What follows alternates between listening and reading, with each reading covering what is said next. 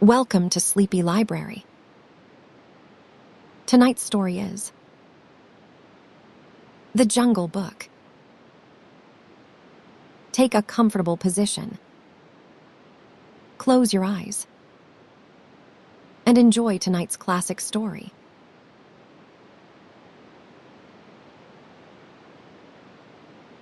The Jungle Book, The Jungle Book by Rudyard, Kipling, New York, The Century Co. Copyright 1893, 1894 by Rudyard Kipling. Copyright 1894 by Harper and Brothers. Copyright 1893, 1894 by The Century Co. Contents page MOWGLI'S Brothers 1 Hunting Song of the SEEONEE. Pack 42 KAA'S Hunting 47 Road Song of the BANDAR-LOG 89. Tiger. Tiger. 93 MOWGLI'S Song 131. The White Seal 137. LUKANNON 170. RIKKI-TIKKI-TAVI. 175 DARZEE'S CHAUNT 212. TOOMAI of the Elephants 217 SHIV.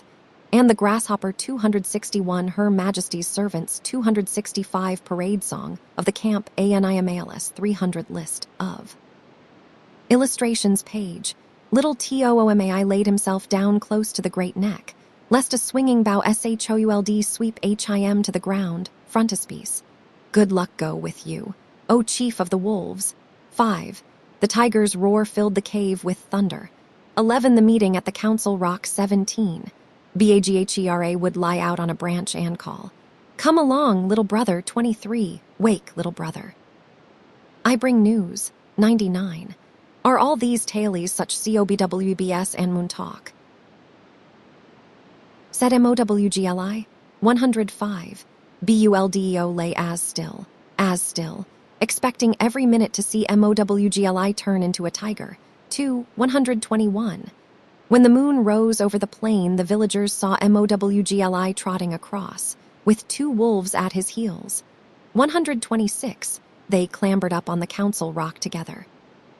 And MOWGLI spread the skin out on the flat stone. 129. 10 fathoms deep. 146. They were all awake and staring in every direction but the right one. 154. He had found sea cow at last. 162. RIKKI-TIKI looked down between the boy's collar and neck. 177. He put his nose into the ink. 178. RIKKI-TIKI was awake on the pill. 179. He came to breakfast riding on Teddy's shoulder. 180. We are very miserable, said DARZEE. 181. I am Nag, said the cobra. Look and be afraid. But at the bottom of his cold heart he was afraid. 183. HEJUMPED up in the air, and just under HIM whizzed by the head of NAGANA. 187. In the dark he ran up against CHUNDRA. The muskrat. 192. Then RIKKI-TIKKI was battered to and fro as a rat is shaken by a dog. 197. DARZEE'S wife, PRETNDS, to have a broken wing. 201. NAGANA flew down the path with RIKKI-TIKKI behind HER. 207. It is all over. 210. KALA Nag was the best-loved elephant in the service. 219. He is afraid of me, said little Toomai, and he made KALA Nag lift up his feet one after the other. 223. He would get his torch and wave it, and yell with the best. 229. Not green corn, protector of the poor melons, said little Toomai. 235. Little Toomai looked down upon SCORES and scores of broad backs. 251. To Toomai of the elephants. BARRAO. 259. A camel had blundered into my tent. 267. Anybody can be forgiven for being scared in the night, said the troop horse. 275. The man was lying on the ground, and I stretched myself not to tread on HIM, and he slashed up at me. 279. Then I heard an old, grizzled, long-haired Central Asian chief asking questions of a native officer. 297. The Jungle Book now ran, the kite, brings home the night that Mang, the bat, sets free the herds are shut in byre and hut, for loosed till dawn are we. This is the hour of pride and power, talon and tush and claw. Oh, hear the call, good hunting all that keep the jungle law. Night Song in the Jungle. MOWGLI'S brothers, it was 7 o'clock of a very warm evening in the SEEONEE hills when Father Wolf woke up from his day's rest, scratched himself, yawned, and spread out his paws one after the other to get rid of the sleepy feeling in the tips. Mother Wolf lay with her big gray nose dropped across her 4 tumbling, squealing cubs, and the moon shone into the mouth of the cave where they all lived. "Augur," said Father Wolf, "it is time to hunt again." And he was going to spring downhill when a little shadow with a bushy tail crossed the threshold and whined. "Good luck go with you, O chief of the wolves, and good luck and strong white teeth go with the noble children, that they may never forget the hungry in this world." It was the jackal Tabaqui. The Dishlickerand, the wolves of India, despise Tabaqui because he runs about making mischief and telling tales and eating rags and pieces of leather from the village rubbish heaps. They are afraid of him too, because Tabaqui, more than anyone else in the jungle, is apt to go mad, and then he forgets that he was ever afraid of anyone and runs through the forest biting everything in his way. Even the tiger hides when little Tabaqui goes mad, for madness is the most disgraceful thing that can overtake a wild creature. We call it hydrophobia, but they call it SEEONEE the madness and run.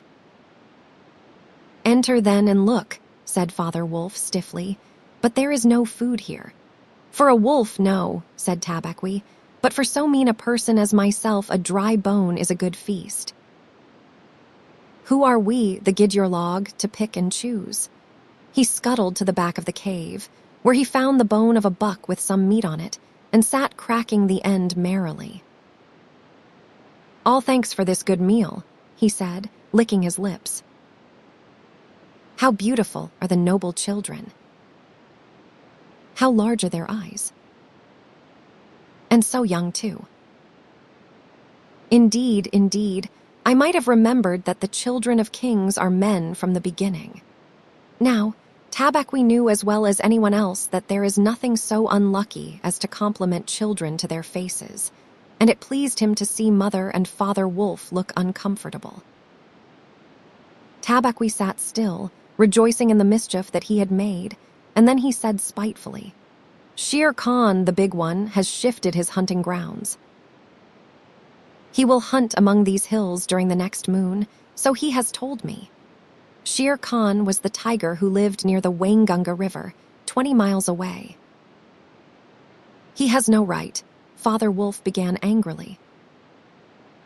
"By the law of the jungle, he has no right to change his quarters without fair warning. He will frighten every head of game within 10 miles, and I have to kill for 2 these days." "His mother did not call him Lungri for nothing," said Mother Wolf quietly. "He has been lame in 1 foot from his birth. That is why he has only killed cattle. Now the villagers of the Waingunga are angry with him, and he has come here to make our villagers angry. They will scour the jungle for him when he is far away, and we and our children must run when the grass is set alight. Indeed, we are very grateful to Shere Khan. Shall I tell him of your gratitude?" said Tabaqui. "Out," snapped Father Wolf. "Out and hunt with thy master. Thou hast done harm enough for 1 night. I go," said Tabaqui quietly. "Ye can hear Shere Khan below in the thickets." I might have saved myself the message. Father Wolf listened, and in the dark valley that ran down to a little river, He heard the dry, angry, snarly, sing-song whine of a tiger who has caught nothing and does not care if all the jungle knows it. "The fool," said Father Wolf. "To begin a night's work with that noise. Does he think that our buck are like his fat Wangunga bullocks? H is H. It is neither bullock nor buck that he hunts tonight," said Mother Wolf. "It is man." The whine had changed to a sort of humming purr that seemed to roll from every quarter of the compass. It was the noise that bewilders woodcutters and gypsies sleeping in the open, and makes them run sometimes into the very mouth of the tiger. "Man," said Father Wolf, showing all his white teeth. "Fa. Are there not enough beetles and frogs in the tanks that he must eat manand on our ground too? The law of the jungle, which never orders anything without a reason, forbids every beast to eat man except when he is killing to show his children how to kill, and then he must hunt outside the hunting grounds of his pack or tribe. The real reason for this is that man-killing means, sooner or later, the arrival of white men on elephants, with guns, and hundreds of brown men with gongs and rockets and torches. Then everybody in the jungle suffers. The reason the beasts give among themselves is that man is the weakest and most defenseless of all living things, and it is unsportsmanlike to touch him. They say too, and it is true, that man-eaters become mangy and lose their teeth." The purr grew louder and ended in the full-throated agar of the tiger's charge. Then there was a howlin', untigerish howl from Shere Khan. "He has missed," said Mother Wolf. "What is it?" Father Wolf ran out a few paces and heard Shere Khan muttering and mumbling savagely as he tumbled about in the scrub. "The fool has had no more sense than to jump at a woodcutter's." "Campfire, so he has burned his feet," said Father Wolf with a grunt. "Tabaqui is with him. Something is coming uphill," said Mother Wolf, twitching one ear. "Get ready." The bushes rustled a little in the thicket, and Father Wolf dropped with his haunches under him, ready for his leap. Then, if you had been watching, you would have seen the most wonderful thing in the world the wolf checked in mid-spring. He made his bound before he saw what it was he was jumping at, and then he tried to stop himself. The result was that he shot up straight into the air for 4 or 5 feet, landing almost where he left ground. "Man," he snapped. "A man's cub." Look, directly in front of him, holding on by a low branch, stood a naked brown baby who could just walk as soft and as dimpled a little thing as ever came to a wolf's cave at night. He looked up into Father Wolf's face and laughed. "Is that a man's cub?" said Mother Wolf. "I have never seen one." "Bring it here." A wolf accustomed to moving his own cubs can, if necessary, mouth an egg without breaking it, and though Father Wolf's jaws closed right on the child's back, not a tooth even scratched the skin as he laid it down among the cubs. "How little. How naked and how bold," said Mother Wolf softly. The baby was pushing his way between the cubs to get close to the warm hide. "Ari. He is taking his meal with the others. And so this is a man's cub.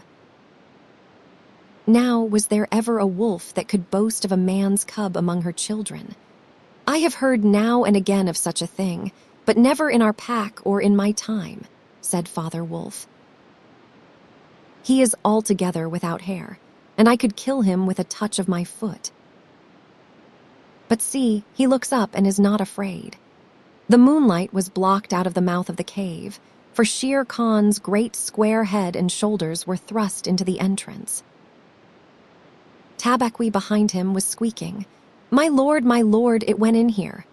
"Shere Khan does us great honor," said Father Wolf, but his eyes were very angry. "What does Shere Khan need? My quarry." "A man's cub went this way," said Shere Khan. "Its parents have run off." "Give it to me."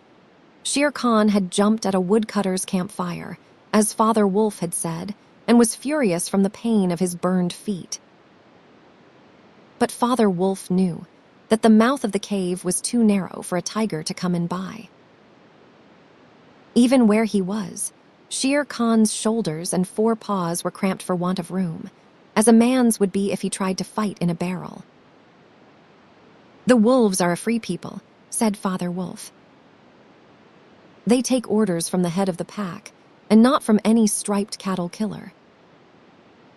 The man's cub is ours to kill if we choose. Ye choose, and ye do not choose." "What talk is this of choosing?" "By the bull that I killed, am I to stand nosing into your dog's den for my fair dues?" "It is I, Shere Khan, who speak." The tiger's roar filled the cave with thunder. Mother Wolf shook herself clear of the cubs and sprang forward, her eyes, like two green moons in the darkness, facing the blazing eyes of Shere Khan. "And it is I, Raksha, who answer. The man's cub is mine, Lungri mine to me. He shall not be killed. He shall live to run with the pack and to hunt with the pack. And in the end, look you, hunter of little naked cubs frog-eater fish killer, he shall hunt thee. Now get hence, or by the samper that I killed, I eat no starved cattle.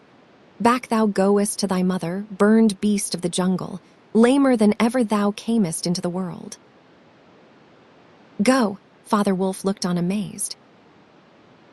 He had almost forgotten the days when he won Mother Wolf in fair fight from 5 other wolves, when she ran in the pack and was not called the demon for compliment's sake.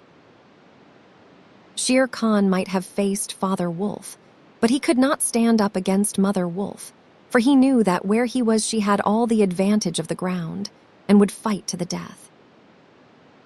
So he backed out of the cave mouth growling, and when he was clear he shouted, "Each dog barks in his own yard. We will see what the pack will say to this fostering of man-cubs. The cub is mine, and to my teeth he will come in the end, O bush-tailed thieves." Mother Wolf threw herself down panting among the cubs, and Father Wolf said to her gravely, "Shere Khan speaks this much truth. The cub must be shown to the pack." "Wilt thou still keep him, mother? Keep him," she gasped. "He came naked, by night, alone and very hungry, yet he was not afraid. Look, he has pushed one of my babes to one side already. And that lame butcher would have killed him, and would have run off to the Waingunga, while the villagers here hunted through all our lairs in revenge. Keep him." "Assuredly, I will keep him. Lie still, little frog. O thou Mowgli, for Mowgli, the frog, I will call thee. The time will come when thou wilt hunt Shere Khan as he has hunted thee." "But what will our pack say?" said Father Wolf. "The law of the jungle lays down very clearly that any wolf may, when he marries, withdraw from the pack he belongs to. But as soon as his cubs are old enough to stand on their feet, he must bring them to the pack council, which is generally held once a month at full moon, in order that the other wolves may identify them. After that inspection, the cubs are free to run where they please, and until they have killed their first buck, no excuse is accepted if a grown wolf of the pack kills one of them. The punishment is death where the murderer can be found, and if you think for a minute, you will see that this must be so." Father Wolf waited till his cubs could run a little, and then on the night of the pack meeting took them and Mowgli and Mother Wolf to the Council Raka hilltop, covered with stones and boulders where 100 wolves could hide. Akela, the great gray lone wolf, who led all the pack by strength and cunning, lay out at full length on his rock, and below him sat 40 or more wolves of every size and color, from badger-colored veterans who could handle a buck alone, to young black 3-year-olds who thought they could. The lone wolf had led them for a year now.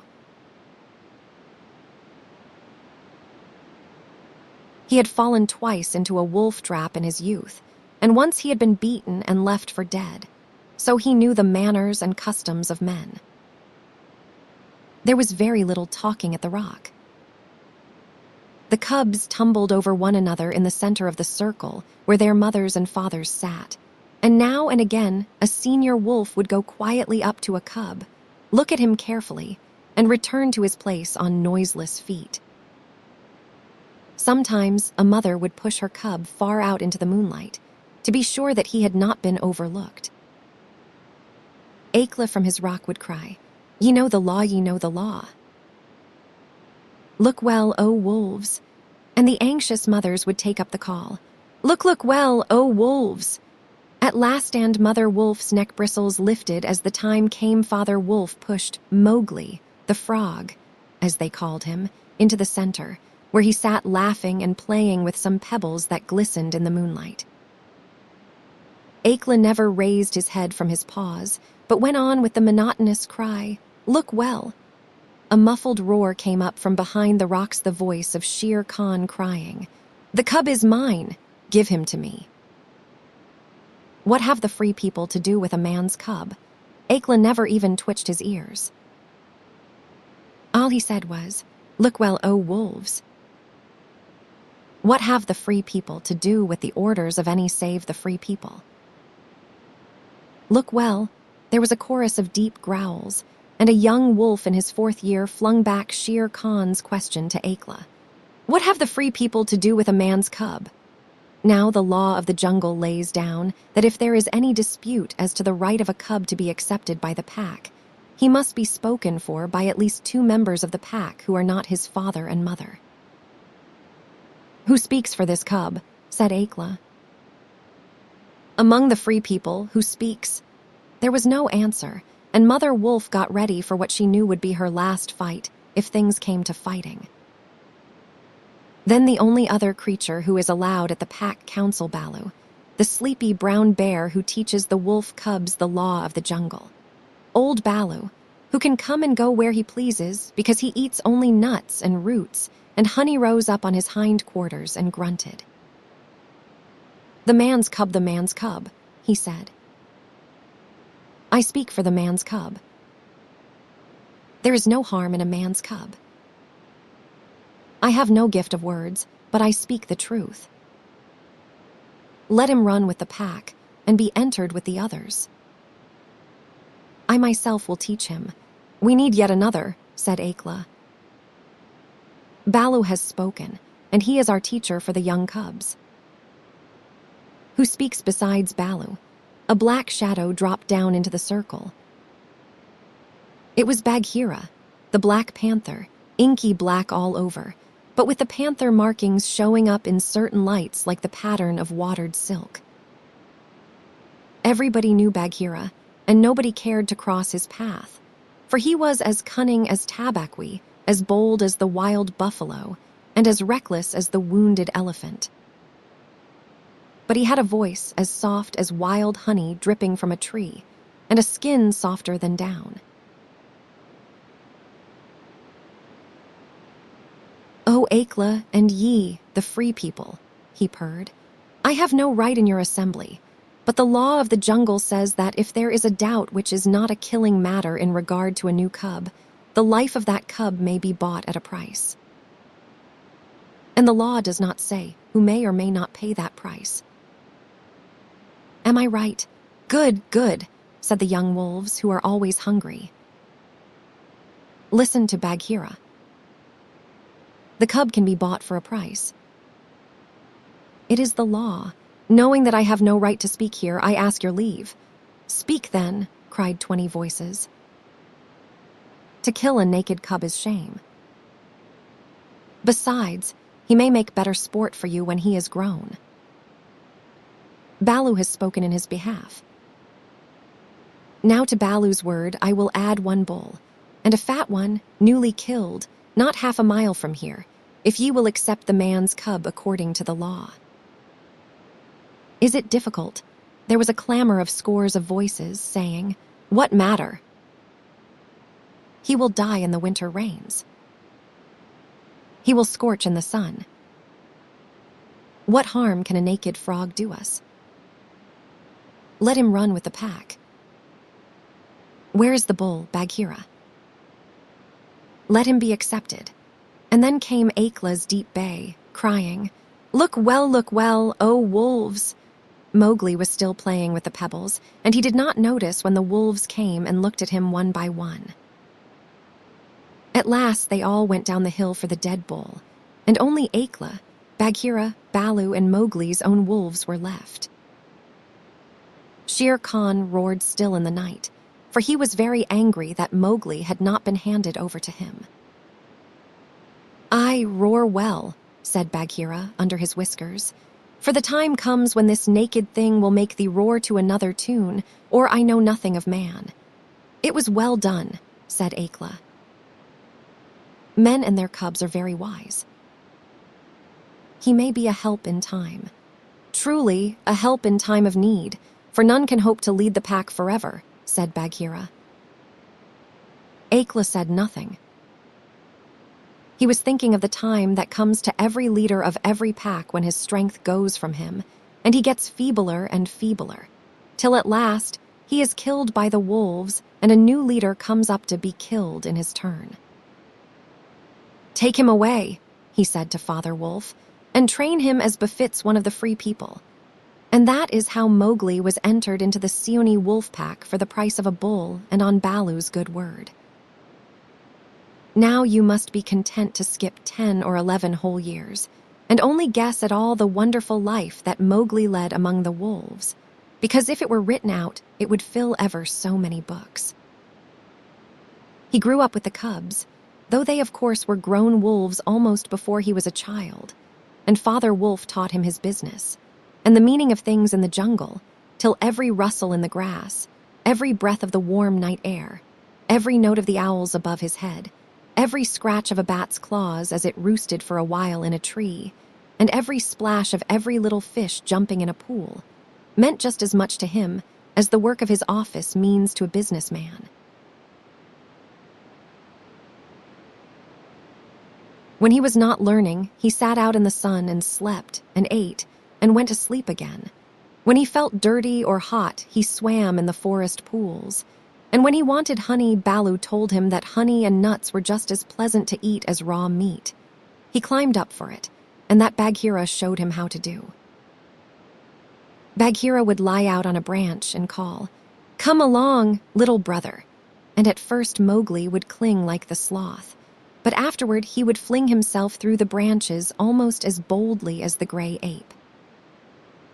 He took his place at the council rock, too, when the pack met, and there he discovered that if he stared hard at any wolf, the wolf would be forced to drop his eyes, and so he used to stare for fun.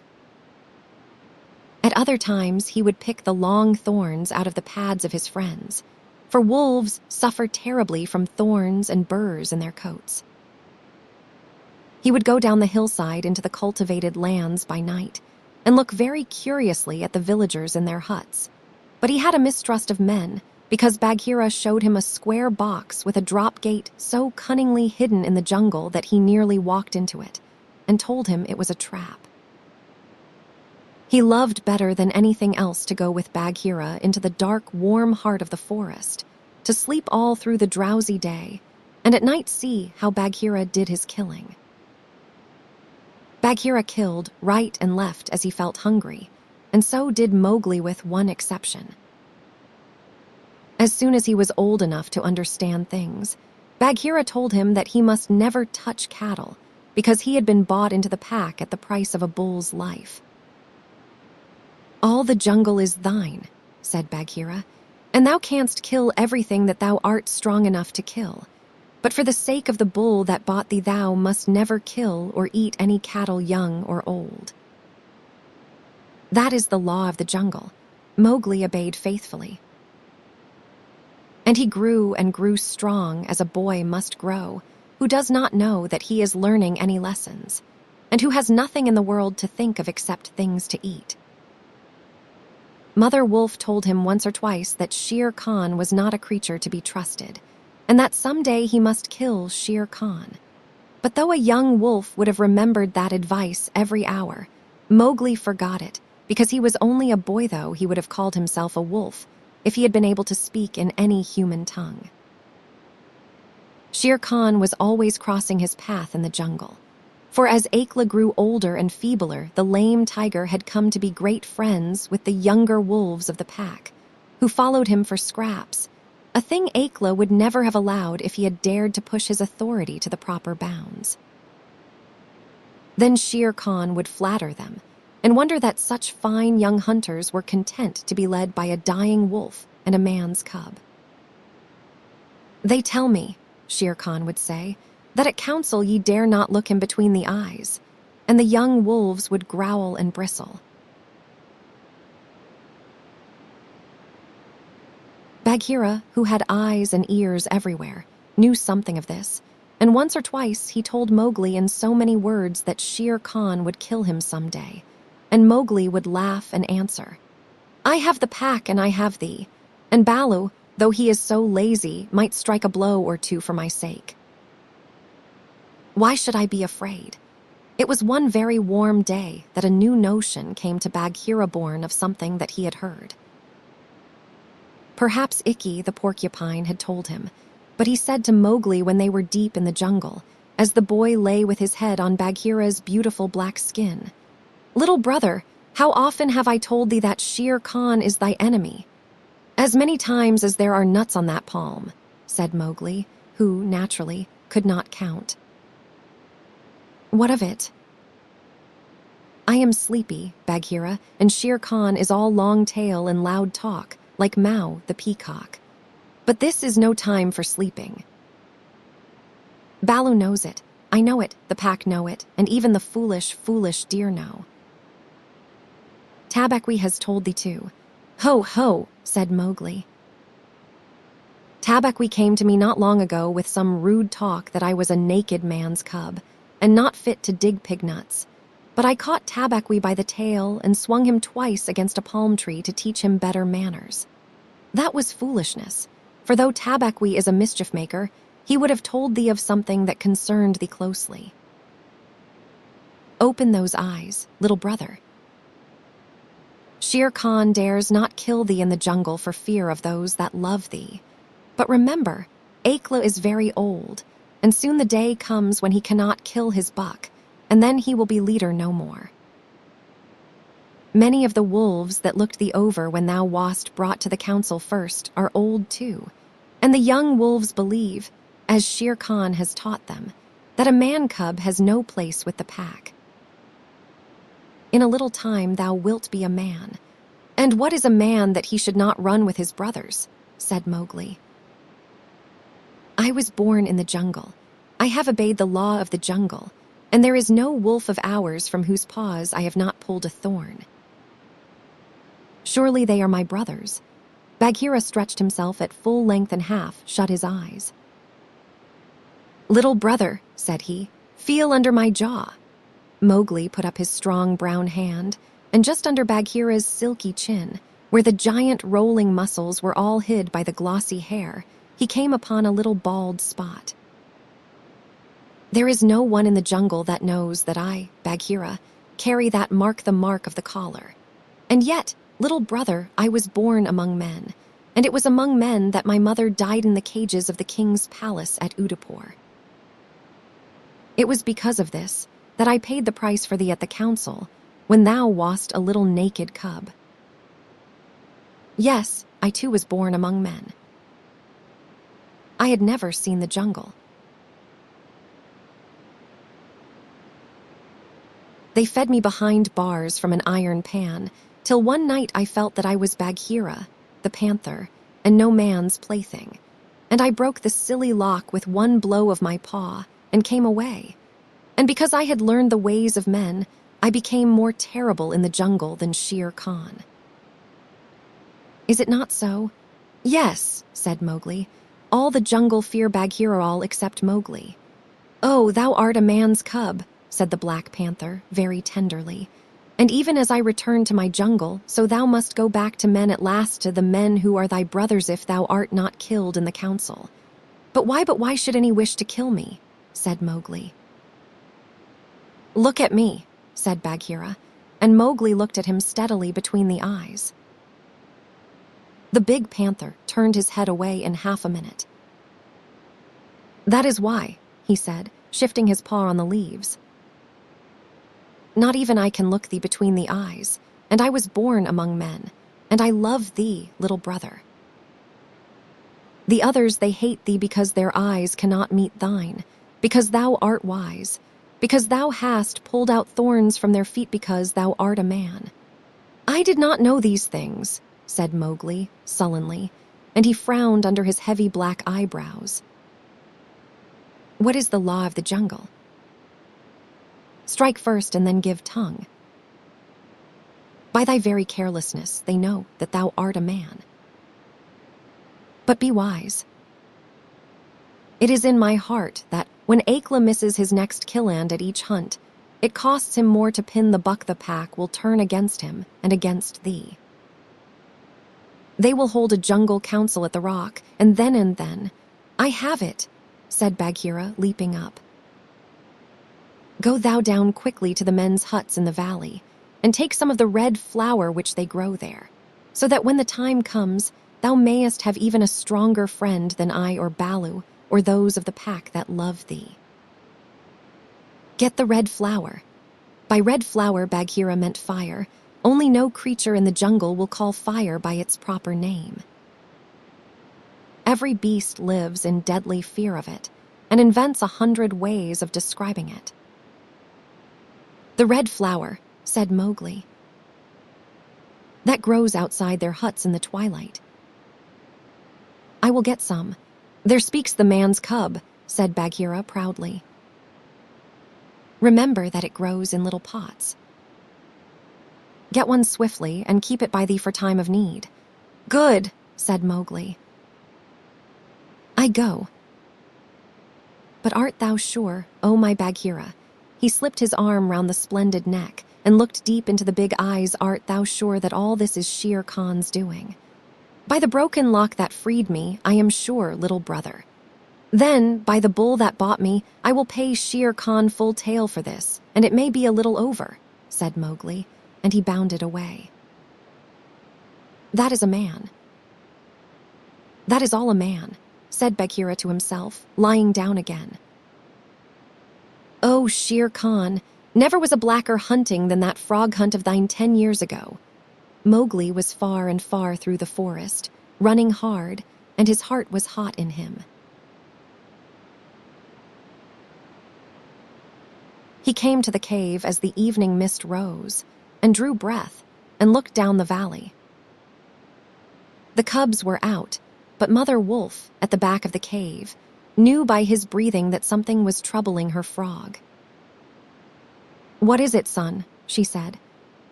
Some bats chatter of Shere Khan, he called back. I hunt among the plowed fields tonight, and he plunged downward through the bushes to the stream at the bottom of the valley.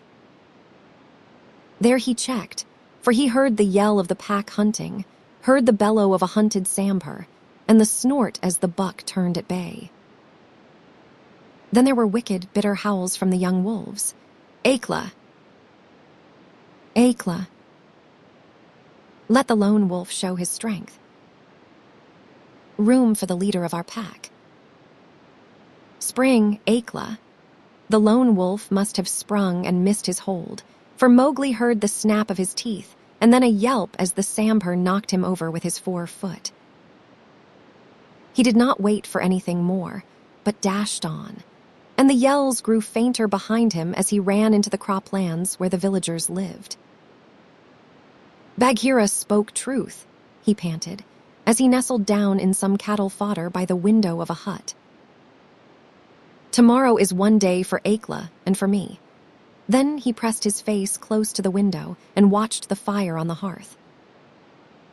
He He saw the husbandman's wife get up and feed it in the night with black lumps. And when the morning came and the mists were all white and cold, he saw the man's child pick up a wicker pot plastered inside with earth, fill it with lumps of red-hot charcoal, put it under his blanket, and go out to tend the cows in the byre. "Is that all?" said Mowgli. "If a cub can do it, there is nothing to fear."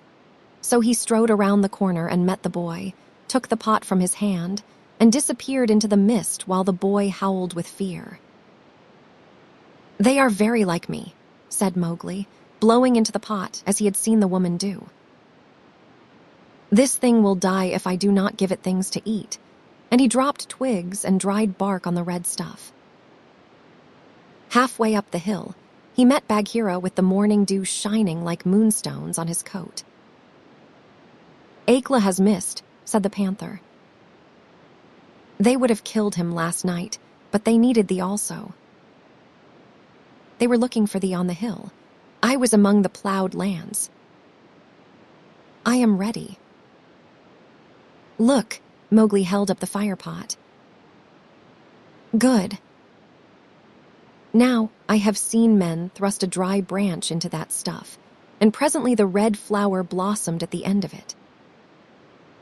Art thou not afraid? No, why should I fear? I remember now, if it is not a dream, how, before I was a wolf, I lay beside the red flower, and it was warm and pleasant. All that day Mowgli sat in the cave, tending his fire pot and dipping dry branches into it to see how they looked.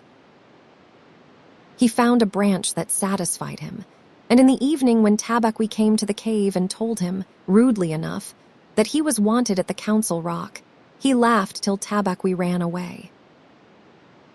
Then Mowgli went to the council, still laughing. Akela the lone wolf lay by the side of his rock as a sign that the leadership of the pack was open, and Shere Khan with his following of scrap-fed wolves walked to and fro openly, being flattered. Bagheera lay close to Mowgli, and the fire pot was between Mowgli's knees. When they were all gathered together, Shere Khan began to speak a thing he would never have dared to do when Akela was in his prime. "He has no right," whispered Bagheera. "Say so. He is a dog's son." "He will be frightened." Mowgli sprang to his feet. "Free people," he cried. "Does Shere Khan lead the pack?" "What has a tiger to do with our leadership?" Seeing that the leadership is yet open, and being asked to speak, Shere Khan began. "By whom?" said Mowgli. "Are we all jackals, to fawn on this cattle butcher? The leadership of the pack is with the pack alone." There were yells of "Silence, thou man's cub! Let him speak, he has kept our law." And at last the seniors of the pack thundered, "Let the dead wolf speak." When a leader of the pack has missed his kill, he is called the dead wolf as long as he lives, which is not long as a rule. Akela raised his old head wearily. "Free people, and ye too, jackals of Shere Khan, for 12 seasons I have led ye to and from the kill, and in all that time not one has been trapped or maimed. Now I have missed my kill. Ye know how that plot was made. Ye know how ye brought me up to an untried buck to make my weakness known. It was cleverly done. Your right is to kill me here on the council rock now. Therefore I ask, who comes to make an end of the lone wolf? For it is my right, by the law of the jungle, that ye come one by one." There was a long hush, for no single wolf cared to fight Akela to the death. Then Shere Khan roared, "Bah! What have we to do with this toothless fool? He is doomed to die. It is the man-cub who has lived too long. Free people, he was my meat from the first. Give him to me. I am weary of this man-wolf folly. He has troubled the jungle for 10 seasons. Give me the man-cub, or I will hunt here always and not give you one bone. He is a man's child, and from the marrow of my bones I hate him." Then more than half the pack yelled, a man. "What has a man to do with us? Let him go to his own place, and turn all the people of the villages against us," snarled Shere Khan. "No, give him to me. He is a man, and none of us can look him between the eyes." Akela lifted his head again and said, "He has eaten our food, he has slept with us, he has driven game for us, he has broken no word of the law of the jungle. Also, I paid for him with a bull when he was accepted. The worth of a bull is little, but Bagheera's honor is something that he will perhaps fight for," said Bagheera in his gentlest voice. "A bull paid 10 years ago," the pack snarled. "What do we care for bones 10 years old? Or for a pledge," said Bagheera, his white teeth bared under his lip. "Well are ye called the free people." "No man's cub can run with the people of the jungle," roared Shere Khan. "Give him to me. He is our brother in all but blood," Akela went on, "and ye would kill him here. In truth, I have lived too long. Some of ye are eaters of cattle, and of others I have heard that, under Shere Khan's teaching, ye go by dark night and snatch children from the villager's doorstep. Therefore I know ye to be cowards, and it is to cowards I speak. It is certain that I must die, and my life is of no worth, or I would offer that in the man-cub's place. But for the sake of the honor of the pack, a little matter that, by being without a leader, ye have forgotten I promise that if ye let the man-cub go to his own place, I will not, when my time comes to die, bear one tooth against ye. I will die without fighting. That will at least save the pack 3 lives. More I cannot do, but if ye will, I can save ye the shame that comes of killing a brother against whom there is no fault, a brother spoken for and bought into the pack according to the law of the jungle. He is a man, snarled the pack, and most of the wolves began to gather round Shere Khan, whose tail was beginning to switch. "Now the business is in thy hands," said Bagheera to Mowgli. "We can do no more except fight." Mowgli stood upright, the fire pot in his hands. Then he stretched out his arms and yawned in the face of the council. But he was furious with rage and sorrow, for, wolf-like, the wolves had never told him how they hated him. "Listen, you," he cried. "There is no need for this dog's jabber. Ye have told me so often tonight that I am a man, though indeed I would have been a wolf with you to my life's end, that I feel your words are true. So I do not call ye my brothers any more, but Sag, as a man should. What ye will do, and what ye will not do, is not yours to say. That matter is with me, and that we may see the matter more plainly, I, the man, have brought here a little of the red flower which ye, dogs, fear." He flung the fire pot on the ground, and some of the red coals lit a tuft of dried moss that flared up as all the council drew back in terror before the leaping flames. Mowgli thrust his dead branch into the fire till the twigs lit and crackled, and whirled it above his head among the cowering wolves. "Thou art the master," said Bagheera in an undertone.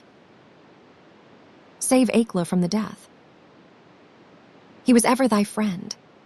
Akela, the grim old wolf who had never asked for mercy in his life, gave one piteous look at Mowgli as the boy stood all naked, his long black hair tossing over his shoulders in the light of the blazing branch that made the shadows jump and quiver. "Good," said Mowgli, staring around slowly and thrusting out his lower lip. "I see that ye are dogs. I go from you to my own people if they be my own people. The jungle is shut to me, and I must forget your talk and your companionship, but I will be more merciful than ye are. Because I was all but your brother in blood, I promise that when I am a man among men, I will not betray ye to men as ye have betrayed me." He kicked the fire with his foot, and the sparks flew up. "There shall be no war between any of us and the pack. But here is a debt to pay before I go." He strode forward to where Shere Khan sat blinking stupidly at the flames and caught him by the tuft on his chin. Bagheera followed close, in case of accidents. "Up, dog," Mowgli cried. "Up when a man speaks, or I will set that coat ablaze." Shere Khan's ears lay flat back on his head, and he shut his eyes, for the blazing branch was very near. "This cattle killer said he would kill me in the council, because he had not killed me when I was a cub. Thus and thus, then, do we beat dogs when we are men. Stir a whisker, Lungri, and I ram the red flower down thy gullet." He beat Shere Khan over the head with the branch, and the tiger whimpered and whined in an agony of fear. "Puh. Singed jungle cat go now. But remember when next I come to the council rock, as a man should come, it will be with Shere Khan's hide on my head. For the rest, Akela goes free to live as he pleases. You will not kill him, because that is not my will. Nor do I think that ye will sit here any longer, lolling out your tongues as though ye were somebody's, instead of dogs whom I drive out thus. Go." The fire was burning furiously at the end of the branch, and Mowgli struck right and left round the circle, and the wolves ran howling with the sparks burning their fur. At last there were only Akela, Bagheera, and perhaps 10 wolves that had taken Mowgli's part. Then something began to hurt Mowgli inside him, as he had never been hurt in his life before, and he caught his breath and sobbed, and the tears ran down his face. "What is it? What is it?" he said. "I do not wish to leave the jungle, and I do not know what this is." "Am I dying, Bagheera?" "No, little brother." "Those are only tears such as men use," said Bagheera. "Now I know thou art a man, and a man's cub no longer. The jungle is shut, indeed, to the henceforward. Let them fall, Mowgli. They are only tears." So Mowgli sat and cried as though his heart would break, and he had never cried in all his life before. "Now," he said, "I will go to men. But first I must say farewell to my mother." And he went to the cave where she lived with Father Wolf, and he cried on her coat, while the 4 cubs howled miserably. "You will not forget me," said Mowgli. "Never while we can follow a trail," said the cubs. "Come to the foot of the hill when thou art a man, and we will talk to thee, and we will come into the croplands to play with thee by night. Come soon," said Father Wolf. "Oh, wise little frog, come again soon, for we be old, thy mother and I. Come soon," said Mother Wolf. "Little naked son of mine, for listen, child of man, I loved thee more than ever I loved my cubs. I will surely come," said Mowgli, "and when I come it will be to lay out Shere Khan's hide upon the council rock. Do not forget me. Tell them in the jungle never to forget me." The dawn was beginning to break when Mowgli went down the hillside alone to the crops to meet those mysterious things that are called men. Hunting song of the SEEONEE pack, as the dawn was breaking, the Sambhur belled once, twice, and again. And a doe leaped up, and a doe leaped up from the pond in the wood where the wild deer sup. This I, scouting alone, beheld once, twice, and again. As the dawn was breaking, the Sambhur belled once, twice, and again. And a wolf stole back, and a wolf stole back to carry the word to the waiting pack. And we sought, and we found, and we bayed on his track once, twice, and again. As the dawn was breaking, the wolf pack yelled once, twice, and again. Feet in the jungle that leave no mark. Eyes that can see in the dark. Tongue give tongue to it. Hark. Oh, hark. Once, twice, and again. KAA'S hunting his spots are the joy of the leopard. His horns are the buffalo's pride. Be clean, for the strength of the hunter is known by the gloss of his hide. If ye find that the bullock can toss you, or the heavy-browed sambher can gore, ye need not stop work to inform us. We knew it 10 seasons before. Oppress not the cubs of the stranger, but hail them as sister and brother, for though they are little and fubsy, it may be the bear is their mother.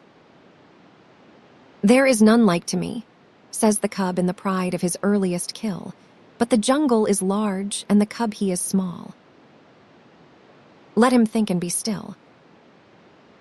Maxims of BOUGH. KAA'S hunting. All that is told here happened some time before Mowgli was turned out of the SEEONEE wolf pack. It was in the days when BOUGH was teaching him the law of the jungle. The big, serious old brown bear was delighted to have so quick a pupil, for the young wolves will only learn as much of the law of the jungle as applies to their own pack and tribe, and run away as soon as they can repeat the hunting verse.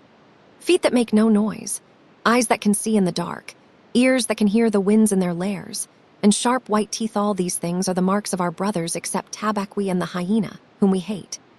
But Mowgli, as a man-cub, had to learn a great deal more than this.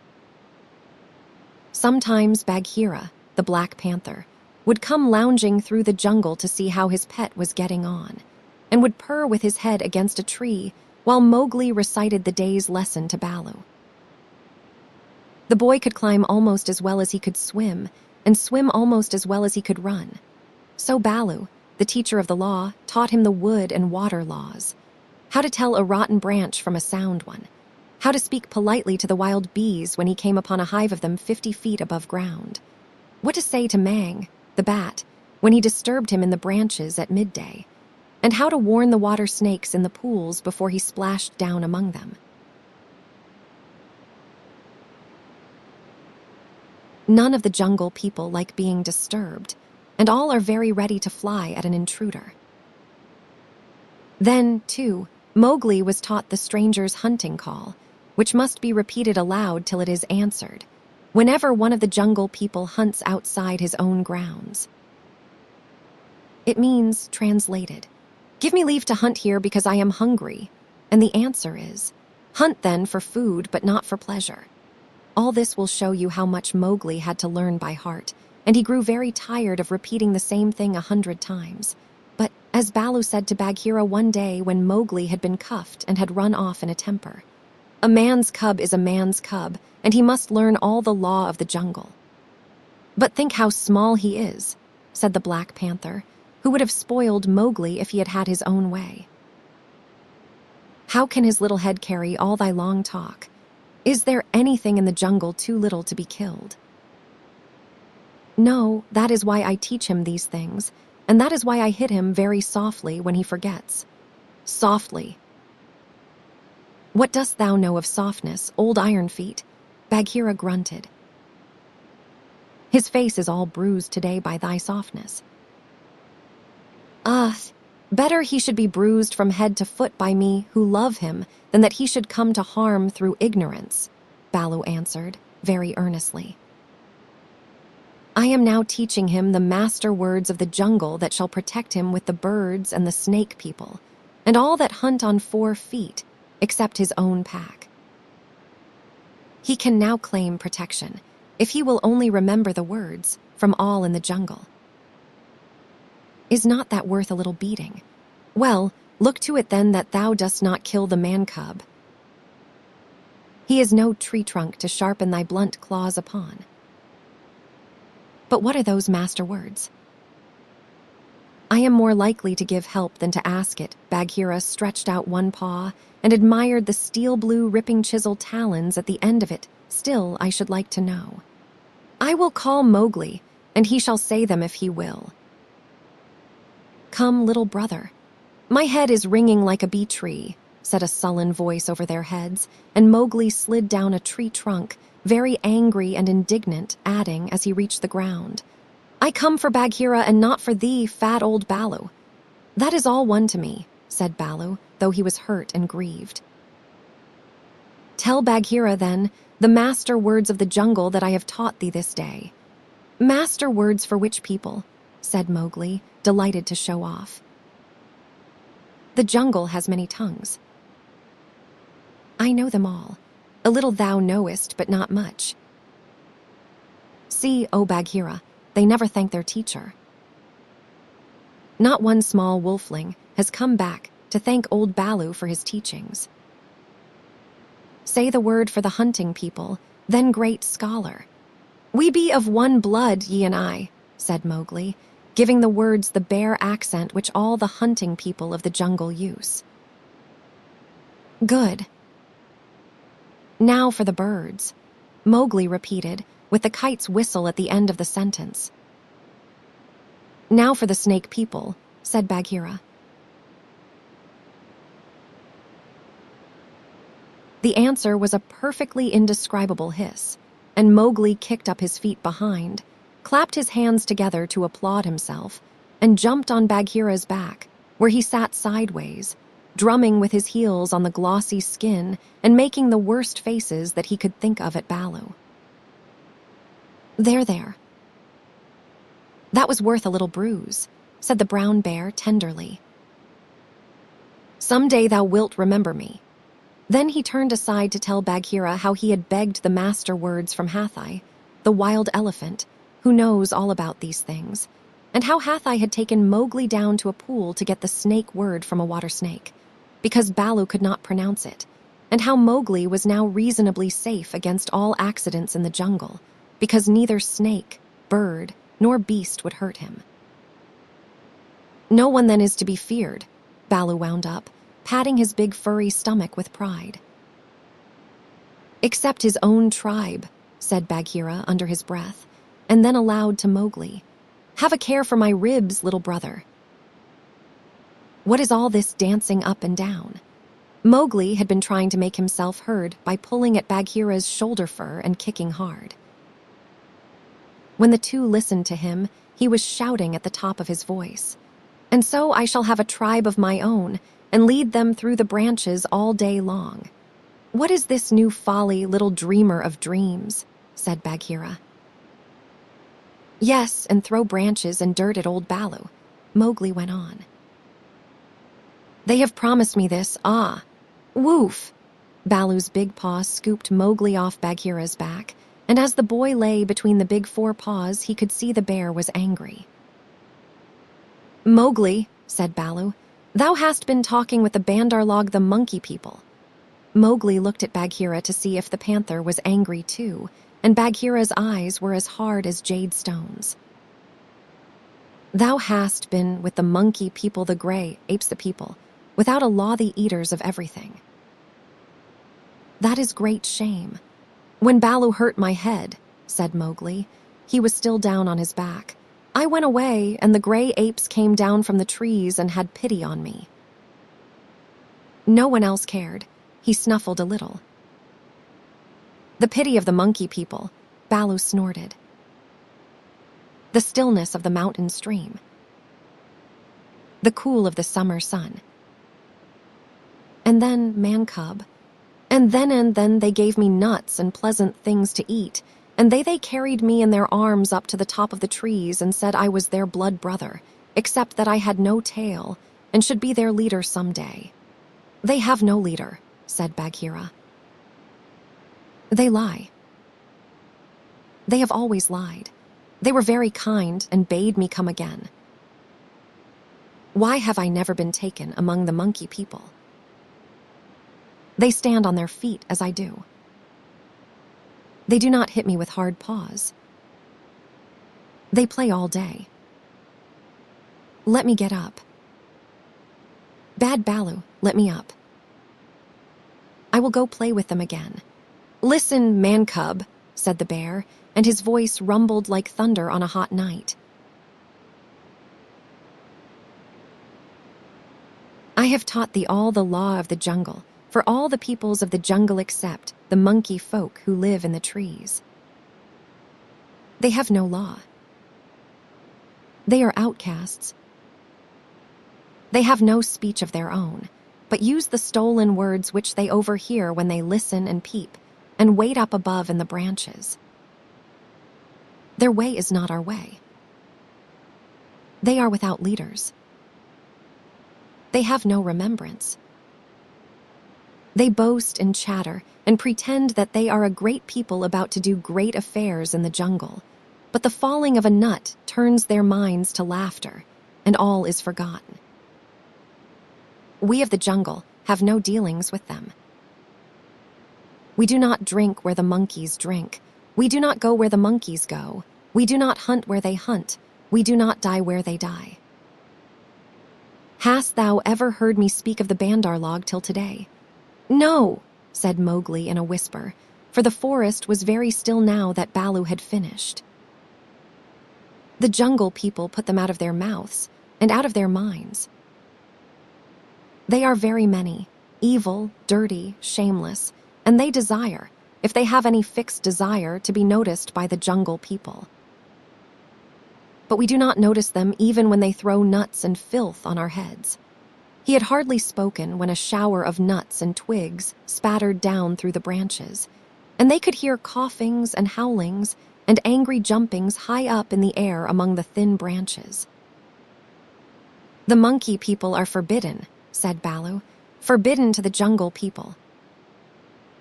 Remember, forbidden, said Bagheera, but I still think Baloo should have warned thee against them. Aye, aye. How was I to guess he would play with such dirt? The monkey people. Faw, a fresh shower came down on their heads, and the two trotted away, taking Mowgli with them. What Baloo had said about the monkeys was perfectly true. They belonged to the treetops, and as beasts very seldom look up, there was no occasion for the monkeys and the jungle people to cross one another's path. But whenever they found a sick wolf or a wounded tiger or bear, the monkeys would torment him and would throw sticks and nuts at any beast for fun and in the hope of being noticed. Then they would howl and shriek senseless songs and invite the jungle people to climb up their trees and fight them, or would start furious battles over nothing among themselves and leave the dead monkeys where the jungle people could see them. They were always just going to have a leader and laws and customs of their own, but they never did, because their memories would not hold over from day to day, and so they settled things by making up a saying. What the Bandar-Log think now, the jungle will think later, and that comforted them a great deal. None of the beasts could reach them, but on the other hand, none of the beasts would notice them, and that was why they were so pleased when Mowgli came to play with them, and when they heard how angry Baloo was. They never meant to do any more the Bandar-Log, never mean anything at all, but one of them invented what seemed to him a brilliant idea, and he told all the others that Mowgli would be a useful person to keep in the tribe, because he could weave sticks together for protection from the wind. So, if they caught him, they could make him teach them. Of course, Mowgli, as a woodcutter's child, inherited all sorts of instincts, and used to make little play huts of fallen branches without thinking how he came to do it. The monkey people, watching in the trees, considered these huts most wonderful. This time, they said, they were really going to have a leader and become the wisest people in the jungle, so wise that everyone else would notice and envy them. Therefore they followed Baloo and Bagheera and Mowgli through the jungle very quietly till it was time for the midday nap.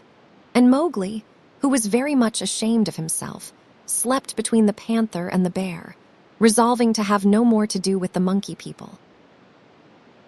The next thing he remembered was feeling hands on his legs and arms hard, strong little hands, and then a swash of branches in his face. And then he was staring down through the swaying boughs as Baloo woke the jungle with his deep cries, and Bagheera bounded up the trunk with every tooth bared. The Bandar-Log howled with triumph and scuffled away to the upper branches where Bagheera dared not follow, shouting, "He has noticed us. Bagheera has noticed us. All the jungle people admire us for our skill and our cunning." Then they began their flight, and the flight of the monkey people through tree land is one of the things nobody can describe. They have their regular roads and crossroads, uphills and downhills, all laid out from 50 to 70 or 100 feet above ground, and by these they can travel even at night if necessary. Two of the strongest monkeys caught Mowgli under the arms and swung off with him through the treetops, 20 feet at a bound. Had they been alone, they could have gone twice as fast, but the boy's weight held them back. Sick and giddy as Mowgli was, he could not help enjoying the wild rush, though the glimpses of earth far down below frightened him, and the terrible check and jerk at the end of the swing over nothing but empty air brought his heart between his teeth. His escort would rush him up a tree till he felt the weak topmost branches crackle and bend under them, and then, with a cough and a whoop, would fling themselves into the air outward and downward, and bring up hanging by their hands or their feet to the lower limbs of the next tree.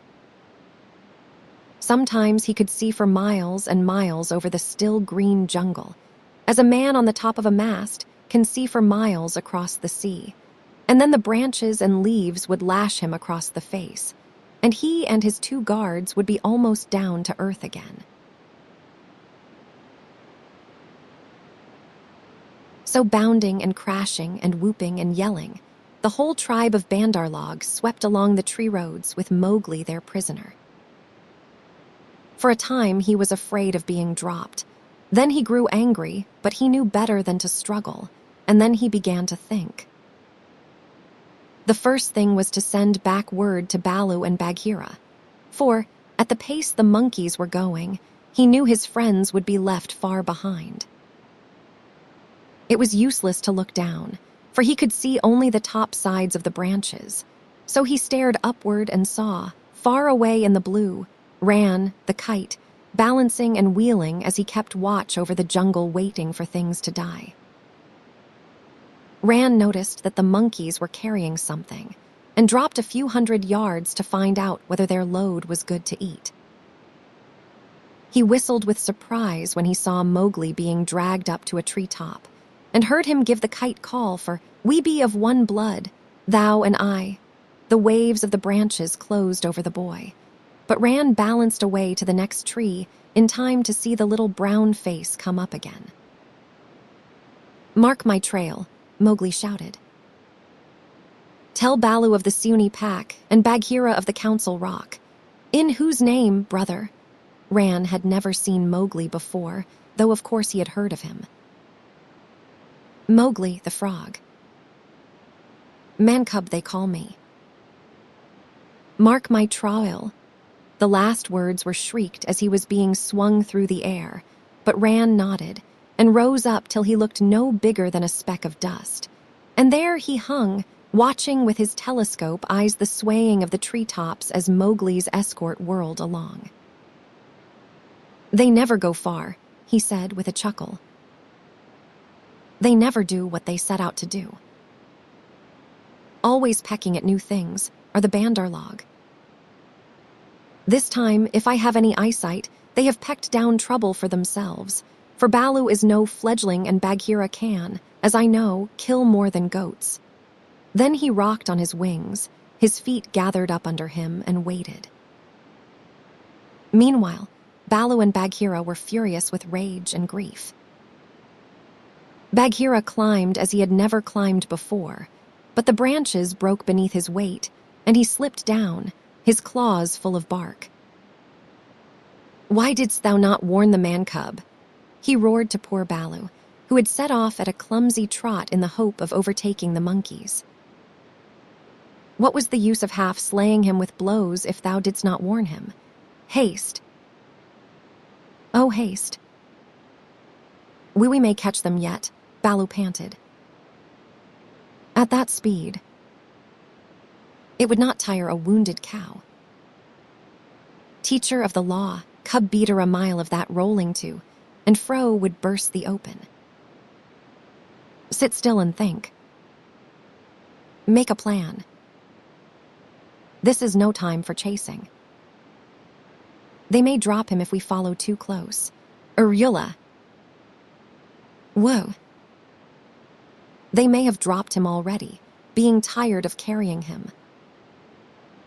Who can trust the Bandar-Log? Put dead bats on my head. Give me black bones to eat. Roll me into the hives of the wild bees that I may be stung to death, and bury me with the hyena, for I am the most miserable of bears. Erulala. Wahua. Oh, Mowgli, Mowgli. Why did I not warn thee against the monkey folk, instead of breaking thy head? Now perhaps I may have knocked the day's lesson out of his mind, and he will be alone in the jungle without the master words. Baloo clasped his paws over his ears and rolled to and fro, moaning. At least he gave me all the words correctly a little time ago, said Bagheera impatiently. Baloo, thou hast neither memory nor respect. What would the jungle think if I, the Black Panther, curled myself up like Ikki, the porcupine, and howled? What do I care what the jungle thinks? He may be dead by now. Unless and until they drop him from the branches in sport or kill him out of idleness, I have no fear for the man-cub. He is wise and well-taught, and above all, he has the eyes that make the jungle people afraid. But and it is a great evil. He is in the power of the Bandar-Log, and they, because they live in trees, have no fear of any of our people. Bagheera licked his one forepaw thoughtfully. Fool that I am. Oh, fat, brown, root-digging fool that I am, said Baloo, uncoiling himself with a jerk. It is true what Hathai, the wild elephant, says. To each his own fear, and they, the Bandar-Log, fear Kaa, the rock snake. He can climb as well as they can. He steals the young monkeys in the night. The mere whisper of his name makes their wicked tails cold. Let us go to Kaa. What will he do for us? He is not of our tribe, being footless and with most evil eyes, said Bagheera. He is very old and very cunning. Above all, he is always hungry, said Baloo hopefully. Promise him many goats. He sleeps for a full month after he has once eaten. He may be asleep now, and even were he awake, what if he would rather kill his own goats? Bagheera, who did not know much about Kaa, was naturally suspicious. Then in that case, thou and I together, old hunter, may make him see reason.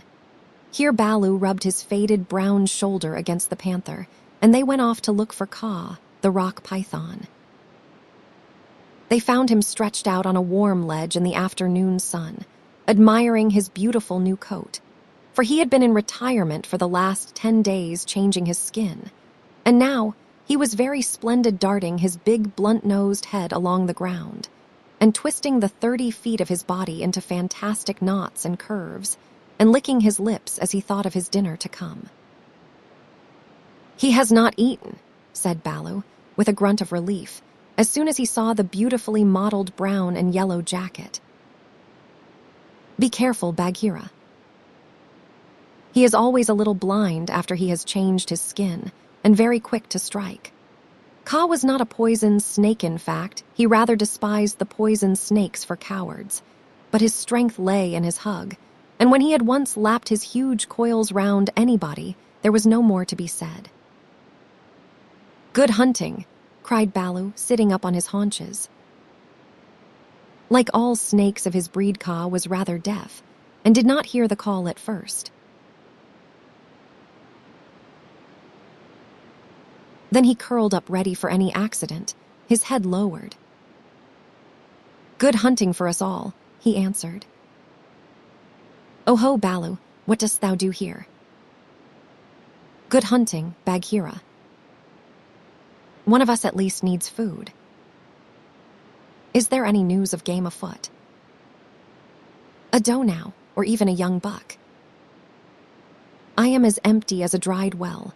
We are hunting," said Baloo carelessly. He knew that you must not hurry Kaa. He is too big. "Give me permission to come with you," said Kaa.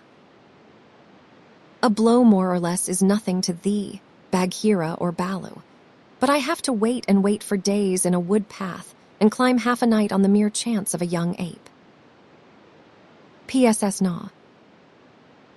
The branches are not what they were when I was young. Rotten twigs and dry boughs are they all. Maybe thy great weight has something to do with the matter," said Baloo. "I am a fair length, said Kaa with a little pride.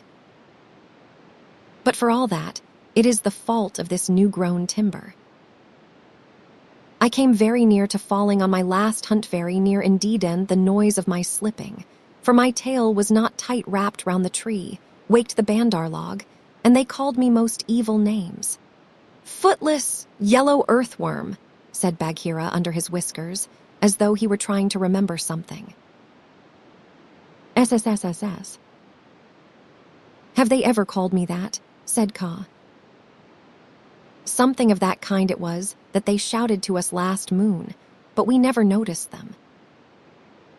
They will say anything even that thou hast lost all thy teeth, and dare not face anything bigger than a kid, because they are indeed shameless, these Bandar-Log, because thou art afraid of the he-goat's horns, Bagheera went on sweetly. Now a snake, especially a wary old python like Kaa, very seldom shows that he is angry. But Baloo and Bagheera could see the big swallowing muscles on either side of Kaa's throat ripple and bulge. The Bandar-Log have shifted their grounds, he said quietly. When I came up into the sun today, I heard them whooping among the treetops. It is the Bandar-Log that we follow now, said Baloo, but the words stuck in his throat, for this was the first time in his memory that one of the jungle people had owned to being interested in the doings of the monkeys. Beyond doubt, then, it is no small thing that takes two such hunters leaders in their own jungle. I am certain on the trail of the Bandar-Log, Kaa replied, courteously, as he swelled with curiosity. Indeed, Baloo began, I am no more than the old, and sometimes very foolish, teacher of the law to the SEEONEE wolf cubs and Bagheera here. Is Bagheera, said the Black Panther, and his jaws shut with a snap, for he did not believe in being humble. The trouble is this, Kaa. Those nut stealers and pickers of palm leaves have stolen away our man-cub, of whom thou hast perhaps heard. I heard some news from Ikki. His quills make him presumptuous, of a man-thing that was entered into a wolf pack, but I did not believe. Ikki is full of stories half-heard and very badly told, but it is true. He is such a man-cub as never was, said Baloo. The best and wisest and boldest of man-cubs. My own pupil, who shall make the name of Baloo famous through all the jungles, and besides, I will love him, Kaa. T.S., said Kaa, shaking his head to and fro. I also have known what love is. There are tales I could tell that need a clear night when we are all well fed to praise properly, said Bagheera quickly. Our man-cub is in the hands of the Bandar-Log now, and we know that of all the jungle people they fear Kaa alone. They fear me alone. They have good reason, said Kaa. Chattering, foolish, vain, foolish, and chattering are the monkeys. But a man-thing in their hands is in no good luck. They grow tired of the nuts they pick and throw them down. They carry a branch half a day, meaning to do great things with it, and then they snap it in two. That manling is not to be envied. They called me also yellow fish, was it not? Worm, earthworm, said Bagheera, as well as other things which I cannot now say for shame. We must remind them to speak well of their master. ASSH. We must help their wandering memories. Now, whither went they with thy cub? The jungle alone knows. Toward the sunset, I believe, said Baloo. We had thought that thou wouldst know, Kaa. Aye. How? I take them when they come in my way, but I do not hunt the BANDAR-LOG or frogs or green scum on a waterhole, for that matter. Up, up. Up, up. Hillo. Illo. Illo. Look up, Baloo of the SEEONEE wolf pack. Baloo looked up to see where the voice came from, and there was Ran, the kite, sweeping down with the sun shining on the upturned flanges of his wings. It was near Ran's bedtime, but he had ranged all over the jungle looking for the bear, and missed him in the thick foliage. What is it? Said Baloo. I have seen Mowgli among the BANDAR-LOG. He bade me tell you. I watched. The BANDAR-LOG have taken him beyond the river, to the monkey city, to the cold lairs. They may stay there for a night, or 10 nights, or an hour. I have told the bats to watch through the dark time. That is my message. Good hunting, all you below. Full gorge and a deep sleep to you, Ran, cried Bagheera. I will remember thee in my next kill, and put aside the head for thee alone, O best of kites. It is nothing. It is nothing. The boy held the master word. I could have done no less, and Ran circled up again to his roost. He has not forgotten to use his tongue, said Baloo, with a chuckle of pride. To think of one so young remembering the master word for the birds while he was being pulled across trees. It was most firmly driven into him, said Bagheera. But I am proud of him, and now we must go to the cold lairs.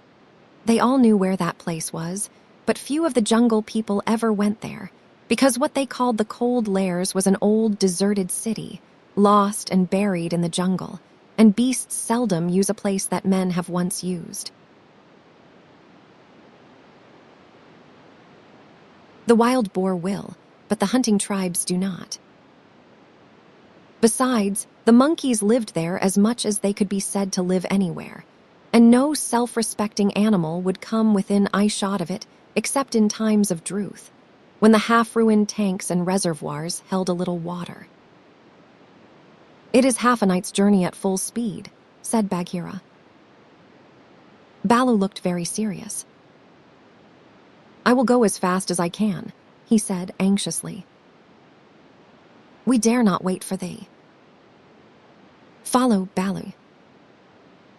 We must go on the quickfoot, Kaa and I. Feet or no feet, I can keep abreast of all thy four, said Kaa shortly. Baloo made one effort to hurry, but had to sit down panting, and so they left him to come on later, while Bagheera hurried forward at the rocking panther canter. Kaa said nothing, but strive as Bagheera might, the huge rock python held level with him. When they came to a hill stream, Bagheera gained, because he bounded across while Kaa swam, his head and 2 feet of his neck clearing the water, but on level ground Kaa made up the distance. By the broken lock that freed me, said Bagheera when twilight had fallen, thou art no slow goer. I am hungry, said Kaa. Besides, they called me speckled frog, worm earthworm, and yellow to boot, all one. Let us go on. And Kaa seemed to pour himself along the ground, finding the shortest road with his steady eyes and keeping to it. In the cold, lairs the monkey people were not thinking of Mowgli's friends at all. They had brought the boy to the lost city and were very pleased with themselves for the time. Mowgli had never seen an Indian city before, and though this was almost a heap of ruins, it seemed very wonderful and splendid. Some king had built it long ago on a little hill. You could still trace the stone causeways that led up to the ruined gates, where the last splinters of wood hung to the worn, rusted hinges. Trees had grown into and out of the walls. The battlements were tumbled down and decayed, and wild creepers hung out of the windows of the towers on the walls in bushy, hanging clumps. A great roofless palace crowned the hill, and the marble of the courtyards and the fountains was split and stained with red and green, and the very cobblestones in the courtyard, where the king's elephants used to live, had been thrust up and apart by grasses and young trees. From the palace you could see the rows and rows of roofless houses that made up the city, looking like empty honeycombs filled with blackness, the shapeless block of stone that had been an idol in the square where four roads met, the pits and dimples at street corners where the public wells once stood, and the shattered domes of temples with wild figs sprouting on their sides. The monkeys called the place their city, and pretended to despise the jungle people because they lived in the forest. And yet, they never knew what the buildings were made for nor how to use them. They would sit in circles on the hall of the king's council chamber and scratch for fleas and pretend to be men. Or they would run in and out of the roofless houses and collect pieces of plaster and old bricks in a corner and forget where they had hidden them and fight and cry in scuffling crowds, and then break off to play up and down the terraces of the king's garden, where they would shake the rose trees and the oranges in sport to see the fruit and flowers fall. They explored all the passages and dark tunnels in the palace and the hundreds of little dark rooms, but they never remembered what they had seen and what they had not, and so drifted about in ones and twos or crowds, telling one another that they were doing as men did. They drank at the tanks and made the water all muddy, and then they fought over it, and then they would all rush together in mobs and shout. There are none in the jungle so wise and good and clever and strong and gentle as the BANDAR-LOG. Then all would begin again till they grew tired of the city and went back to the treetops, hoping the jungle people would notice them. Mowgli, who had been trained under the law of the jungle, did not like or understand this kind of life. The monkeys dragged him into the cold lairs late in the afternoon, and instead of going to sleep, as Mowgli would have done after a long journey, they joined hands and danced about and sang their foolish songs. One of the monkeys made a speech and told his companions that Mowgli's capture marked a new thing in the history of the BANDAR-LOG, for Mowgli was going to show them how to weave sticks and canes together as a protection against rain and cold. Mowgli picked up some creepers and began to work them in and out, and the monkeys tried to imitate. But in a very few minutes they lost interest and began to pull their friends. Tails or jump up and down on all fours, coughing. "I want to eat," said Mowgli. "I am a stranger in this part of the jungle. Bring me food or give me leave to hunt here." 20 or 30 monkeys bounded away to bring him nuts and wild pawpaws, but they fell to fighting on the road, and it was too much trouble to go back with what was left of the fruit. Mowgli was sore and angry as well as hungry, and he roamed through the empty city giving the strangers hunting call from time to time, but no one answered him, and Mowgli felt that he had reached a very bad place indeed. All that Baloo has said about the BANDAR-LOG is true, he thought to himself. They have no law, no hunting call, and no leaders, nothing but foolish words and little picking, thievish hands. So if I am starved or killed here, it will be all my own fault. But I must try to return to my own jungle. Baloo will surely beat me, but that is better than chasing silly rose leaves with the BANDAR-LOG. But no sooner had he walked to the city wall than the monkeys pulled him back, telling him that he did not know how happy he was, and pinching him to make him grateful. He set his teeth and said nothing, but went with the shouting monkeys to a terrace above the red sandstone reservoirs that were half full of rainwater. There was a ruined summer house of white marble in the center of the terrace, built for queens dead 100 years ago. The domed roof had half fallen in and blocked up the underground passage from the palace by which the queens used to enter. But the walls were made of screens of marble tracery beautiful, milk-white fretwork, set with agates and cornelians, and jasper and lapis lazuli.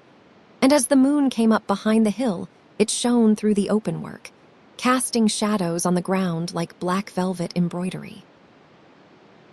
Sore, sleepy, and hungry as he was, Mowgli could not help laughing when the Bandar-Log began, 20 at a time, to tell him how great and wise and strong and gentle they were, and how foolish he was to wish to leave them. We are great. We are free. We are wonderful. We are the most wonderful people in all the jungle. We all say so, and so it must be true, they shouted. Now, as you are a new listener and can carry our words back to the jungle people so that they may notice us in future, we will tell you all about our most excellent selves. Mowgli made no objection, and the monkeys gathered by hundreds and hundreds on the terrace to listen to their own speakers singing the praises of the Bandar-Log, and whenever a speaker stopped for want of breath, they would all shout together, "This is true. We all say so." Mowgli nodded and blinked, and said yes, when they asked him a question, and his head spun with the noise. Tabaqui the jackal must have bitten all these people, he said to himself, and now they have the madness. Certainly this is Doonie the madness. Do they never go to sleep? Now there is a cloud coming to cover that moon. If it were only a big enough cloud, I might try to run away in the darkness. But I am tired. That same cloud was being watched by two good friends in the ruined ditch below the city wall, for Bagheera and Kaa, knowing well how dangerous the monkey people were in large numbers, did not wish to run any risks. The monkeys never fight unless they are 100 to 1, and few in the jungle care for those odds. I will go to the west wall, Kaa whispered, and come down swiftly with the slope of the ground in my favor. They will not throw themselves upon my back in their hundreds, but I know it, said Bagheera.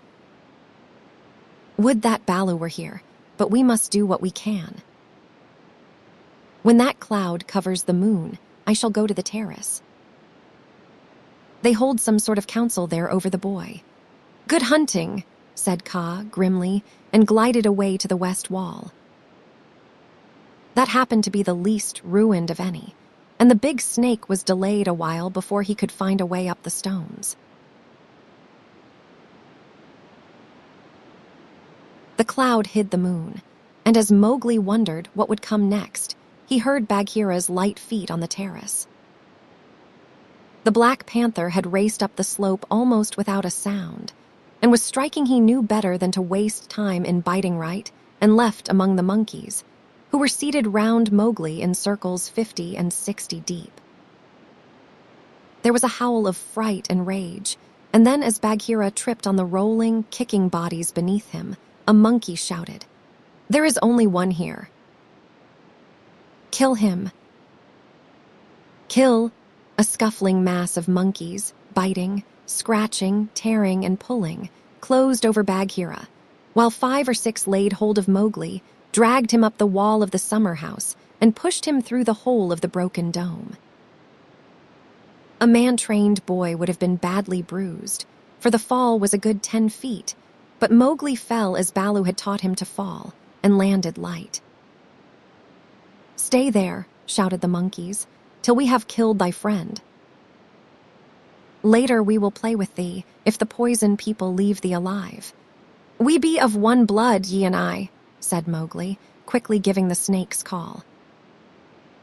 He could hear rustling and hissing in the rubbish all round him, and gave the call a second time to make sure. "Down hoods all," said half a dozen low voices. Every old ruin in India becomes sooner or later a dwelling place of snakes, and the old summer house was alive with cobras. "Stand still, little brother, lest thy feet do us harm."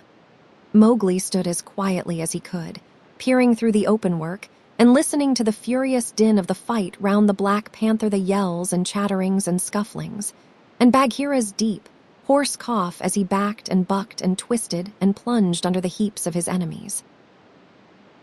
For the first time since he was born, Bagheera was fighting for his life.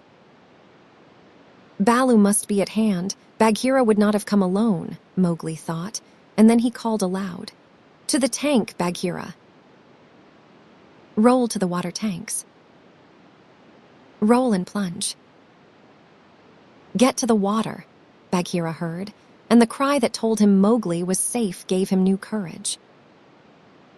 He worked his way desperately, inch by inch, straight for the reservoirs, hitting in silence. Then from the ruined wall, nearest, the jungle rose up the rumbling warshout of Baloo. The old bear had done his best, but he could not come before. "Bagheera," he shouted, "I am here. I climb. I haste. Ahuwara. The stones slip under my feet. Wait my coming, O most infamous BANDAR-LOG." He panted up the terrace only to disappear to the head in a wave of monkeys, but he threw himself squarely on his haunches and, spreading out his 4 paws, hugged as many as he could hold, and then began to hit with a regular bat-bat-bat, like the flipping strokes of a paddle wheel. A crash and a splash told Mowgli that Bagheera had fought his way to the tank, where the monkeys could not follow. The panther lay gasping for breath, his head just out of water, while the monkeys stood 3 deep on the red stone steps, dancing up and down with rage, ready to spring upon him from all sides if he came out to help Baloo. It was then that Bagheera lifted up his dripping chin, and in despair gave the snake's call for protection. "We be of one blood, ye and I," for he believed that Kaa had turned tail at the last minute. Even Baloo, half smothered under the monkeys on the edge of the terrace, could not help chuckling as he heard the big black panther asking for help. Kaa had only just worked his way over the west wall, landing with a wrench that dislodged a coping stone into the ditch. He had no intention of losing any advantage of the ground, and coiled and uncoiled himself once or twice, to be sure that every foot of his long body was in working order. All that while the fight with Baloo went on, and the monkeys yelled in the tank round Bagheera, and Mang, the bat, flying to and fro, carried the news of the great battle over the jungle, till even Hathai, the wild elephant, trumpeted, and far away, scattered bands of the monkey folk woke and came leaping along the tree roads to help their comrades in the cold lairs, and the noise of the fight roused all the daybirds for miles round. Then Kaa came straight, quickly and anxious to kill. The fighting strength of a python is in the driving blow of his head, backed by all the strength and weight of his body. If you can imagine a lance, or a battering ram, or a hammer, weighing nearly half a ton driven by a cool, quiet mind living in the handle of it, you can imagine roughly what Kaa was like when he fought. A python 4 or 5 feet long can knock a man down if he hits him fairly in the chest, and Kaa was 30 feet long, as you know. His first stroke was delivered into the heart of the crowd round. Baloo was sent home with shut mouth in silence, and there was no need of a second. The monkeys scattered with cries of Kaa. "It is Kaa. Run! Run!" Generations of monkeys had been scared into good behavior by the stories their elders told them of Kaa, the night thief, who could slip along the branches as quietly as moss grows, and steal away the strongest monkey that ever lived. Of old Kaa, who could make himself look so like a dead branch or a rotten stump that the wisest were deceived till the branch caught them. And then Kaa was everything that the monkeys feared in the jungle, for none of them knew the limits of his power. None of them could look him in the face, and none had ever come alive out of his hug. And so they ran, stammering with terror, to the walls and the roofs of the houses, and Baloo drew a deep breath of relief. His fur was much thicker than Bagheera's, but he had suffered sorely in the fight. Then Kaa opened his mouth for the first time and spoke one long hissing word, and the faraway monkeys, hurrying to the defense of the cold lairs, stayed where they were, cowering, till the loaded branches bent and crackled under them. The monkeys on the walls and the empty houses stopped their cries, and in the stillness that fell upon the city, Mowgli heard Bagheera shaking his wet sides as he came up from the tank. Then the clamor broke out again. The monkeys leaped higher up the walls. They clung round the necks of the big stone idols and shrieked as they skipped along the battlements, while Mowgli, dancing in the summer house, put his eye to the screenwork and hooted owl-fashion between his front teeth to show his derision and contempt. "Get the man-cub out of that trap. I can do no more," Bagheera gasped. "Let us take the man-cub and go. They may attack again. They will not move till I order them." "Stay USSSO," Kaa hissed, and the city was silent once more. "I could not come before, brother, but I think I heard thee call this was to Bagheera." "I may have cried out in the battle," Bagheera answered. "Baloo, art thou hurt? I am not sure that they have not pulled me into 100 little bearlings," said Baloo, gravely shaking one leg after the other. "Wow. I am sore. Kaa, we owe thee, I think, our lives, Bagheera and I. No matter. Where is the manling?" "Here in a trap." "I cannot climb out," cried Mowgli. The curve of the broken dome was above his head. "Take him away. He dances like Mao, the peacock." "He will crush our young," said the cobras inside. "Ha," said Kaa with a chuckle. "He has friends everywhere, this manling." "Stand back, manling, and hide you, O poison people." "I break down the wall." Kaa looked carefully till he found a discolored crack in the marble tracery showing a weak spot, made 2 or 3 light taps with his head to get the distance, and then lifting up 6 feet of his body clear of the ground, sent home 6 full power, smashing blows, nose first. The screenwork broke and fell away in a cloud of dust and rubbish, and Mowgli leaped through the opening and flung himself between Baloo and Bagheera, an arm round each big neck. "Art thou hurt?" said Baloo, hugging him softly. "I am sore, hungry, and not a little bruised, but oh, they have handled ye grievously, my brothers." "Ye bleed. Others also," said Bagheera, licking his lips and looking at the monkey dead on the terrace and round the tank. It is nothing if thou art safe, O my pride of all little frogs," whimpered Baloo. "Of that we shall judge later," said Bagheera, in a dry voice that Mowgli did not at all like. "But here is Kaa, to whom we owe the battle, and thou owest thy life. Thank him according to our customs, Mowgli." Mowgli turned and saw the great python's head swaying a foot above his own. "So this is the manling," said Kaa. "Very soft is his skin, and he is not so unlike the BANDAR-LOG. Have a care, manling, that I do not mistake thee for a monkey some twilight when I have newly changed my coat." "We be of one blood, thou and I," Mowgli answered. "I take my life from thee, tonight. My kill shall be thy kill if ever thou art hungry, O Kaa." "All thanks, little brother," said Kaa, though his eyes twinkled. And what may so bold a hunter kill? I ask that I may follow when next he goes abroad.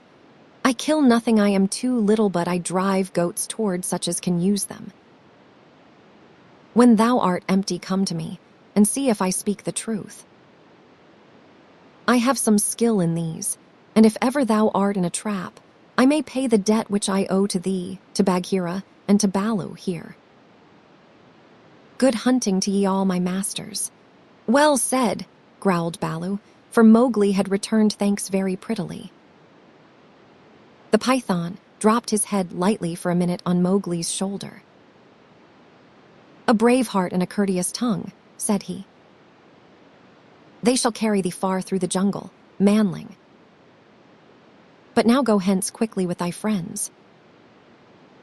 Go and sleep, for the moon sets, and what follows it is not well that thou shouldst see.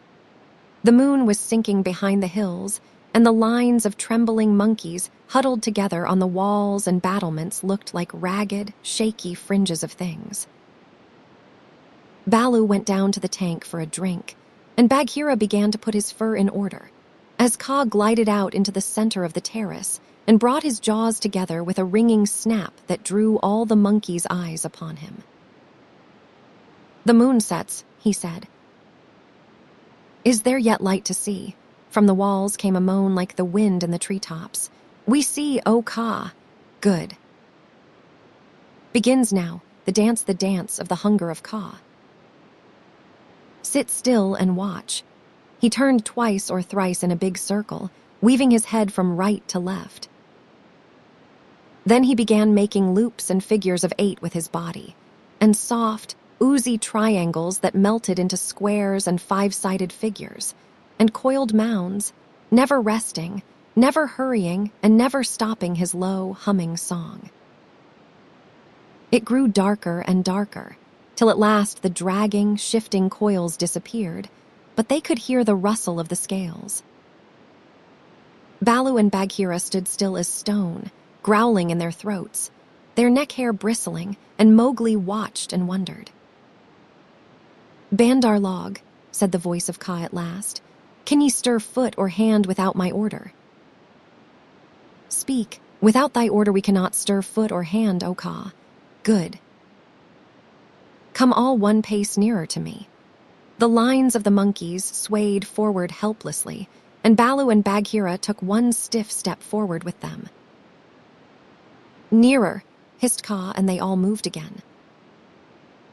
Mowgli laid his hands on Baloo and Bagheera to get them away, and the two great beasts started as though they had been waked from a dream. "Keep thy hand on my shoulder," Bagheera whispered. "Keep it there, or I must go back to Kaa." "Ah, it is only old Kaa making circles on the dust,"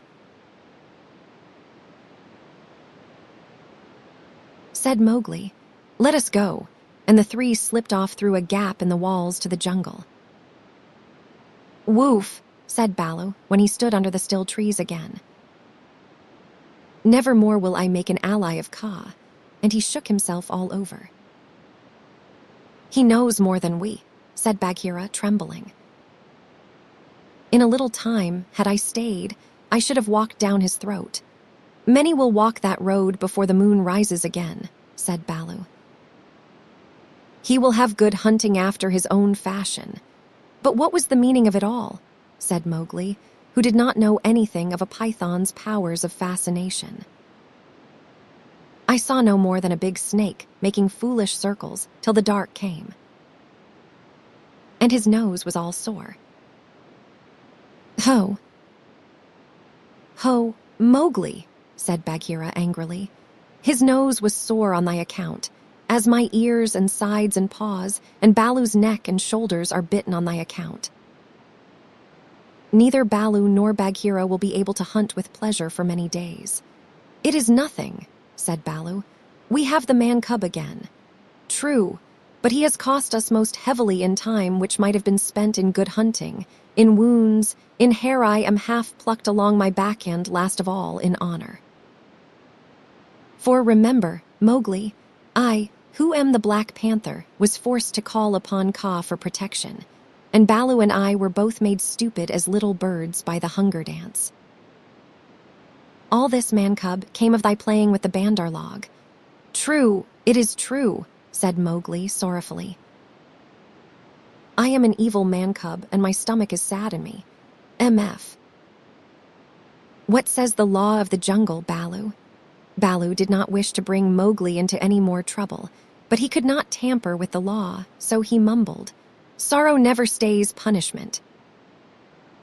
But remember, Bagheera, he is very little. I will remember, but he has done mischief, and blows must be dealt now. Mowgli, hast thou anything to say? Nothing. I did wrong. Baloo, and thou art wounded. It is just. Bagheera gave him 6 love taps. From a panther's point of view, they would hardly have waked one of his own cubs, but for a 7-year-old boy, they amounted to as severe a beating as you could wish to avoid. When it was all over, Mowgli sneezed and picked himself up without a word. Now, said Bagheera, jump on my back, little brother, and we will go home.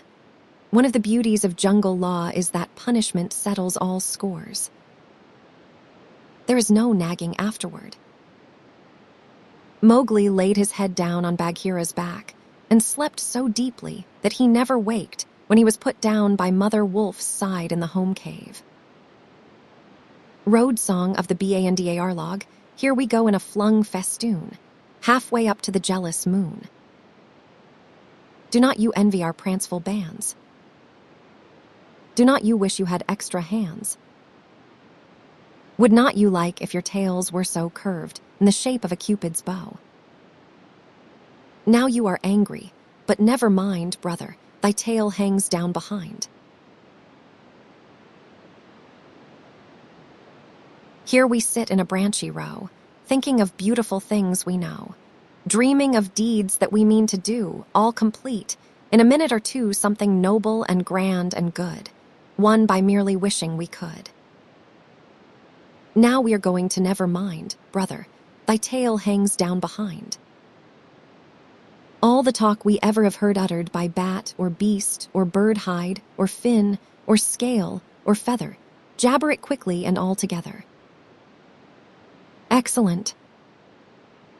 Wonderful. Once again. Now we are talking just like men. Let us pretend we are. Never mind, brother, thy tail hangs down behind. This is the way of the monkey kind. Then join our leaping lines that scumfish through the pines, that rocket by where, light and high, the wild grape swings. By the rubbish in our wake, and the noble noise we make, be sure, we are going to do some splendid things. Tiger. Tiger, what of the hunting, hunter bold? Brother, the watch was long and cold. What of the quarry you went to kill? Brother, he crops in the jungle still. Where is the power that made your pride? Brother, it ebbs from my flank and side. Where is the haste that ye hurry by? Brother, I go to my lair to die. Tiger.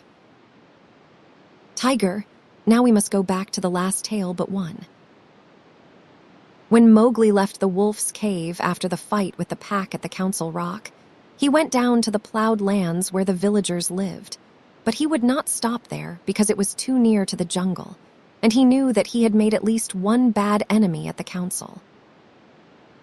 So he hurried on, keeping to the rough road that ran down the valley, and followed it at a steady jog trot for nearly 20 miles, till he came to a country that he did not know. The valley opened out into a great plain, dotted over with rocks and cut up by ravines. At one end stood a little village, and at the other the thick jungle came down in a sweep to the grazing grounds, and stopped there as though it had been cut off with a hoe. All over the plain, cattle and buffaloes were grazing, and when the little boys in charge of the herds saw Mowgli, they shouted and ran away, and the yellow pariah dogs that hang about every Indian village barked. Mowgli walked on, for he was feeling hungry, and when he came to the village gate, he saw the big thorn bush that was drawn up before the gate at twilight, pushed to one side. "Umph," he said, for he had come across more than one such barricade in his night rambles after things to eat. "So men are afraid of the people of the jungle here also." He sat down by the gate, and when a man came out, he stood up, opened his mouth, and pointed down it to show that he wanted food. The man stared and ran back up the one street of the village shouting for the priest, who was a big, fat man dressed in white, with a red and yellow mark on his forehead. The priest came to the gate, and with him at least 100 people, who stared and talked and shouted and pointed at Mowgli. "They have no manners, these men folk," said Mowgli to himself. Only the gray ape would behave as they do, so he threw back his long hair and frowned at the crowd. "What is there to be afraid of?" said the priest. "Look at the marks on his arms and legs. They are the bites of wolves. He is but a wolf child run away from the jungle." Of course, in playing together, the cubs had often nipped Mowgli harder than they intended, and there were white scars all over his arms and legs. But he would have been the last person in the world to call these bites, for he knew what real biting meant. "Ar, ar," said 2 or 3 women together. "To be bitten by wolves, poor child. He is a handsome boy. He has eyes like red fire. By my honor, Mesua, he is not unlike thy boy that was taken by the tiger." "Let me look," said a woman with heavy copper rings on her wrists and ankles, and she peered at Mowgli under the palm of her hand. "Indeed he is not. He is thinner, but he has the very look of my boy." The priest was a clever man, and he knew that Mesua was wife to the richest villager in the place. So he looked up at the sky for a minute and said solemnly, "What the jungle has taken, the jungle has restored. Take the boy into thy house, my sister, and forget not to honor the priest who sees so far into the lives of men." "By the bull that bought me," said Mowgli to himself, "but all this talking is like another looking over by the pack. Well, if I am a man I must become." The crowd parted as the woman beckoned Mowgli to her hut, where there was a red lacquered bedstead, a great earthen grain chest with curious raised patterns on it, 6 copper cooking pots, an image of a Hindu god in a little alcove, and on the wall a real looking-glass, such as they sell at the country fairs. She gave him a long drink of milk and some bread, and then she laid her hand on his head and looked into his eyes, for she thought perhaps that he might be her real son come back from the jungle where the tiger had taken him. So she said, "Nathu, O Nathu." Mowgli did not show that he knew the name.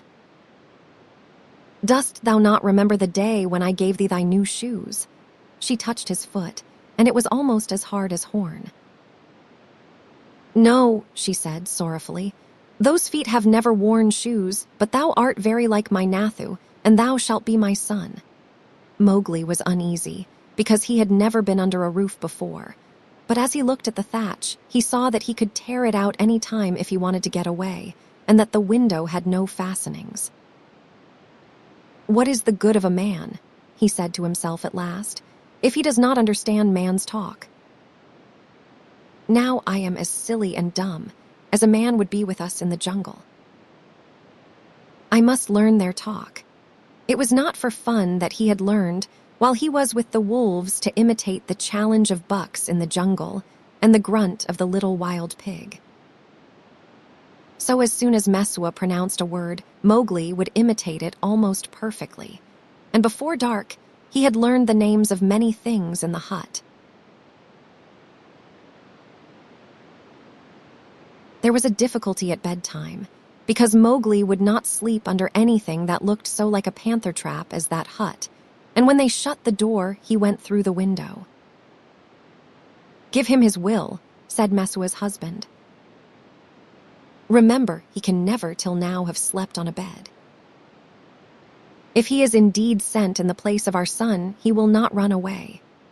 So Mowgli stretched himself in some long, clean grass at the edge of the field, but before he had closed his eyes, a soft gray nose poked him under the chin. "Phew," said Gray Brother. He was the eldest of Mother Wolf's cubs. "This is a poor reward for following the 20 miles. Thou smellest of wood smoke and cattle altogether, like a man already. Wake, little brother, I bring news. Are all well in the jungle?" said Mowgli, hugging him. "All except the wolves that were burned with the red flower.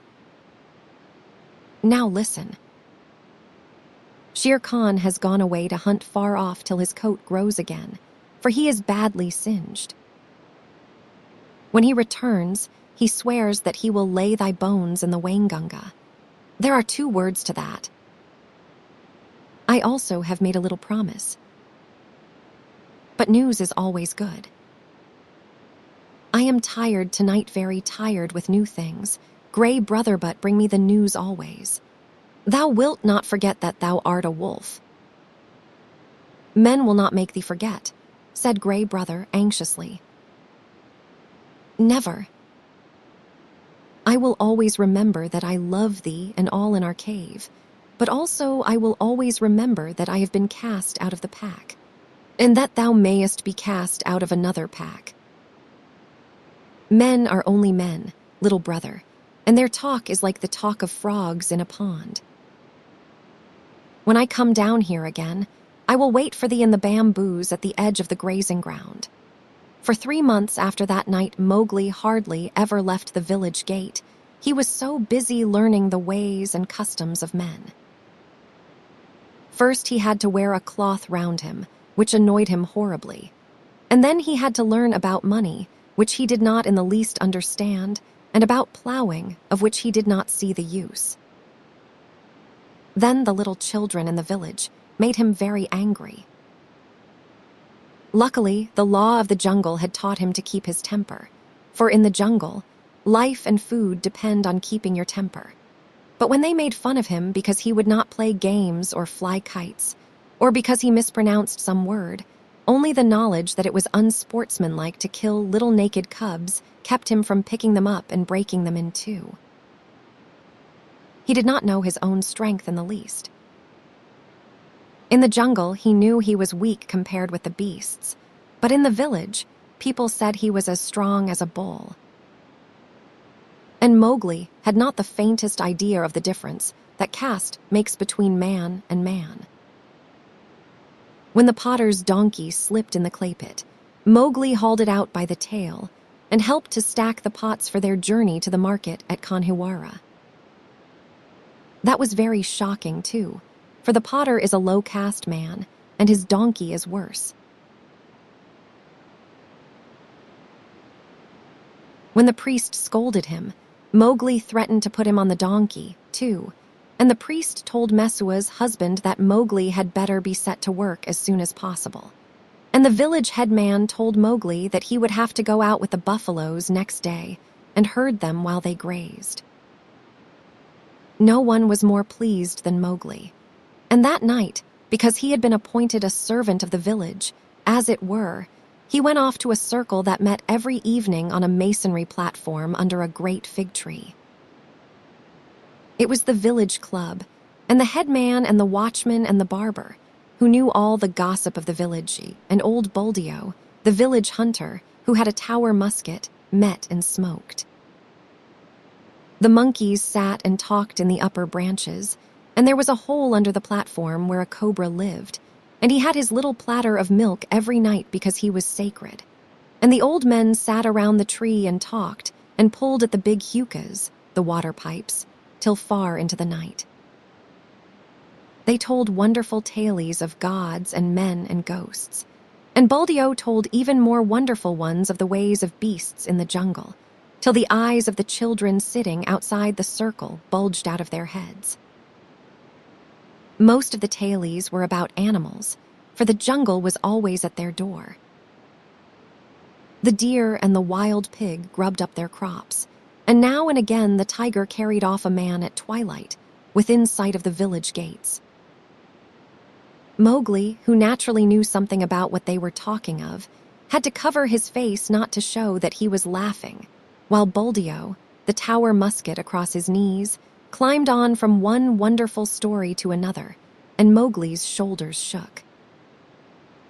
Buldeo was explaining how the tiger that had carried away Meswa's son was a ghost tiger, and his body was inhabited by the ghost of a wicked old money-lender who had died some years ago. "And I know that this is true," he said, "because Purun Das always limped from the blow that he got in a riot when his account books were burned, and the tiger that I speak of he limps too, for the tracks of his pads are unequal." "True, true, that must be the truth," said the graybeards, nodding together. "Are all these tailies such cobwebs and Muntak?" said Mowgli. "That tiger limps because he was born lame, as everyone knows. To talk of the soul of a money-lender in a beast that never had the courage of a jackal is child's talk." Buldeo was speechless with surprise for a moment, and the headman stared. "Oh ho! It is the jungle brat, is it?" said Buldeo. "If thou art so wise, better bring his hide to Khanhiwara, for the government has set 100 rupees on his life. Better still, do not talk when thy elders speak." Mowgli rose to go. "All the evening I have lain here listening," he called back over his shoulder, "and, except once or twice, Buldeo has not said one word of truth concerning the jungle, which is at his very doors. How then shall I believe the tailies of ghosts and gods and goblins which he says he has seen? It is full time that boy went to herding," said the headman, while Buldeo puffed and snorted at Mowgli's impertinence. "The custom of most Indian villages is for a few boys to take the cattle and buffaloes out to graze in the early morning, and bring them back at night. And the very cattle that would trample a white man to death allow themselves to be banged and bullied and shouted at by children that hardly come up to their noses. So long as the boys keep with the herds they are safe, for not even the tiger will charge a mob of cattle. But if they straggle to pick flowers or hunt lizards, they are sometimes carried off." Mowgli went through the village street in the dawn, sitting on the back of Rama, the great herd bull, and the slaty blue buffaloes, with their long, backward-sweeping horns and savage eyes, rose out of their byres, one by one, and followed him, and Mowgli made it very clear to the children with him that he was the master. He beat the buffaloes with a long, polished bamboo, and told Kamia, one of the boys, to graze the cattle by themselves, while he went on with the buffaloes, and to be very careful not to stray away from the herd. An Indian grazing ground is all rocks and scrub and tussocks and little ravines, among which the herds scatter and disappear. The buffaloes generally keep to the pools and muddy places, where they lie wallowing or basking in the warm mud for hours. Mowgli drove them on to the edge of the plain where the Waingunga River came out of the jungle. Then he dropped from Rama's neck, trotted off to a bamboo clump, and found Gray Brother. "Ah," said Gray Brother, "I have waited here very many days." "What is the meaning of this cattle herding work?" "It is an order," said Mowgli. "I am a village herd for a while." "What news of Shere Khan? He has come back to this country and has waited here a long time for thee." "Now he has gone off again, for the game is scarce." "But he means to kill thee." "Very good," said Mowgli.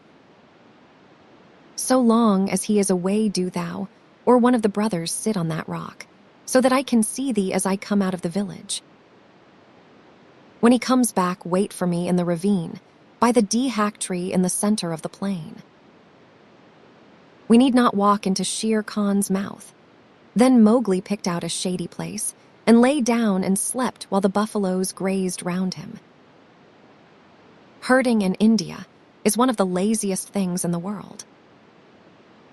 The cattle move and crunch and lie down and move on again, and they do not even low. They only grunt, and the buffaloes very seldom say anything, but get down into the muddy pools one after another, and work their way into the mud till only their noses and staring china blue eyes show above the surface, and there they lie like logs. The sun makes the rocks dance in the heat, and the herd children hear one kite, never anymore, whistling almost out of sight overhead, and they know that if they died, or a cow died, that kite would sweep down, and the next kite miles away would see him drop and follow, and the next, and the next, and almost before they were dead, there would be a score of hungry kites come out of nowhere. Then they sleep and wake and sleep again, and weave little baskets of dried grass and put grasshoppers in them, or catch 2 praying mantises and make them fight, or string a necklace of red and black jungle nuts, or watch a lizard basking on a rock, or a snake hunting a frog near the wallows. Then they sing long, long songs with odd native quavers at the end of them, and the day seems longer than most people's whole lives, and perhaps they make a mud castle with mud figures of men and horses and buffaloes, and put reeds into the men's hands, and pretend that they are kings and the figures are their armies, or that they are gods to be worshipped. Then evening comes, and the children call, and the buffaloes lumber up out of the sticky mud with noises like gunshots going off one after the other, and they all string across the gray plain back to the twinkling village lights. Day after day, Mowgli would lead the buffaloes out to their wallows, and day after day he would see Gray Brothers back 1.5 miles away across the plain, so he knew that Shere Khan had not come back. And day after day he would lie on the grass listening to the noise round him, and dreaming of old days in the jungle. If Shere Khan had made a false step with his lame paw up in the jungles by the Waingunga, Mowgli would have heard him in those long, still mornings. At last a day came when he did not see Gray Brother at the signal place, and he laughed and headed the buffaloes for the ravine by the dehak tree, which was all covered with golden red flowers. There sat Gray Brother, every bristle on his back lifted. He is hidden for a month to throw thee off thy guard. He crossed the ranges last night with Tabaqui, hot foot on thy trail, said the wolf, panting. Mowgli frowned. I am not afraid of Shere Khan, but Tabaqui is very cunning. Have no fear, said Gray Brother, licking his lips a little. I met Tabaqui in the dawn. Now he is telling all his wisdom to the kites, but he told me everything before I broke his back. Shere Khan's plan is to wait for thee at the village gate this evening for thee, and for no one else. He is lying up now in the big dry ravine of the Waingunga. Has he eaten today, or does he hunt empty? Said Mowgli, for the answer meant life or death to him. He killed at Donna Pigand. He is drunk too. Remember, Shere Khan could never fast even for the sake of revenge. Oh. Fool, fool. What a cub's cub it is. Eaten and drunk too, and he thinks that I shall wait till he has slept. Now, where does he lie up? If there were but 10 of us, we might pull him down as he lies. These buffaloes will not charge unless they wind him, and I cannot speak their language. Can we get behind his track so that they may smell it? He swam far down the Waingunga to cut that off, said Gray Brother. Tabaqui told him that, I know. He would never have thought of it alone. Mowgli stood with his finger in his mouth, thinking. The big ravine of the Waingunga. That opens out on the plain not half a mile from here. I can take the herd round through the jungle to the head of the ravine, and then sweep down, but he would slink out at the foot. We must block that end. Gray brother, canst thou cut the herd in two for me? Not I, perhaps, but I have brought a wise helper. Gray brother trotted off and dropped into a hole. Then there lifted up a huge gray head that Mowgli knew well, and the hot air was filled with the most desolate cry of all the jungle, the hunting howl of a wolf at midday. Akela, Akela, said Mowgli, clapping his hands. I might have known that thou wouldst not forget me. We have a big work in hand. Cut the herd in two, Akela. Keep the cows and calves together, and the bulls and the plough buffaloes by themselves. The two wolves ran, ladies' chain fashion, in and out of the herd, which snorted and threw up its head, and separated into two clumps. In one the cow buffaloes stood, with their calves in the center, and glared and pawed, ready, if a wolf would only stay still, to charge down and trample the life out of him. In the other the bulls and the young bulls snorted and stamped, but though they looked more imposing, they were much less dangerous, for they had no calves to protect. No 6 men could have divided the herd so neatly. What orders? Panted Akela. They are trying to join again. Mowgli slipped onto Rama's back. Drive the bulls away to the left, Akela. Gray brother, when we are gone, hold the cows together and drive them into the foot of the ravine. How far? Said Gray brother, panting and snapping. Till the sides are higher than Shere Khan can jump, shouted Mowgli. Keep them there till we come down. The bulls swept off as Akela bayed, and Gray brother stopped in front of the cows. They charged down on him, and he ran just before them to the foot of the ravine, as Akela drove the bulls far to the left. Well done. Another charge, and they are fairly started. Careful, now careful, Akela. A snap too much, and the bulls will charge. Huja.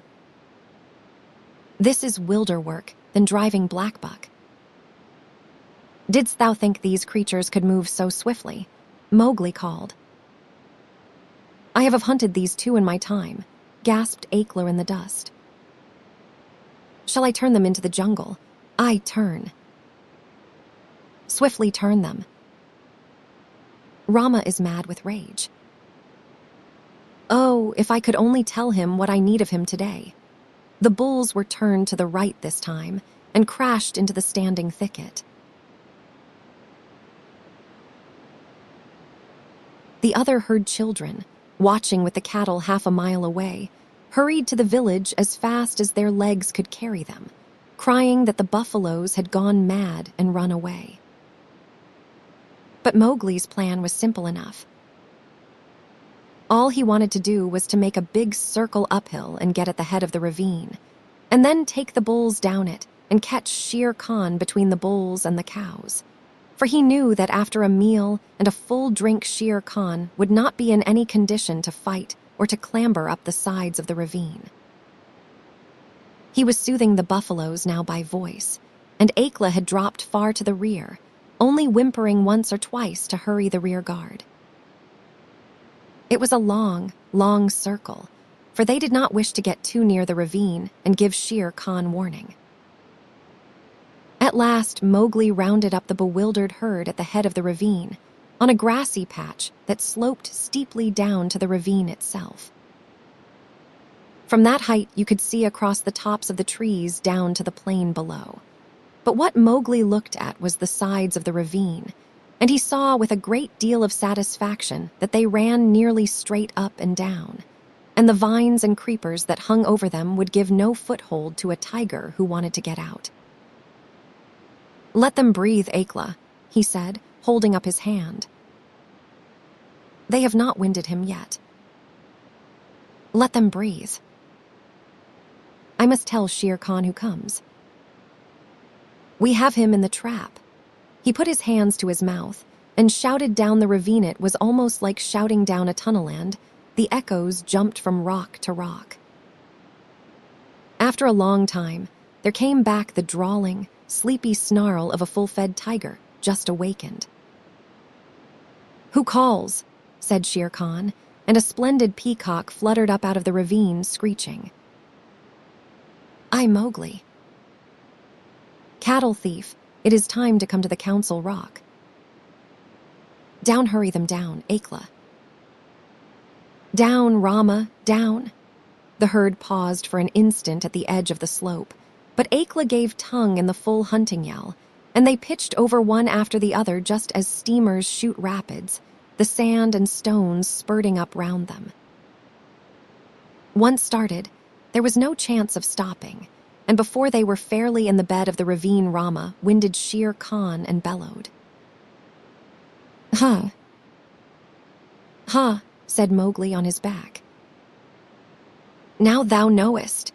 And the torrent of black horns, foaming muzzles, and staring eyes whirled down the ravine like boulders in flood time, the weaker buffaloes being shouldered out to the sides of the ravine where they tore through the creepers.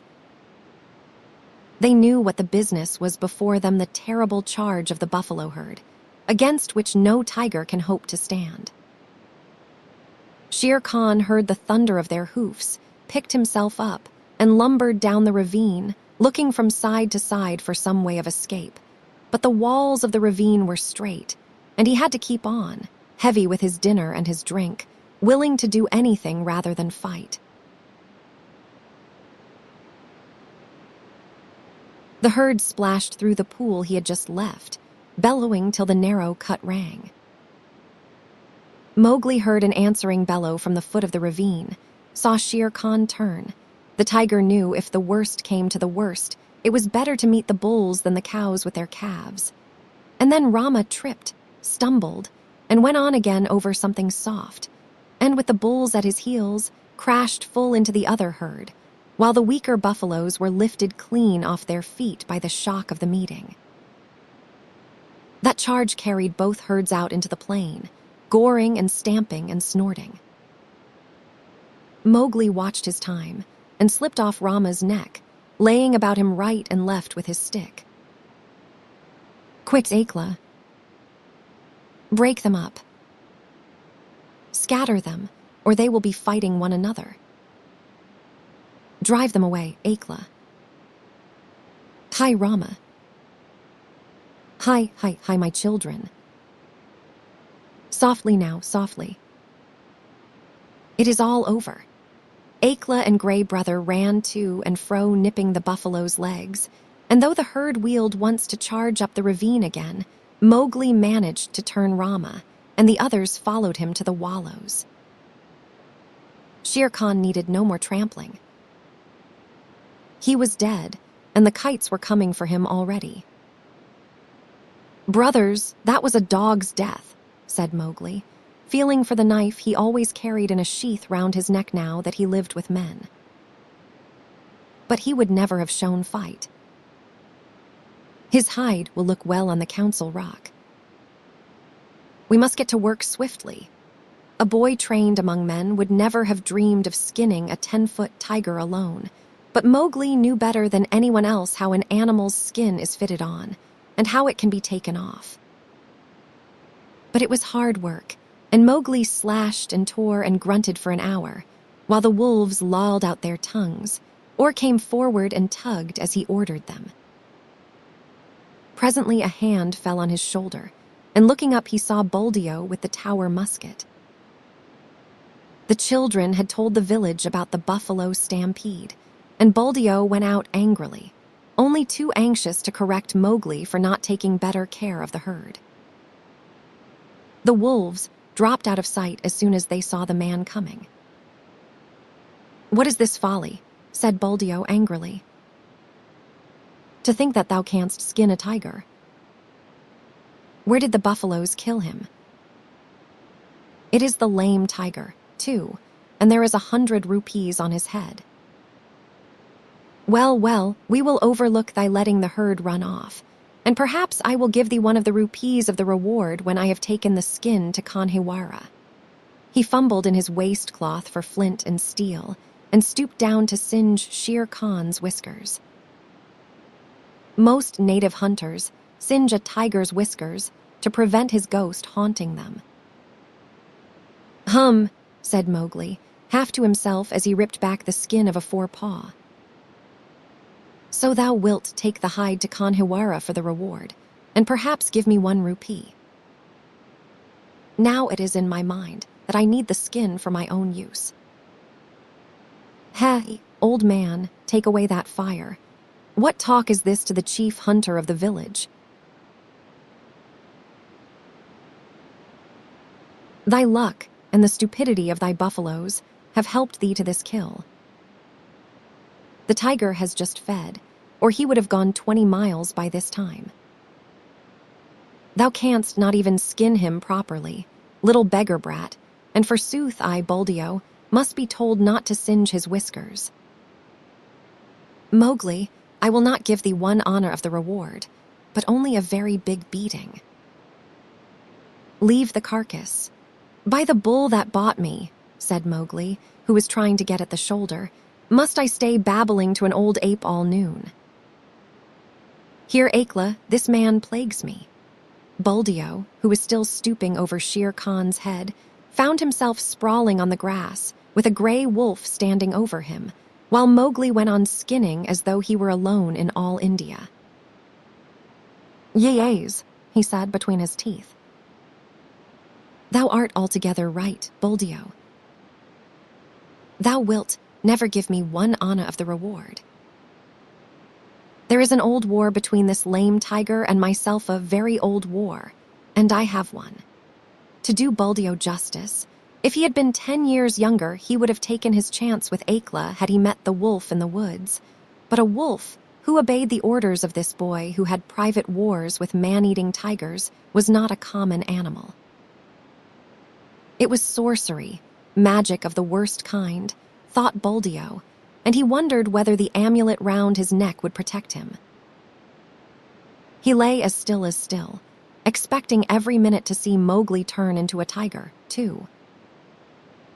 "Maharaj." "Great king," he said at last in a husky whisper. "Yes," said Mowgli, without turning his head, chuckling a little. "I am an old man. I did not know that thou wast anything more than a herd boy. May I rise up and go away, or will thy servant tear me to pieces? Go, and peace go with thee. Only, another time do not meddle with my game." "Let him go, Akela." Buldeo hobbled away to the village as fast as he could, looking back over his shoulder in case Mowgli should change into something terrible. When he got to the village, he told a tale of magic and enchantment and sorcery that made the priest look very grave. Mowgli went on with his work, but it was nearly twilight before he and the wolves had drawn the great gay skin clear of the body. "Now we must hide this and take the buffaloes home. Help me to herd them, Akela."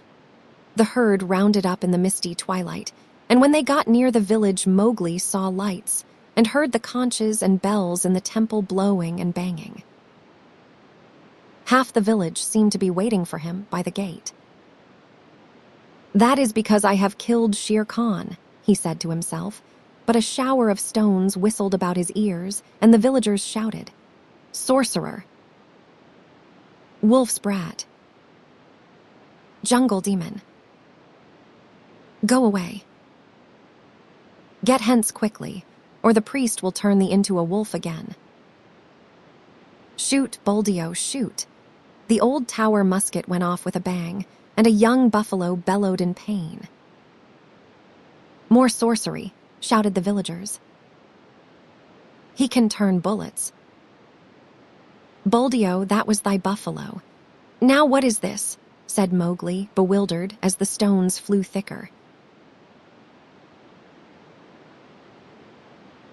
"They are not unlike the pack, these brothers of thine," said Akela, sitting down composedly. It is in my head that, if bullets mean anything, they would cast thee out. Wolf. Wolf's cub. Go away, shouted the priest, waving a sprig of the sacred tulsi plant. Again. Last time it was because I was a man. This time it is because I am a wolf. Let us go, Akla. A woman it was Mesua ran across to the herd and cried, Oh, my son, my son. They say thou art a sorcerer, who can turn himself into a beast at will. I do not believe, but go away or they will kill thee. Boldio says thou art a wizard, but I know thou hast avenged Nathu's death. Come back, Mesua, shouted the crowd. Come back or we will stone thee. Mowgli laughed a little short, ugly laugh, for a stone had hit him in the mouth. Run back, Mesua. This is one of the foolish tales they tell under the big tree at dusk. I have at least paid for thy son's life. Farewell, and run quickly, for I shall send the herd in more swiftly than their brickbats. I am no wizard, Mesua. Farewell. Now once more, Akla, he cried. Bring the herd in. The buffaloes were anxious enough to get to the village. They hardly needed Akla's yell, but charged through the gate like a whirlwind, scattering the crowd right and left. Keep count, shouted Mowgli scornfully. It may be that I have stolen one of them. Keep count, for I will do your herding no more. Fare you well, children of men, and thank Mesua that I do not come in with my wolves and hunt you up and down your street. He turned on his heel and walked away with the lone wolf, and as he looked up at the stars, he felt happy. No more sleeping in traps for me, Akla. Let us get Shere Khan's skin and go away. No, we will not hurt the village, for Mesua was kind to me. When the moon rose over the plain, making it look all milky, the horrified villagers saw Mowgli, with 2 wolves at his heels and a bundle on his head, trotting across at the steady wolf's trot that eats up the long miles like fire. Then they banged the temple bells and blew the conches louder than ever, and Mesua cried, and Boldio embroidered the story of his adventures in the jungle, till he ended by saying that Akla stood up on his hind legs and talked like a man. The moon was just going down when Mowgli and the 2 wolves came to the hill of the Council Rock, and they stopped at Mother Wolf's cave. They have cast me out from the man pack, Mother, shouted Mowgli, but I come with the hide of Shere Khan to keep my word. Mother Wolf walked stiffly from the cave with the cubs behind her, and her eyes glowed as she saw the skin. I told him on that day, when he crammed his head and shoulders into this cave, hunting for thy life, little Frog Eye told him that the hunter would be the hunted. It is well done. Little brother, it is well done, said a deep voice in the thicket. We were lonely in the jungle without thee, and Bagheera came running to Mowgli's bare feet. They clambered up the Council Rock together, and Mowgli spread the skin out on the flat stone where Akla used to sit, and pegged it down with 4 slivers of bamboo, and Akla lay down upon it, and called the old call to the council. Look, look well, O wolves! Exactly as he had called when Mowgli was first brought there. Ever since Akla had been deposed, the pack had been without a leader, hunting and fighting at their own pleasure. But they answered the call from habit, and some of them were lame from the traps they had fallen into, and some limped from shot wounds, and some were mangy from eating bad food, and many were missing. But they came to the Council Rock, all that were left of them, and saw Shere Khan's striped hide on the rock, and the huge claws dangling at the end of the empty, dangling feet. It was then that Mowgli made up a song without any rhymes, a song that came up into his throat all by itself, and he shouted it aloud, leaping up and down on the rattling skin, and beating time with his heels till he had no more breath left, while Grey Brother and Akela howled between the verses. "Look well, O wolves." "Have I kept my word?" said Mowgli when he had finished, and the wolves bayed yes, and one tattered wolf howled, "Lead us again, O Akela. Lead us again, O man cub, for we be sick of this lawlessness, and we would be the free people once more." "Nay," purred Bagheera, "that may not be. When ye are full fed, the madness may come upon ye again. Not for nothing are ye called the free people. Ye fought for freedom, and it is yours. Eat it, O wolves. Man pack and wolf pack have cast me out," said Mowgli. "Now I will hunt alone in the jungle, and we will hunt with thee," said the 4 cubs. So Mowgli went away and hunted with the 4 cubs in the jungle from that day on. But he was not always alone, because years afterward he became a man and married. But that is a story for grown-ups.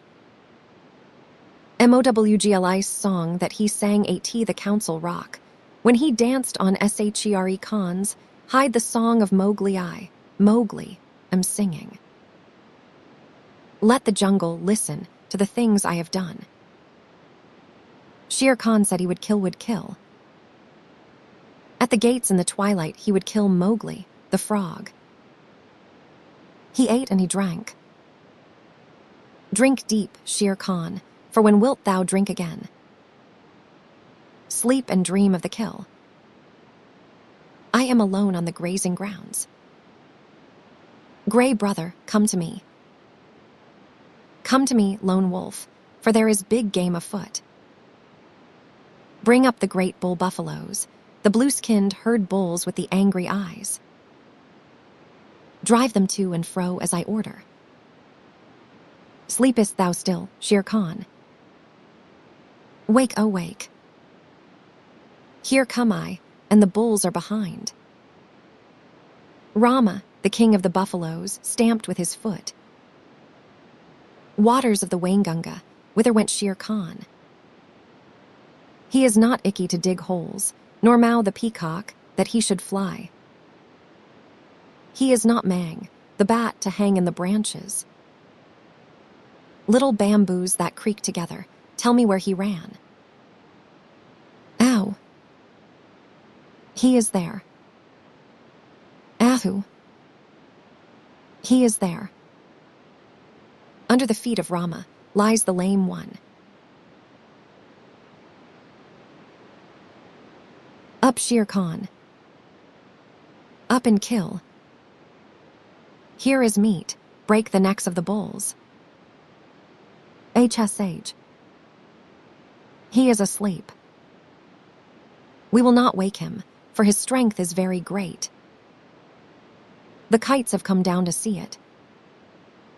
The black ants have come up to know it. There is a great assembly in his honor. Alala. I have no cloth to wrap me. The kites will see that I am naked. I am ashamed to meet all these people. Lend me thy coat, Shere Khan. Lend me thy gay striped coat, that I may go to the Council Rock. By the bull that bought me, I have made a little promise. Only thy coat is lacking before I keep my word. With the knife that men use with the knife of the hunter, the man, I will stoop down for my gift. Waters of the Waingunga, bear witness that Shere Khan gives me his coat for the love that he bears me. Pull, Grey Brother. Pull, Akela. Heavy is the hide of Shere Khan. The man pack are angry. They throw stones and talk child's talk. My mouth is bleeding. Let us run away. Through the night, through the hot night, run swiftly with me, my brothers. We will leave the lights of the village and go to the low moon. Waters of the Waingunga, the man pack have cast me out. I did them no harm, but they were afraid of me. Why? Wolf pack, ye have cast me out too. The jungle is shut to me, and the village gates are shut. Why? As Mang flies between the beasts, and the birds so fly I between the village and the jungle. Why? I dance on the hide of Shere Khan, but my heart is very heavy. My mouth is cut and wounded with the stones from the village, but my heart is very light because I have come back to the jungle. Why? These two things fight together in me, as the snakes fight in the spring. The water comes out of my eyes, yet I laugh while it falls. Why? I am two MOWGLI'S, but the hide of Shere Khan is under my feet. All the jungle knows that I have killed Shere Khan. Look well, O wolves. Ahi. My heart is heavy with the things that I do not understand. The white seal, oh, hush thee, my baby, the night is behind us, and black are the waters that sparkled so green. The moon, o'er the combers, looks downward to find us at rest in the hollows that rustle between. Where billow meets billow, there soft be thy pillow. Ah, weary wee flipperling, curl at thy ease. The storm shall not wake thee, nor shark overtake thee, asleep in the arms of the slow-swinging seas. Seal lullaby. The white seal, all these things happened several years ago at a place called Novostoshna, or Northeast Point, on the island of St. Paul, away and away in the Bering Sea. Limmershin, the winter wren, told me the tale when he was blown on to the rigging of a steamer going to Japan, and I took him down into my cabin and warmed, and fed him for a couple of days till he was fit to fly back to St. Paul's again. Limmershin is a very odd little bird, but he knows how to tell the truth. Nobody comes to Novostoshna except on business, and the only people who have regular business there are the seals. They come in the summer months by hundreds and hundreds of thousands out of the cold gray sea. For Novostoshna Beach has the finest accommodation for seals of any place in all the world. Sea Ketch knew that, and every spring would swim from whatever place he happened to be in, would swim like a torpedo boat straight for Novostoshna, and spend a month fighting with his companions for a good place on the rocks as close to the sea as possible. Sea Ketch was 15 years old, a huge gray fur seal with almost a mane on his shoulders, and long, wicked dog teeth. When he heaved himself up on his front flippers, he stood more than 4 feet clear of the ground, and his weight, if anyone had been bold enough to weigh him, was nearly 700 pounds. He was scarred all over with the marks of savage fights, but he was always ready for just one fight more. He would put his head on one side, as though he were afraid to look his enemy in the face. Then he would shoot it out like lightning, and when the big teeth were firmly fixed on the other seal's neck, the other seal might get away if he could, but Sea Ketch would not help him. Yet Sea Ketch never chased a beaten seal, for that was against the rules of the beach. He only wanted room by the sea for his nursery. But as there were 40 or 50,000 other seals hunting for the same thing each spring, the whistling, bellowing, roaring, and blowing on the beach was something frightful. From a little hill called Hutchinson's Hill, you could look over 3.5 miles of ground covered with fighting seals. And the surf was dotted all over with the heads of seals hurrying to land and begin their share of the fighting. They fought in the breakers, they fought in the sand, and they fought on the smooth-worn basalt rocks of the nurseries, for they were just as stupid and unaccommodating as men. Their wives never came to the island until late in May or early in June, for they did not care to be torn to pieces, and the young 2, 3, and 4-year-old seals who had not begun housekeeping went inland about half a mile through the ranks of the fighters and played about on the sand dunes in droves and legions, and rubbed off every single green thing that grew. They were called the holliskiki.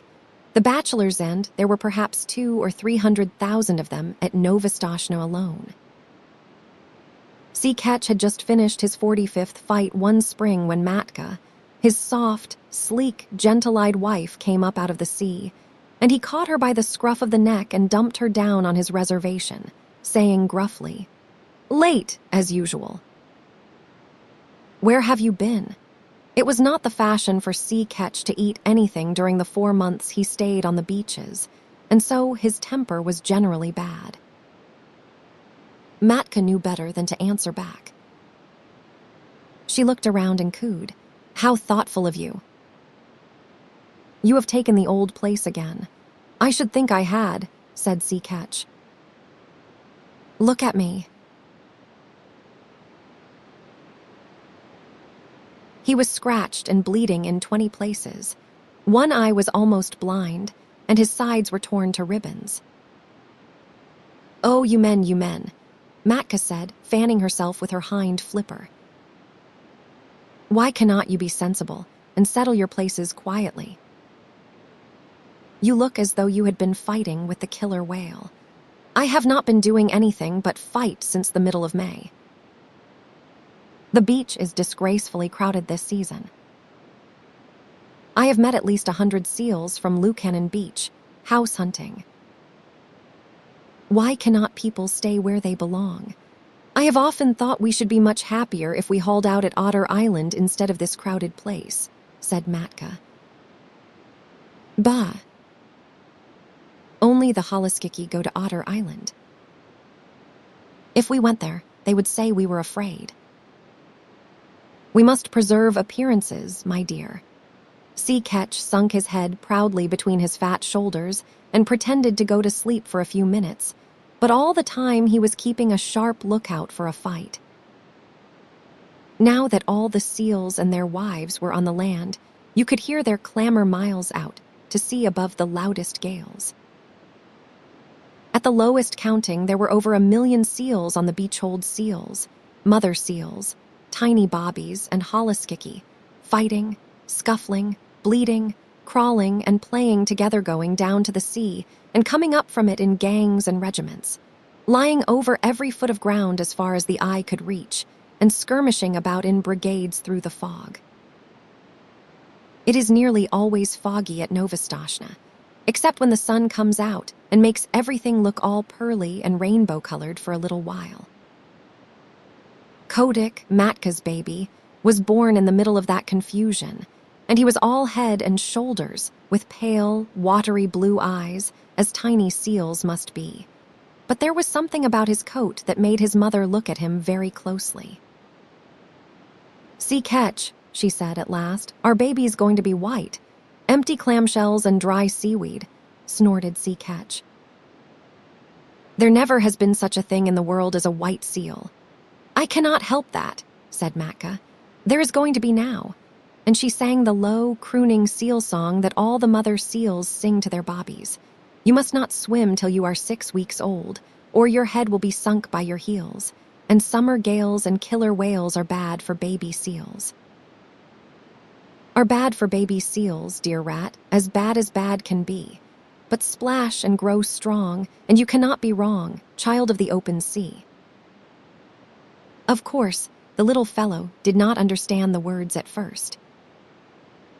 He paddled and scrambled about by his mother's side, and learned to scuffle out of the way when his father was fighting with another seal, and the two rolled and roared up and down the slippery rocks. Matka used to go to sea to get things to eat, and the baby was fed only once in 2 days. But then he ate all he could and throve upon it. The first thing he did was to crawl inland, and there he met tens of thousands of bobbies of his own age, and they played together like puppies, went asleep on the clean sand, and played again. The old people in the nurseries took no notice of them, and the holliskiki kept to their own grounds, so the bobbies had a beautiful playtime. When Matka came back from her deep-sea fishing, She would go straight to their playground and call as a sheep calls for a lamb, and wait until she heard Kotick bleat. Then she would take the straightest of straight lines in his direction, striking out with her 4 flippers and knocking the youngster's head over heels right and left. There were always a few hundred mothers hunting for their children through the playgrounds, and the bobbies were kept lively. But as Matka told Kotick, so long as you do not lie in muddy water and get mange, or rub the hard sand into a cut or scratch, and so long as you never go swimming when there is a heavy sea, nothing will hurt you here. Little seals can no more swim than little children, but they are unhappy till they learn. The first time that Kotick went down to the sea, a wave carried him out beyond his depth, and his big head sank and his little hind flippers flew up exactly as his mother had told him in the song. And if the next wave had not thrown him back again, he would have drowned. After that, he learned to lie in a beach pool and let the wash of the waves just cover him and lift him up while he paddled. But he always kept his eye open for big waves that might hurt. He was 2 weeks learning to use his flippers, and all that while he floundered in and out of the water, and coughed and grunted and crawled up the beach and took cat naps on the sand, and went back again, until at last he found that he truly belonged to the water. Then you can imagine the times that he had with his companions, ducking under the rollers, or coming in on top of a comber and landing with a swash and a splutter as the big wave went whirling far up the beach, or standing up on his tail and scratching his head as the old people did, or playing, "I am the king of the castle" on slippery, weedy rocks that just stuck out of the wash.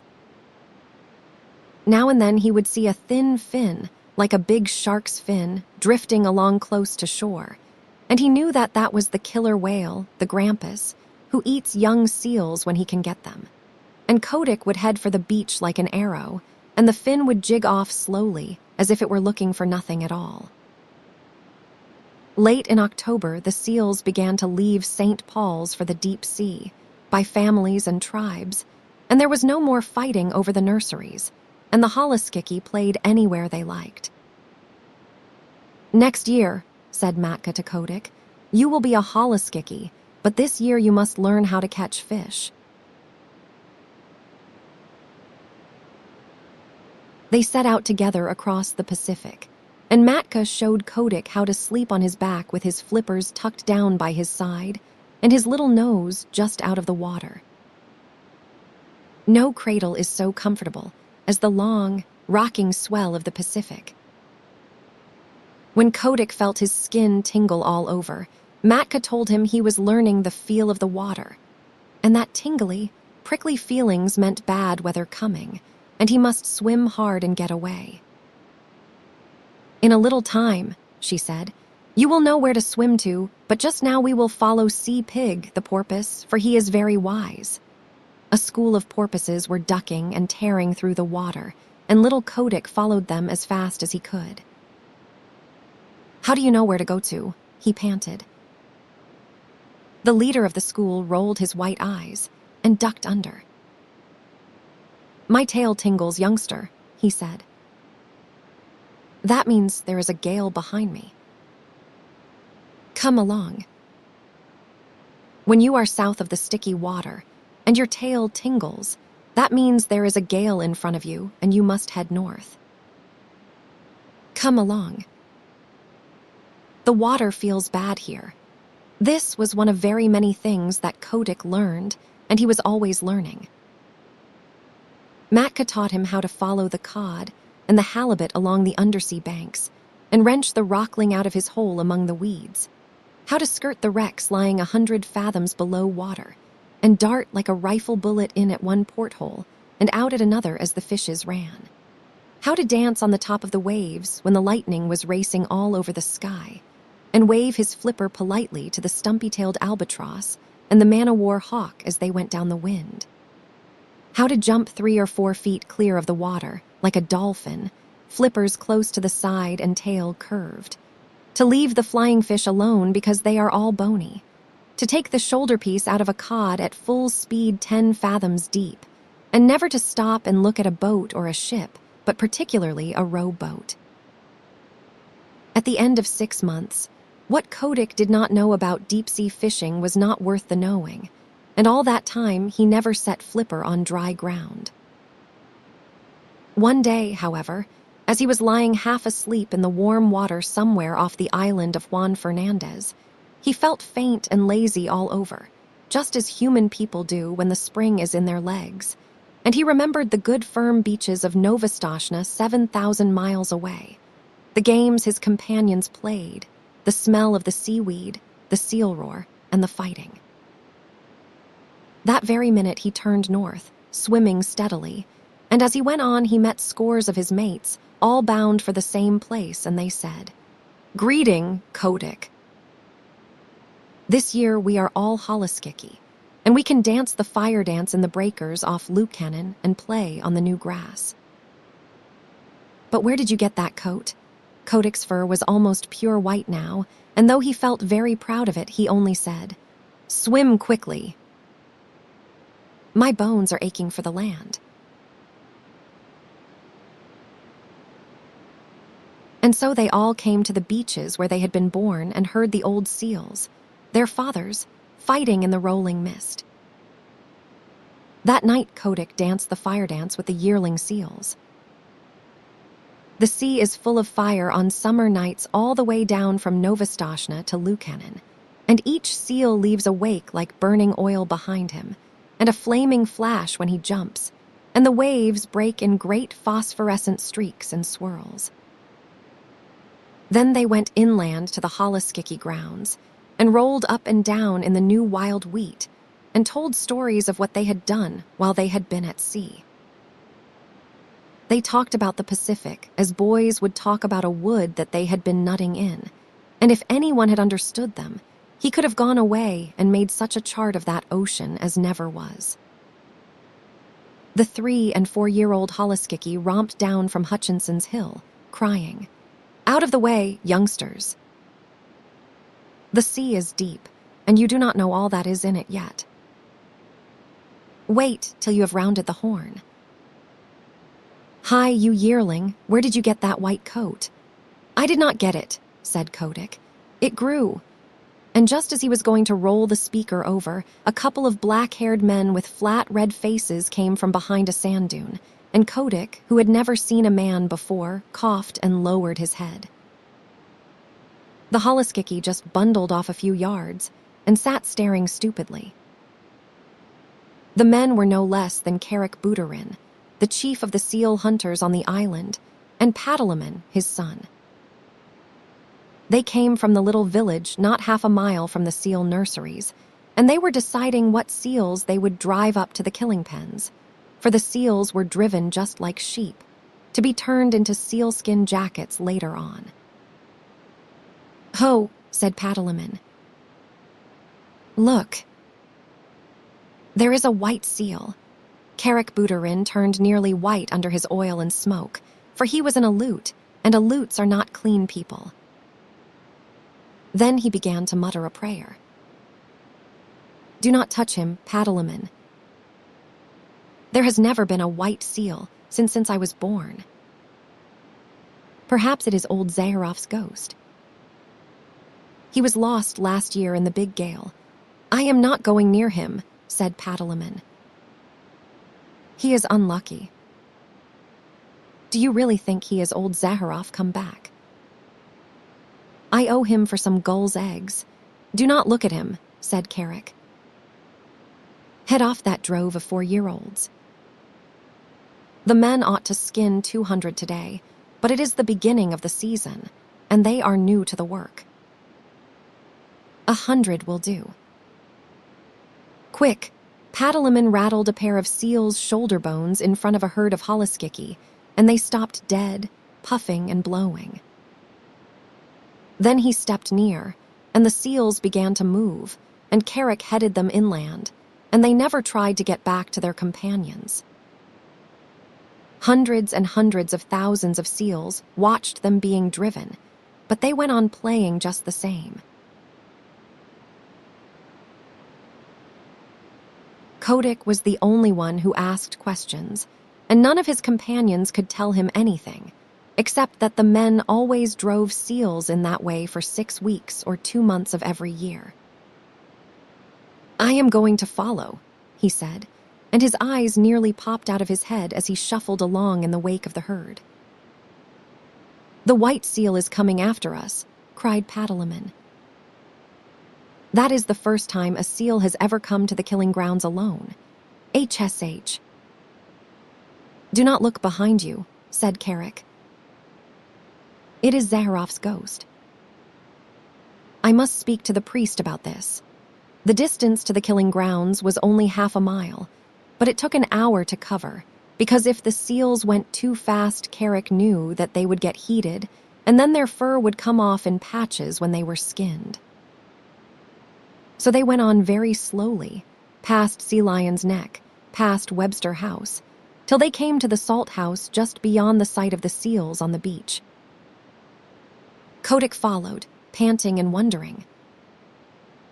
He thought that he was at the world's end, but the roar of the seal nurseries behind him sounded as loud as the roar of a train in a tunnel. Then Carrick sat down on the moss and pulled out a heavy pewter watch and let the drove cool off for 30 minutes, and Kotick could hear the fog dew dripping from the brim of his cap. Then 10 or 12 men, each with an iron-bound club 3 or 4 feet long, came up, and Carrick pointed out 1 or 2 of the drove that were bitten by their companions or were too hot, and the men kicked those aside with their heavy boots made of the skin of a walrus's throat. And then Carrick said, "Let go!" And then the men clubbed the seals on the head as fast as they could. 10 minutes later, little Kotick did not recognize his friends anymore, for their skins were ripped off from the nose to the hind, flippers whipped off, and thrown down on the ground in a pile. That was enough for Kotick. He turned and galloped. A seal can gallop very swiftly for a short time, back to the sea, his little new mustache bristling with horror. At Sea Lion's Neck, where the great sea lions sit on the edge of the surf, he flung himself flipper overhead into the cool water and rocked there, gasping miserably. "What is here?" said a sea lion gruffly, for as a rule the sea lions keep themselves to themselves. "Scoochnie." "Osh and Scoochnie, I am lonesome, very lonesome," said Kotick. "They are killing all the holluschickie on all the beaches." The sea lion turned his head inshore. "Nonsense," he said. "Your friends are making as much noise as ever. You must have seen old Carrick polishing off a drove. He has done that for 30 years.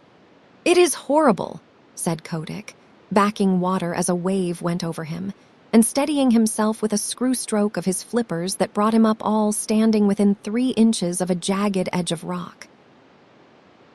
"Well done for a yearling," said the sea lion, who could appreciate good swimming. "I suppose it is rather awful from your way of looking at it, but if you seals will come here year after year, of course the men get to know of it, and unless you can find an island where no men ever come, you will always be driven." "Is not there any such island?" began Kotick. "I have followed the Poltus for 20 years, and I cannot say I have found it yet. But look here, you seem to have a fondness for talking to your betters. Suppose you go to Walrus Islet and talk to Sea Vitch. He may know something. Do not flounce off like that. It is a 6-mile swim, and if I were you I should haul out and take a nap first, little one." Kotick thought that was good advice, so he swam round to his own beach, hauled out and slept for half an hour, twitching all over, as seals will. Then he headed straight for Walrus Islet, a little low sheet of rocky island almost due northeast from Novastoshnah, all ledges of rock and gulls' nests, where the walrus herded by themselves. He landed close to old Sea Vitch the Big, ugly, bloated, pimpled, fat-necked, long-tusked walrus of the North Pacific, who has no manners except when he is asleep as he was then, with his hind flippers half in and half out of the surf. "Wake up!" barked Kotick, for the gulls were making a great noise. Huh. Ho. ATMPH. "What is that?" said Seevich, and he struck the next walrus a blow with his tusks and waked him up, and the next struck the next, and so on till they were all awake and staring in every direction but the right one. "Hi." "It is me," said Kotick, bobbing in the surf and looking like a little white slug. "Well, may I be skinned?" said Seevich, and they all looked at Kotick as you can fancy a club full of drowsy old gentlemen would look at a little boy. Kotick did not care to hear any more about skinning just then. He had seen enough of it, so he called out, "Is not there any place for seals to go where men do not ever come?" "Go and find out," said Seevich, shutting his eyes. "Run away." "We are busy here." Kotick made his dolphin jump in the air and shouted as loud as he could, "Clam eater!" Clam eater! He knew that Seevich never caught a fish in his life, but always rooted for clams and seaweeds, though he pretended to be a very terrible person. Naturally, the chickies and the gooverooskis and the epatkas, the burgomaster gulls and the kittiwakes and the puffins, who are always looking for a chance to be rude, took up the cry. And so Limmershin told me for nearly 5 minutes you could not have heard a gun fired on Walrus Islet. All the population was yelling and screaming, "Clam eater!" Starik, while Seevich rolled from side to side grunting and coughing. "Now will you tell?" said Kotick, all out of breath. "Go and ask Sea Cow," said Seevich. "If he is living still, he will be able to tell you." "How shall I know Sea Cow when I meet him?" said Kotick, sheering off. "He is the only thing in the sea uglier than Seevich." Screamed a burgomaster gull, wheeling under Seevich's nose. "Uglier, and with worse manners." Starik, Kotick swam back to Novostoshna, leaving the gulls to scream. There he found that no one sympathized with him in his little attempts to discover a quiet place for the seals. They told him that men had always driven the Halaskikiyat was part of the day's work hand, that if he did not like to see ugly things, he should not have gone to the killing grounds. But none of the other seals had seen the killing, and that made the difference between him and his friends. Besides, Kotick was a white seal.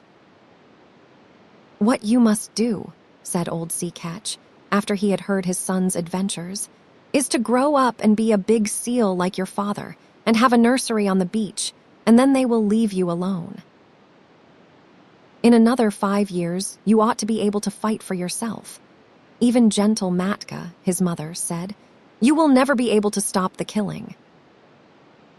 Go and play in the sea, Kotick." And Kotick went off and danced the fire dance with a very heavy little heart. That autumn, he left the beach as soon as he could, and set off alone because of a notion in his bullet head. He was going to find Sea Cow, if there was such a person in the sea, and he was going to find a quiet island with good firm beaches for seals to live on, where men could not get at them. So he explored and explored by himself from the North to the South Pacific, swimming as much as 300 miles in a day and a night. He met with more adventures than can be told, and narrowly escaped being caught by the basking shark, and the spotted shark, and the hammerhead, and he met all the untrustworthy ruffians that loaf up and down the high seas, and the heavy, polite fish, and the scarlet-spotted scallops that are moored in one place for hundreds of years, and grow very proud of it. But he never met Sea Cow, and he never found an island that he could fancy. If the beach was good and hard, with a slope behind it for seals to play on, there was always the smoke of a whaler on the horizon, boiling down blubber, and Kotick knew what that meant. Or else he could see that seals had once visited the island and been killed off, and Kotick knew that where men had come once they would come again. he picked up with an old stumpy-tailed albatross, who told him that Kerguelen Island was the very place for peace and quiet.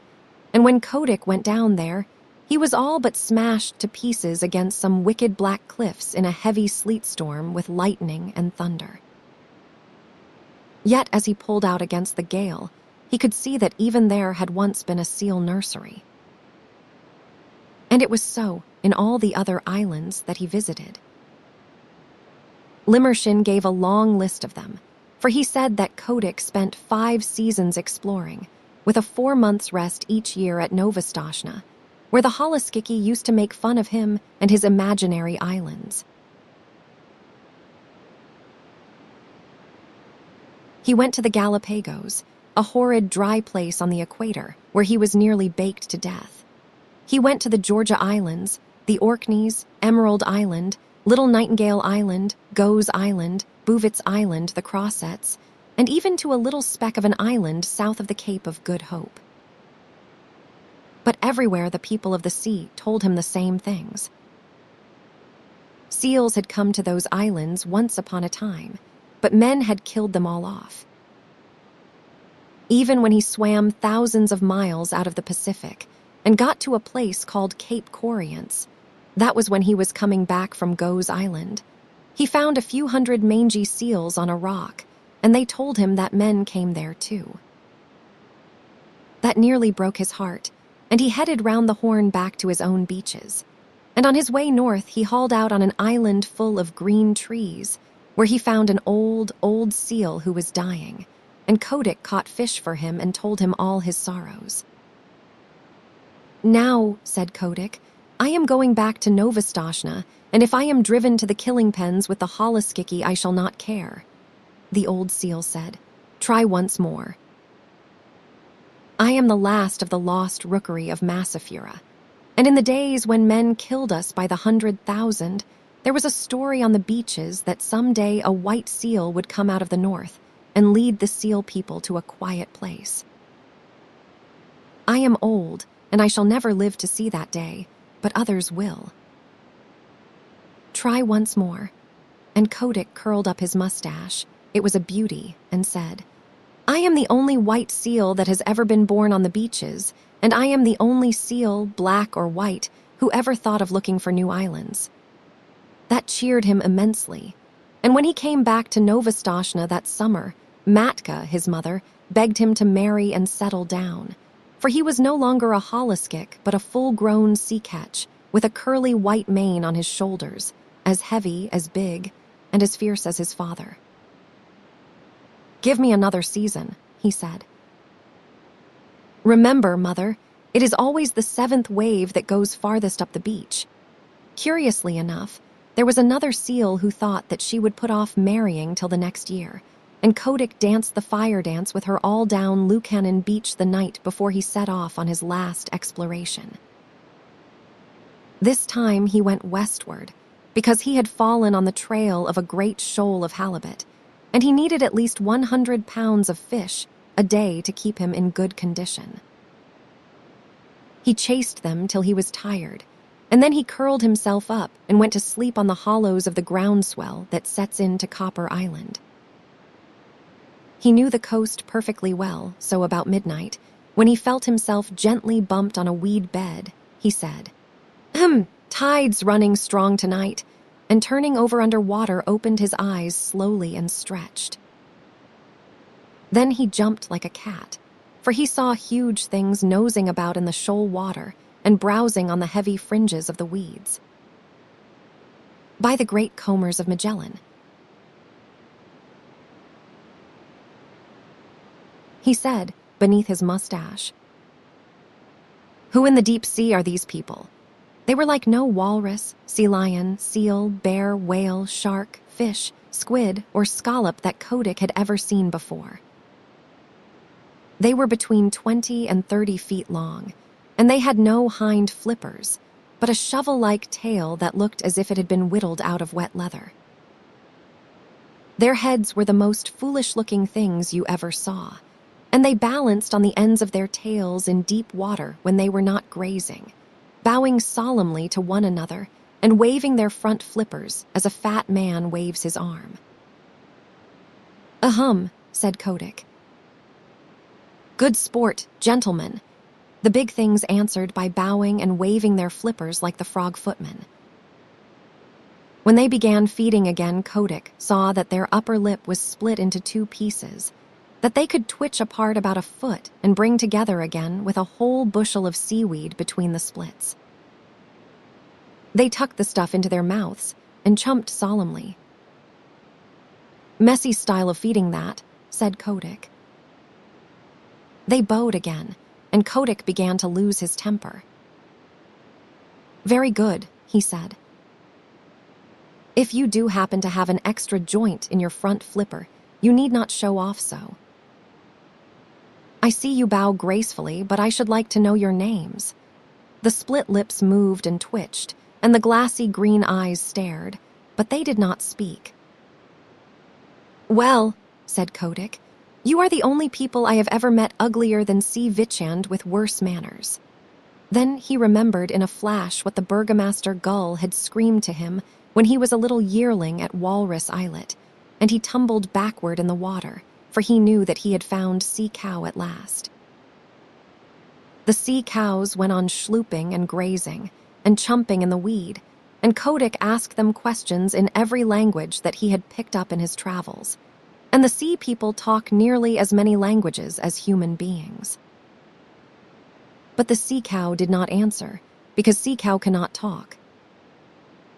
He has only 6 bones in his neck where he ought to have 7, and they say under the sea that that prevents him from speaking even to his companions. But, as you know, he has an extra joint in his fore flipper, and by waving it up and down and about he makes what answers to a sort of clumsy telegraphic code. By daylight, Kotick's mane was standing on end, and his temper was gone where the dead crabs go. Then the sea cow began to travel northward very slowly, stopping to hold absurd bowing councils from time to time, and Kotick followed them, saying to himself, "People who are such idiots as these would have been killed long ago if they had not found out some safe island, and what is good enough for the sea cow is good enough for the sea ketch. All the same, I wish they would hurry." It was weary work for Kotick. The herd never went more than 40 or 50 miles a day, and stopped to feed at night, and kept close to the shore all the time, while Kotick swam round them, and over them, and under them, but he could not hurry them up 1/2 mile. As they went farther north, they held a bowing council every few hours, and Kotick nearly bit off his mustache with impatience till he saw that they were following up a warm current of water, and then he respected them more. One night they sank through the shiny water sank like stones and, for the first time since he had known them, began to swim quickly. Kotick followed, and the pace astonished him, for he never dreamed that sea cow was anything of a swimmer. They headed for a cliff by the shore, a cliff that ran down into deep water and plunged into a dark hole at the foot of it, 20 fathoms under the sea. It was a long, long swim, and Kotick badly wanted fresh air before he was out of the dark tunnel they led him through. "My wig," he said, when he rose, gasping and puffing, into open water at the farther end.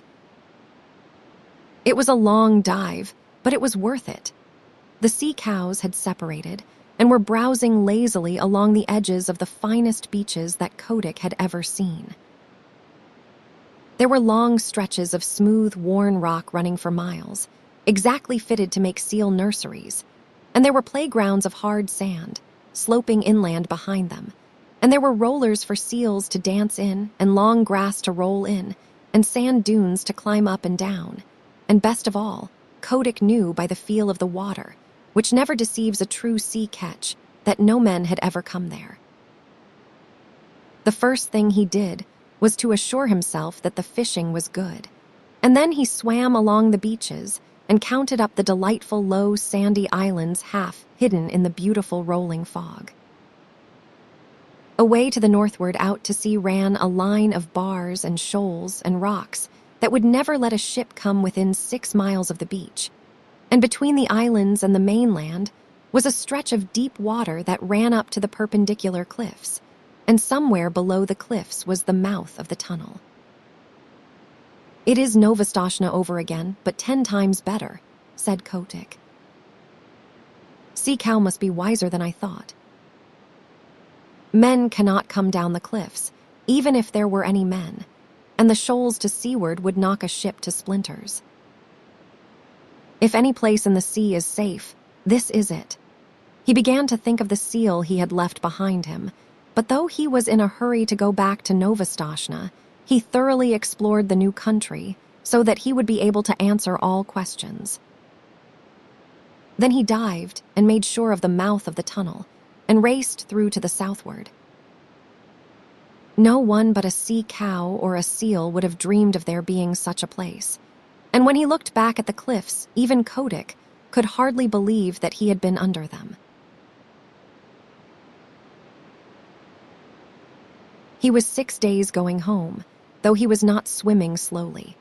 And when he hauled out just above Sea Lion's neck, the first person he met was the seal who had been waiting for him, and she saw by the look in his eyes that he had found his island at last.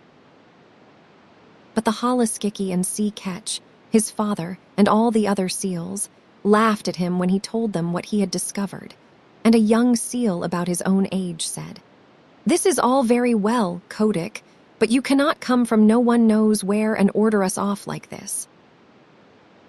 Remember, we have been fighting for our nurseries, and that is a thing you never did. You preferred prowling about in the sea." The other seals laughed at this, and the young seal began twisting his head from side to side. He had just married that year and was making a great fuss about it. "I have no nursery to fight for," said Kotick. "I want only to show you all a place where you will be safe." "What is the use of fighting?" "Oh, if you are trying to back out, of course I have no more to say," said the young seal with an ugly chuckle. "Will you come with me if I win?" said Kotick, and a green light came into his eyes, for he was very angry at having to fight at all. "Very good," said the young seal carelessly. "If you win, I will come." He had no time to change his mind, for Kotick's head darted out and his teeth sunk in the blubber of the young seal's neck. Then he threw himself back on his haunches and hauled his enemy down the beach, shook him, and knocked him over. Then Kotick roared to the seals, "I have done my best for you these 5 seasons past. I have found you the island where you will be safe, but unless your heads are dragged off your silly necks, you will not believe. I am going to teach you now. Look out for yourselves. Limmershin told me that never in his life, and Limmershin sees 10,000 big seals fighting every year, never in all his little life did he see anything like Kotick's charge into the nurseries.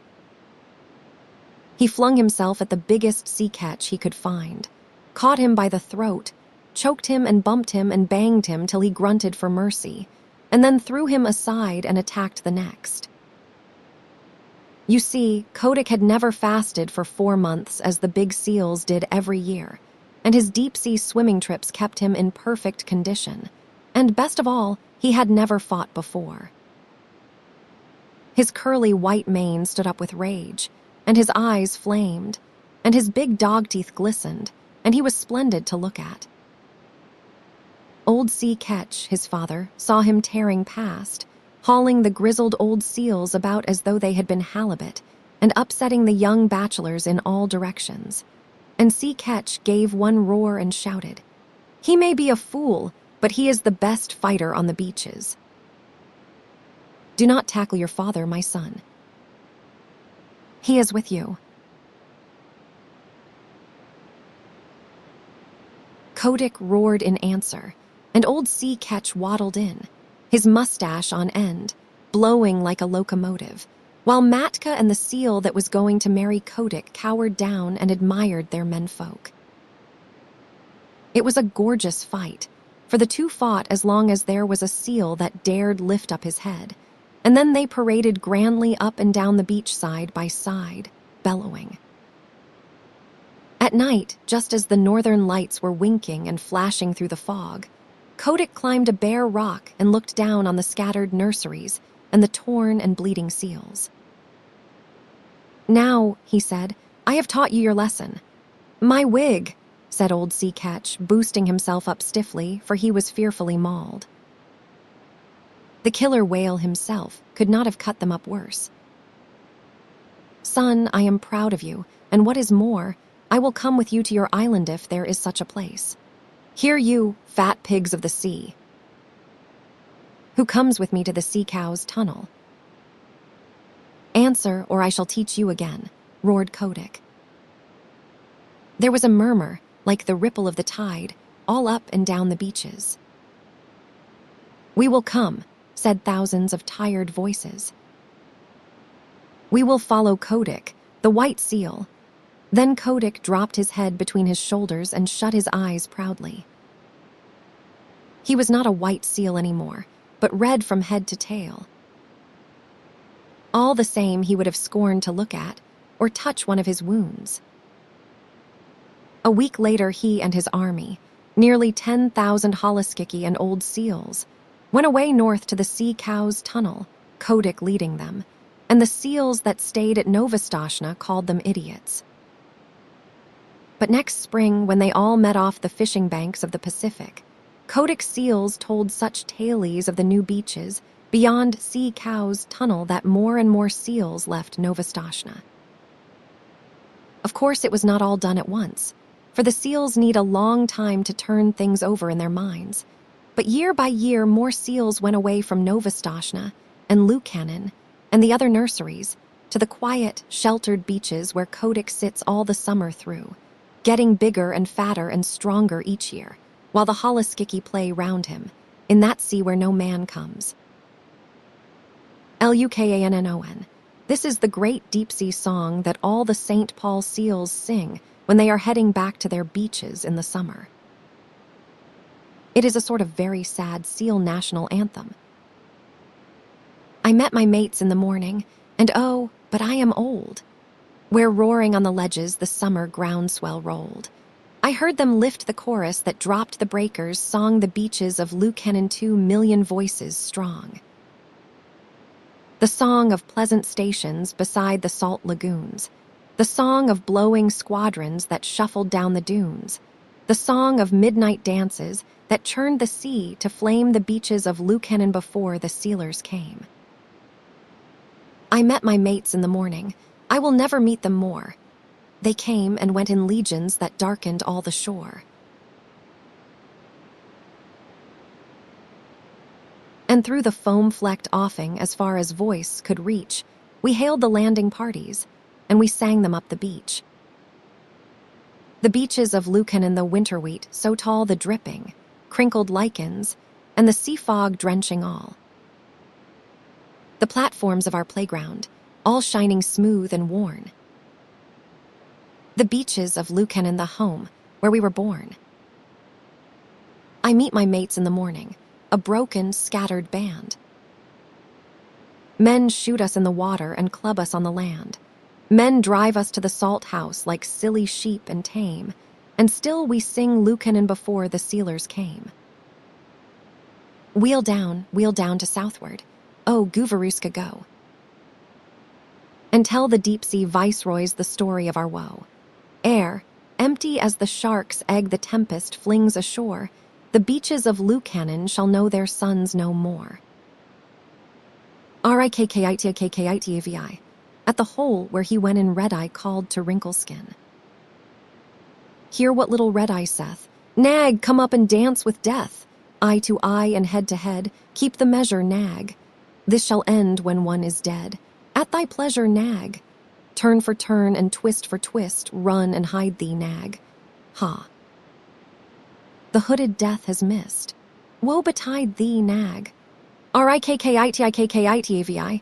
This is the story of the great war that RIKKI-TIKKI-TAVI fought single-handed through the bathrooms of the big bungalow in Segali Cantonment. Darzee, the tailor bird, helped him, and Chuchundra, The muskrat, who never comes out into the middle of the floor but always creeps round by the wall, gave him advice. But Rikki-Tikki did the real fighting. He was a mongoose, rather like a little cat in his fur and his tail, but quite like a weasel in his head and his habits.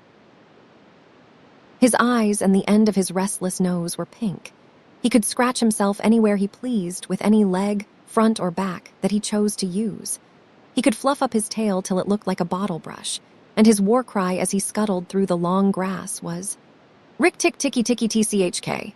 One day, a high summer flood washed him out of the burrow where he lived with his father and mother, and carried him, kicking and clucking, down a roadside ditch. He found a little wisp of grass floating there, and clung to it till he lost his senses.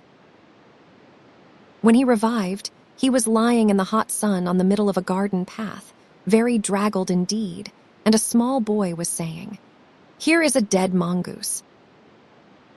Let us have a funeral." "No," said his mother, "let us take him in and dry him. Perhaps he is not really dead." They took him into the house, and a big man picked him up between his finger and thumb and said he was not dead but half choked. So they wrapped him in cotton wool and warmed him, and he opened his eyes and sneezed. "Now," said the big man, he was an Englishman who had just moved into the bungalow, "do not frighten him, and we will see what he will do. It is the hardest thing in the world to frighten a mongoose, because he is eaten up from nose to tail with curiosity." The motto of all the mongoose family is, "Run and find out," and Rikki-Tikki was a true mongoose. He looked at the cotton wool, decided that it was not good to eat, ran all round the table, sat up and put his fur in order, scratched himself, and jumped on the small boy's shoulder. "Do not be frightened, Teddy," said his father. "That is his way of making friends. Ouch." "He is tickling under my chin," said Teddy. Rikki-Tikki looked down between the boy's collar and neck, snuffed at his ear, and climbed down to the floor, where he sat rubbing his nose. "Good gracious," said Teddy's mother, "and that is a wild creature." "I suppose he is so tame because we have been kind to him. All mongooses are like that," said her husband. "If Teddy does not pick him up by the tail, or try to put him in a cage, he will run in and out of the house all day long. Let us give him something to eat." They gave him a little piece of raw meat. Rikki-Tikki liked it immensely, and when it was finished, he went out into the veranda and sat in the sunshine and fluffed up his fur to make it dry to the roots. Then he felt better. "There are more things to find out about in this house," he said to himself, "than all my family could find out in all their lives. I shall certainly stay and find out." He spent all that day roaming over the house. He nearly drowned himself in the bathtubs, put his nose into the ink on a writing table, and burned it on the end of the big man's cigar, for he climbed up in the big man's lap to see how writing was done. At nightfall, he ran into Teddy's nursery to watch how kerosene lamps were lighted, and when Teddy went to bed, Rikki-Tikki climbed up too. But he was a restless companion, because he had to get up and attend to every noise all through the night and find out what made it. Teddy's mother and father came in, the last thing, to look at their boy, and Rikki-Tikki was awake on the pillow. "I do not like that," said Teddy's mother. "He may bite the child." "He will do no such thing," said the father. "Teddy's safer with that little beast than if he had a bloodhound to watch him." If a snake came into the nursery now, but Teddy's mother would not think of anything so awful. Early in the morning, Rikki-Tikki came to early breakfast in the veranda riding on Teddy's shoulder, and they gave him banana and some boiled egg. And he sat on all their laps one after the other, because every well-brought-up mongoose always hopes to be a house mongoose someday and have rooms to run about in. And Rikki-Tikki's mother, she used to live in the general's house at SEEONEE, had carefully told Rikki what to do if ever he came across white men. Then Rikki-Tikki went out into the garden to see what was to be seen. It was a large garden, only half cultivated, with bushes as big as summer houses of Marshall Neal roses, lime and orange trees, clumps of bamboos, and thickets of high grass. Rikki-Tikki licked his lips. This is a splendid hunting ground, he said, and his tail grew bottle-brushy at the thought of it, and he scuttled up and down the garden, snuffing here and there till he heard very sorrowful voices in a thorn bush. It was Darzee, the tailor bird, and his wife. They had made a beautiful nest by pulling 2 big leaves together and stitching them up the edges with fibers, and had filled the hollow with cotton and downy fluff. The nest swayed to and fro as they sat on the rim and cried. "What is the matter?" asked Rikki-Tikki. "We are very miserable," said Darzee. "One of our bobbies fell out of the nest yesterday and Nag ate him." "H," said Rikki-Tikki. "That is very sad, but I am a stranger here." "Who is Nag?" Darzee and his wife only cowered down in the nest without answering, for from the thick grass at the foot of the bush, there came a low, horrid, cold sound that made Rikki-Tikki jump back 2 clear feet. Then inch by inch out of the grass rose up the head and spread hood of Nag, the big black cobra, and he was 5 feet long from tongue to tail. When he had lifted 1/3 of himself clear of the ground, he stayed balancing to and fro exactly as a dandelion tuft balances in the wind, and he looked at Rikki-Tikki with the wicked snake's eyes that never change their expression, whatever the snake may be thinking of. "Who is Nag?" he said. "I am Nag. The great god Brahm put his mark upon all our people when the first cobra spread his hood to keep the sun off Brahm as he slept. Look and be afraid." He spread out his hood more than ever, and Rikki-Tikki saw the spectacle mark on the back of it that looks exactly like the eye part of a hook-hand-eye fastening. He was afraid for the minute, but it is impossible for a mongoose to stay frightened for any length of time, and though Rikki-Tikki had never met a live cobra before, his mother had fed him on dead ones, and he knew that all a grown mongoose's business in life was to fight and eat snakes. Nag knew that too, and at the bottom of his cold heart he was afraid. "Well," said Rikki-Tikki, and his tail began to fluff up again, "marks or no marks, do you think it is right for you to eat fledglings out of a nest?" Nag was thinking to himself and watching the least little movement in the grass behind Rikki-Tikki. He knew that mongooses in the garden meant death sooner or later for him and his family, but he wanted to get Rikki-Tikki off his guard. So he dropped his head a little and put it on one side.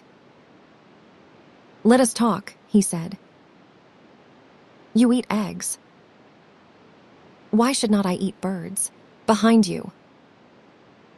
"Look behind you," sang Darzee. Rikki-Tikki knew better than to waste time in staring. He jumped up in the air as high as he could go, and just under him whizzed by the head of Nagaina, Nag's wicked wife.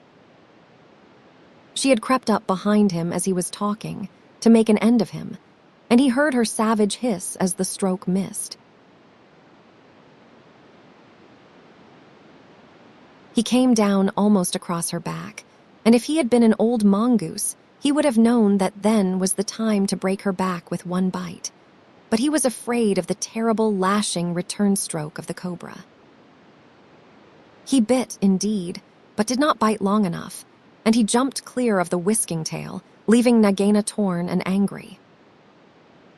"Wicked, wicked Darzee," said Nag, lashing up as high as he could reach toward the nest in the thorn bush. But Darzee had built it out of reach of snakes, and it only swayed to and fro. Rikki-Tikki felt his eyes growing red and hot. When a mongoose's eyes grow red, he is angry, and he sat back on his tail and hind legs like a little kangaroo and looked all around him and chattered with rage. but Nag and Nagaina had disappeared into the grass. When a snake misses its stroke, it never says anything or gives any sign of what it means to do next. Rikki-Tikki did not care to follow them, for he did not feel sure that he could manage 2 snakes at once. So he trotted off to the gravel path near the house and sat down to think. It was a serious matter for him. If you read the old books of natural history, you will find they say that when the mongoose fights the snake and happens to get bitten, he runs off and eats some herb that cures him. That is not true. The victory is only a matter of quickness of eye and quickness of foot snake's blow against mongoose's jump hand, as no eye can follow the motion of a snake's head when it strikes. That makes things much more wonderful than any magic herb. Rikki-Tikki knew he was a young mongoose, and it made him all the more pleased to think that he had managed to escape a blow from behind. It gave him confidence in himself, and when Teddy came running down the path, Rikki-Tikki was ready to be petted. But just as Teddy was stooping, something flinched a little in the dust, and a tiny voice said, "Be careful." "I am death." It was Karait, the dusty brown snakeling that lies for choice on the dusty earth, and his bite is as dangerous as the cobra's. But he is so small that nobody thinks of him, and so he does the more harm to people. Rikki-Tikki's eyes grew red again, and he danced up to Karait with the peculiar rocking, swaying motion that he had inherited from his family. It looks very funny, but it is so perfectly balanced a gait that you can fly off from it at any angle you please, and in dealing with snakes, this is an advantage. If Rikki-Tikki had only known, he was doing a much more dangerous thing than fighting Nag, for Karait is so small and can turn so quickly that unless Rikki bit him close to the back of the head, he would get the return stroke in his eye or lip.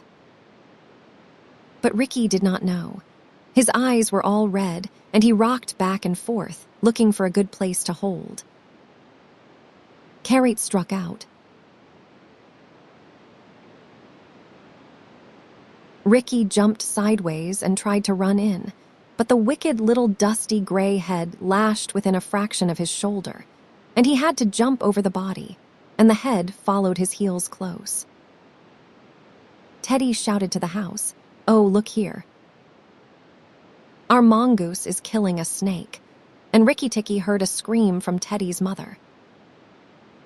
His father ran out with a stick, but by the time he came up, Karait had lunged out once too far, and Rikki-Tikki had sprung, jumped on the snake's back, dropped his head far between his 4 legs, bitten as high up the back as he could get hold, and rolled away. That bite paralyzed Karait, and Rikki-Tikki was just going to eat him up from the tail, after the custom of his family at dinner, when he remembered that a full meal makes a slow mongoose, and if he wanted all his strength and quickness ready, he must keep himself thin. He went away for a dust bath under the castor oil bushes, while Teddy's father beat the dead Karait. "What is the use of that?" thought Rikki-Tikki. "I have settled it all." And then Teddy's mother picked him up from the dust and hugged him, crying that he had saved Teddy from death, and Teddy's father said that he was a providence, and Teddy looked on with big, scared eyes. Rikki-Tikki was rather amused at all the fuss, which, of course, he did not understand.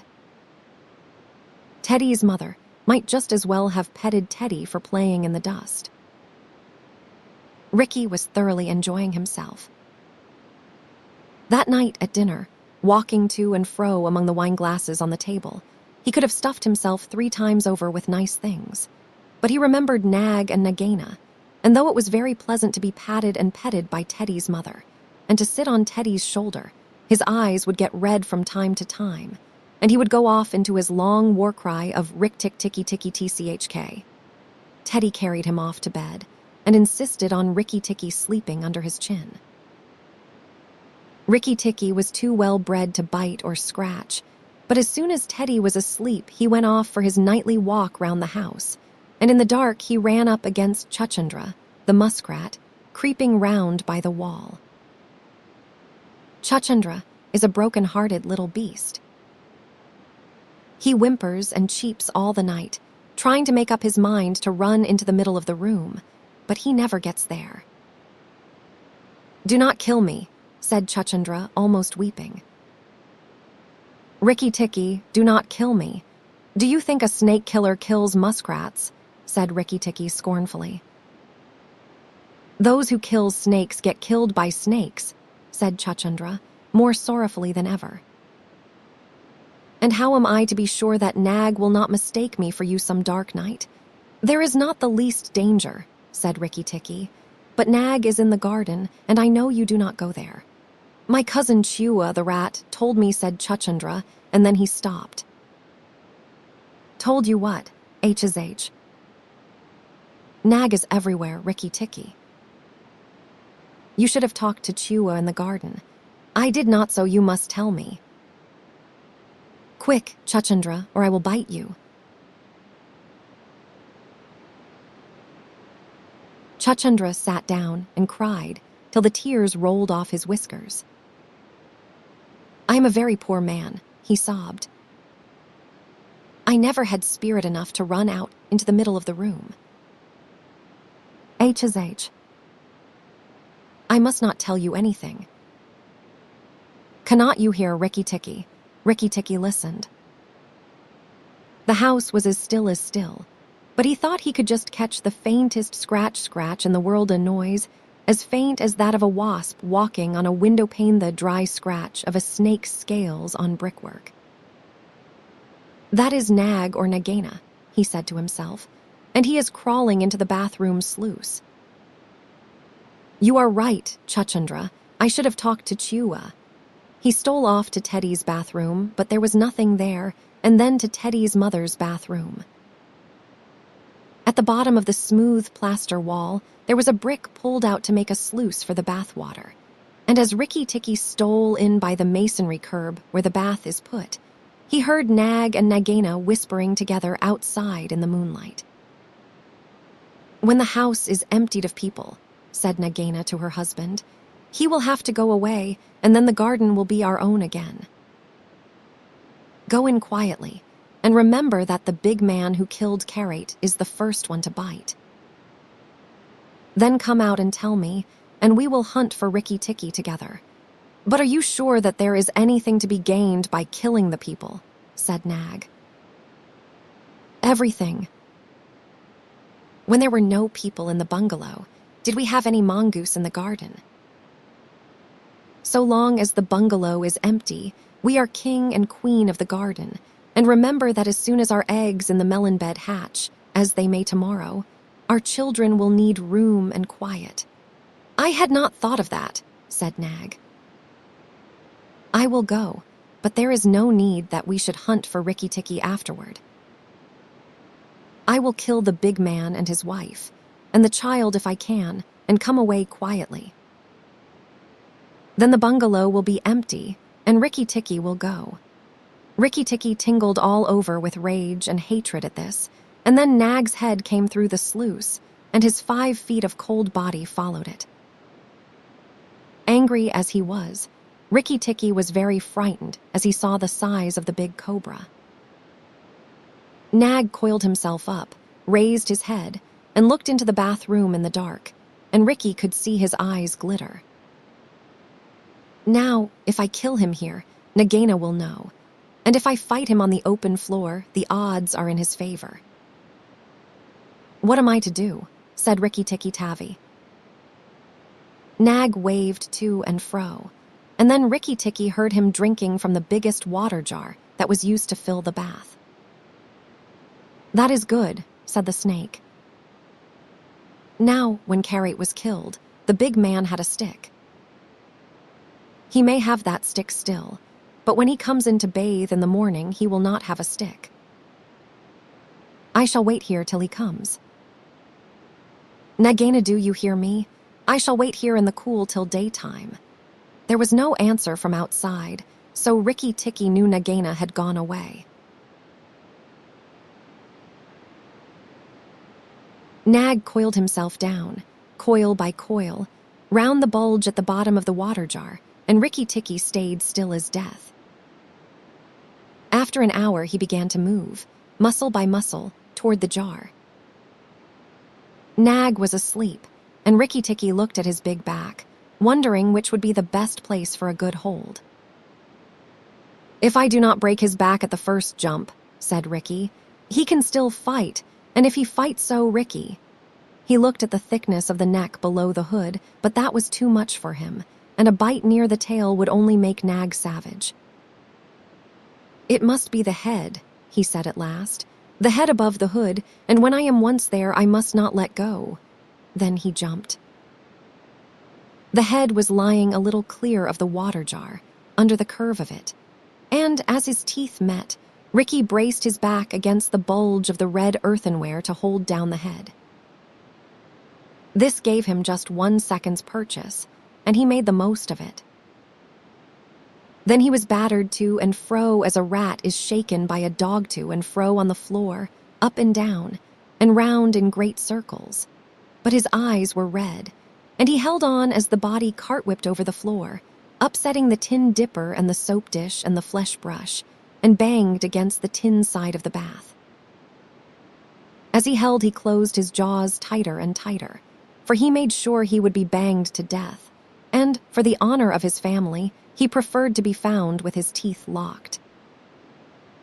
He was dizzy, aching, and felt shaken to pieces when something went off like a thunderclap just behind him. A hot wind knocked him senseless, and red fire singed his fur. The big man had been wakened by the noise, and had fired both barrels of a shotgun into Nag just behind the hood. Rikki-Tikki held on with his eyes shut, for now he was quite sure he was dead. But the head did not move, and the big man picked him up and said, "It is the mongoose again, Alice. The little chap has saved our lives now." Then Teddy's mother came in with a very white face and saw what was left of Nag, and Rikki-Tikki dragged himself to Teddy's bedroom and spent half the rest of the night shaking himself tenderly to find out whether he really was broken into 40 pieces, as he fancied. When morning came, he was very stiff, but well pleased with his doings. "Now I have Nagaina to settle with, and she will be worse than 5 nags, and there is no knowing when the eggs she spoke of will hatch. Goodness! I must go and see Darzee," he said.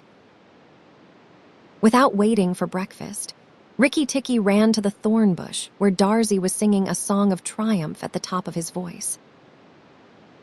The news of Nag's death was all over the garden, for the sweeper had thrown the body on the rubbish heap. "Oh, you stupid tuft of feathers," said Rikki-Tikki angrily. "Is this the time to sing? Nag is dead, is dead, is dead," sang Darzee. The valiant Rikki-Tikki caught him by the head and held fast. The big man brought the bang stick, and Nag fell in 2 pieces. "He will never eat my bobbies again." "All that is true enough, but where's Nagaina?" said Rikki-Tikki, looking carefully round him. "Nagaina came to the bathroom sluice and called for Nag," Darzee went on. "And Nag came out on the end of a stick. The sweeper picked him up on the end of a stick and threw him upon the rubbish heap. Let us sing about the great, the red-eyed Rikki-Tikki." And Darzee filled his throat and sang. "If I could get up to your nest, I would roll all your bobbies out," said Rikki-Tikki. "You do not know when to do the right thing at the right time. You are safe enough in your nest there, but it is war for me down here." "Stop singing a minute, Darzee. For the great, the beautiful Rikki-Tikki's sake I will stop," said Darzee. "What is it, O killer of the terrible Nag? Where is Nagaina for the 3rd time? On the rubbish heap by the stables, mourning for Nag." "Great is Rikki-Tikki with the white teeth. Bother my white teeth. Have you ever heard where she keeps her eggs? In the melon bed, on the end nearest the wall, where the sun strikes nearly all day. She had them there weeks ago, and you never thought it worth while to tell me. The end nearest the wall, you said. Rikki-Tikki, you are not going to eat her eggs. Not eat exactly. No. Darzee, if you have a grain of sense, you will fly off to the stables and pretend that your wing is broken and let Nagaina chase you away to this bush. I must get to the melon bed, and if I went there now, she would see me. Darzee was a feather-brained little fellow who could never hold more than one idea at a time in his head. And just because he knew that Nagaina's children were born in eggs like his own, he did not think at first that it was fair to kill them. But his wife was a sensible bird, and she knew that cobra's eggs meant young cobras later on. So she flew off from the nest and left Darzee to keep the bobbies warm and continue his song about the death of Nag. Darzee was very like a man in some ways. She fluttered in front of Nagaina by the rubbish heap and cried out, "Oh, my wing is broken." The boy in the house threw a stone at me and broke it. Then she fluttered more desperately than ever. Nagaina lifted up her head and hissed, "You warned Rikki-Tikki when I would have killed him." Indeed and truly, you have chosen a bad place to be lame in. And she moved toward Darzee's wife, slipping along over the dust. The boy broke it with a stone, shrieked Darzee's wife. Well, it may be some consolation to you when you are dead to know that I shall settle accounts with the boy. My husband lies on the rubbish heap this morning, but before night, the boy in the house will lie very still. What is the use of running away? I am sure to catch you. Little fool, look at me. Darzee's wife knew better than to do that, for a bird who looks at a snake's eyes gets so frightened that she cannot move. Darzee's wife fluttered on, piping sorrowfully and never leaving the ground, and Nagaina quickened her pace. Rikki-Tikki heard them going up the path from the stables, and he raced for the end of the melon patch near the wall. There, in the warm litter about the melons, very cunningly hidden, he found 25 eggs, about the size of a bantam's eggs, but with whitish skin instead of shell. I was not a day too soon, he said, for he could see the baby cobras curled up inside the skin, and he knew that the minute they were hatched they could each kill a man or a mongoose. He bit off the tops of the eggs as fast as he could, taking care to crush the young cobras, and turned over the litter from time to time to see whether he had missed any. At last there were only 3 eggs left, and Rikki-Tikki began to chuckle to himself when he heard Darzee's wife screaming, "Rikki-Tikki, I led Nagaina toward the house, and she has gone into the veranda and oh, come quickly she means killing." Rikki-Tikki smashed 2 eggs and tumbled backward down the melon bed with the 3rd egg in his mouth, and scuttled to the veranda as hard as he could put foot to the ground. Teddy and his mother and father were there at early breakfast, but Rikki-Tikki saw that they were not eating anything. They sat stone still, and their faces were white. Nagaina was coiled up on the matting by Teddy's chair, within easy striking distance of Teddy's bare leg, and she was swaying to and fro singing a song of triumph. "Son of the big man that killed Nag," she hissed, "stay still." "I am not ready yet." "Wait a little." "Keep very still, all you 3. If you move, I strike, and if you do not move, I strike." "Oh, foolish people who killed my Nag." Teddy's eyes were fixed on his father, and all his father could do was to whisper, "Sit still, Teddy. You must not move." "Teddy, keep still." Then Rikki-Tikki came up and cried, "Turn round, Nagaina, turn and fight." "All in good time," said she, without moving her eyes. "I will settle my account with you presently. Look at your friends, Rikki-Tikki. They are still and white. They are afraid. They dare not move, and if you come a step nearer, I strike." "Look at your eggs," said Rikki-Tikki, "in the melon bed near the wall." Go and look, Nagaina. The big snake turned half round and saw the egg on the veranda. Oh. Give it to me, she said. Rikki-Tikki put his paws one on each side of the egg, and his eyes were blood red. What price for a snake's egg? For a young cobra. For a young king cobra. For the very last of the brood. The ants are eating all the others down by the melon bed. Nagaina spun clear round, forgetting everything for the sake of the one egg, and Rikki-Tikki saw Teddy's father shoot out a big hand, catch Teddy by the shoulder, and drag him across the little table with the teacups, safe and out of reach of Nagaina. Tricked. Tricked. Tricked. Rick-TCK, chuckled Rikki-Tikki. The boy is safe, and it was I that caught Nag by the hood last night in the bathroom.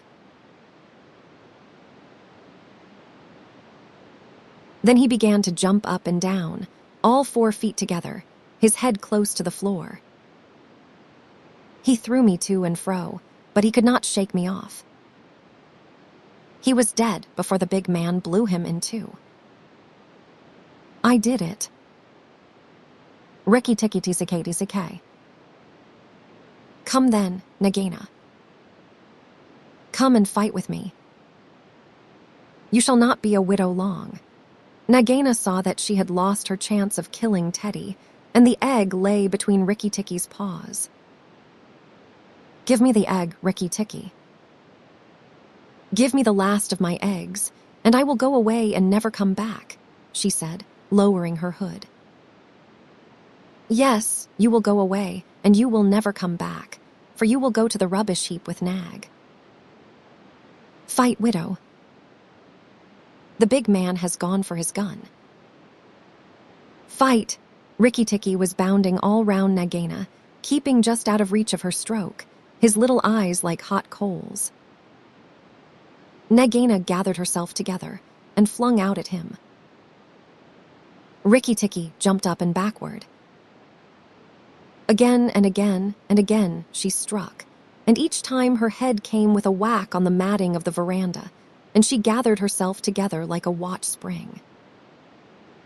Then Rikki-Tikki danced in a circle to get behind her, and Nagaina spun round to keep her head to his head, so that the rustle of her tail on the matting sounded like dry leaves blown along by the wind. He had forgotten the egg.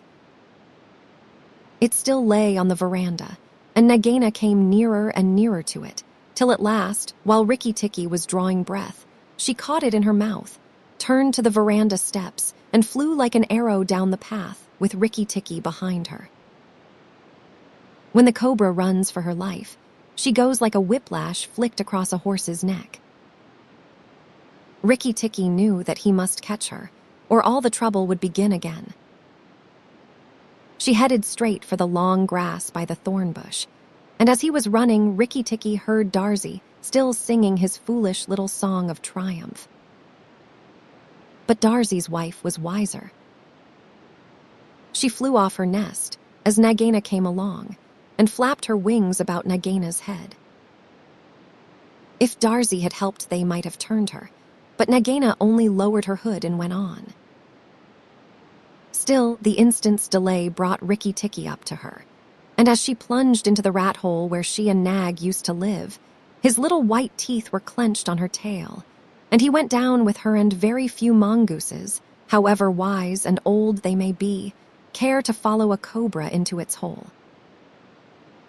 It was dark in the hole, and Rikki-Tikki never knew when it might open out and give Nagaina room to turn and strike at him. He held on savagely and struck out his feet to act as brakes on the dark slope of the hot, moist earth. Then the grass by the mouth of the hole stopped waving, and Darzee said, "It is all over with Rikki-Tikki. We must sing his death song.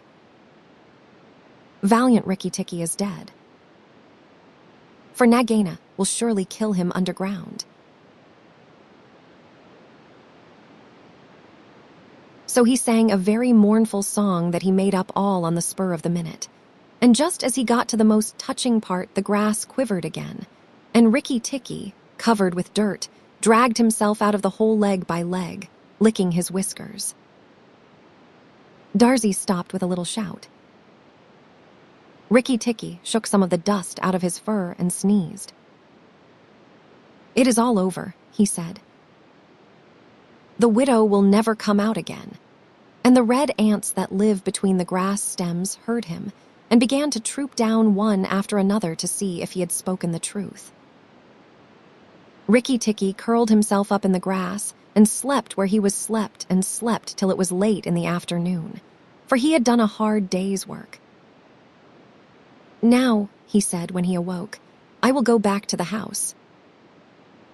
Tell the coppersmith, Darzee, and he will tell the garden that Nagaina is dead." The coppersmith is a bird who makes a noise exactly like the beating of a little hammer on a copper pot. And the reason he is always making it is because he is the town crier to every Indian garden and tells all the news to everybody who cares to listen.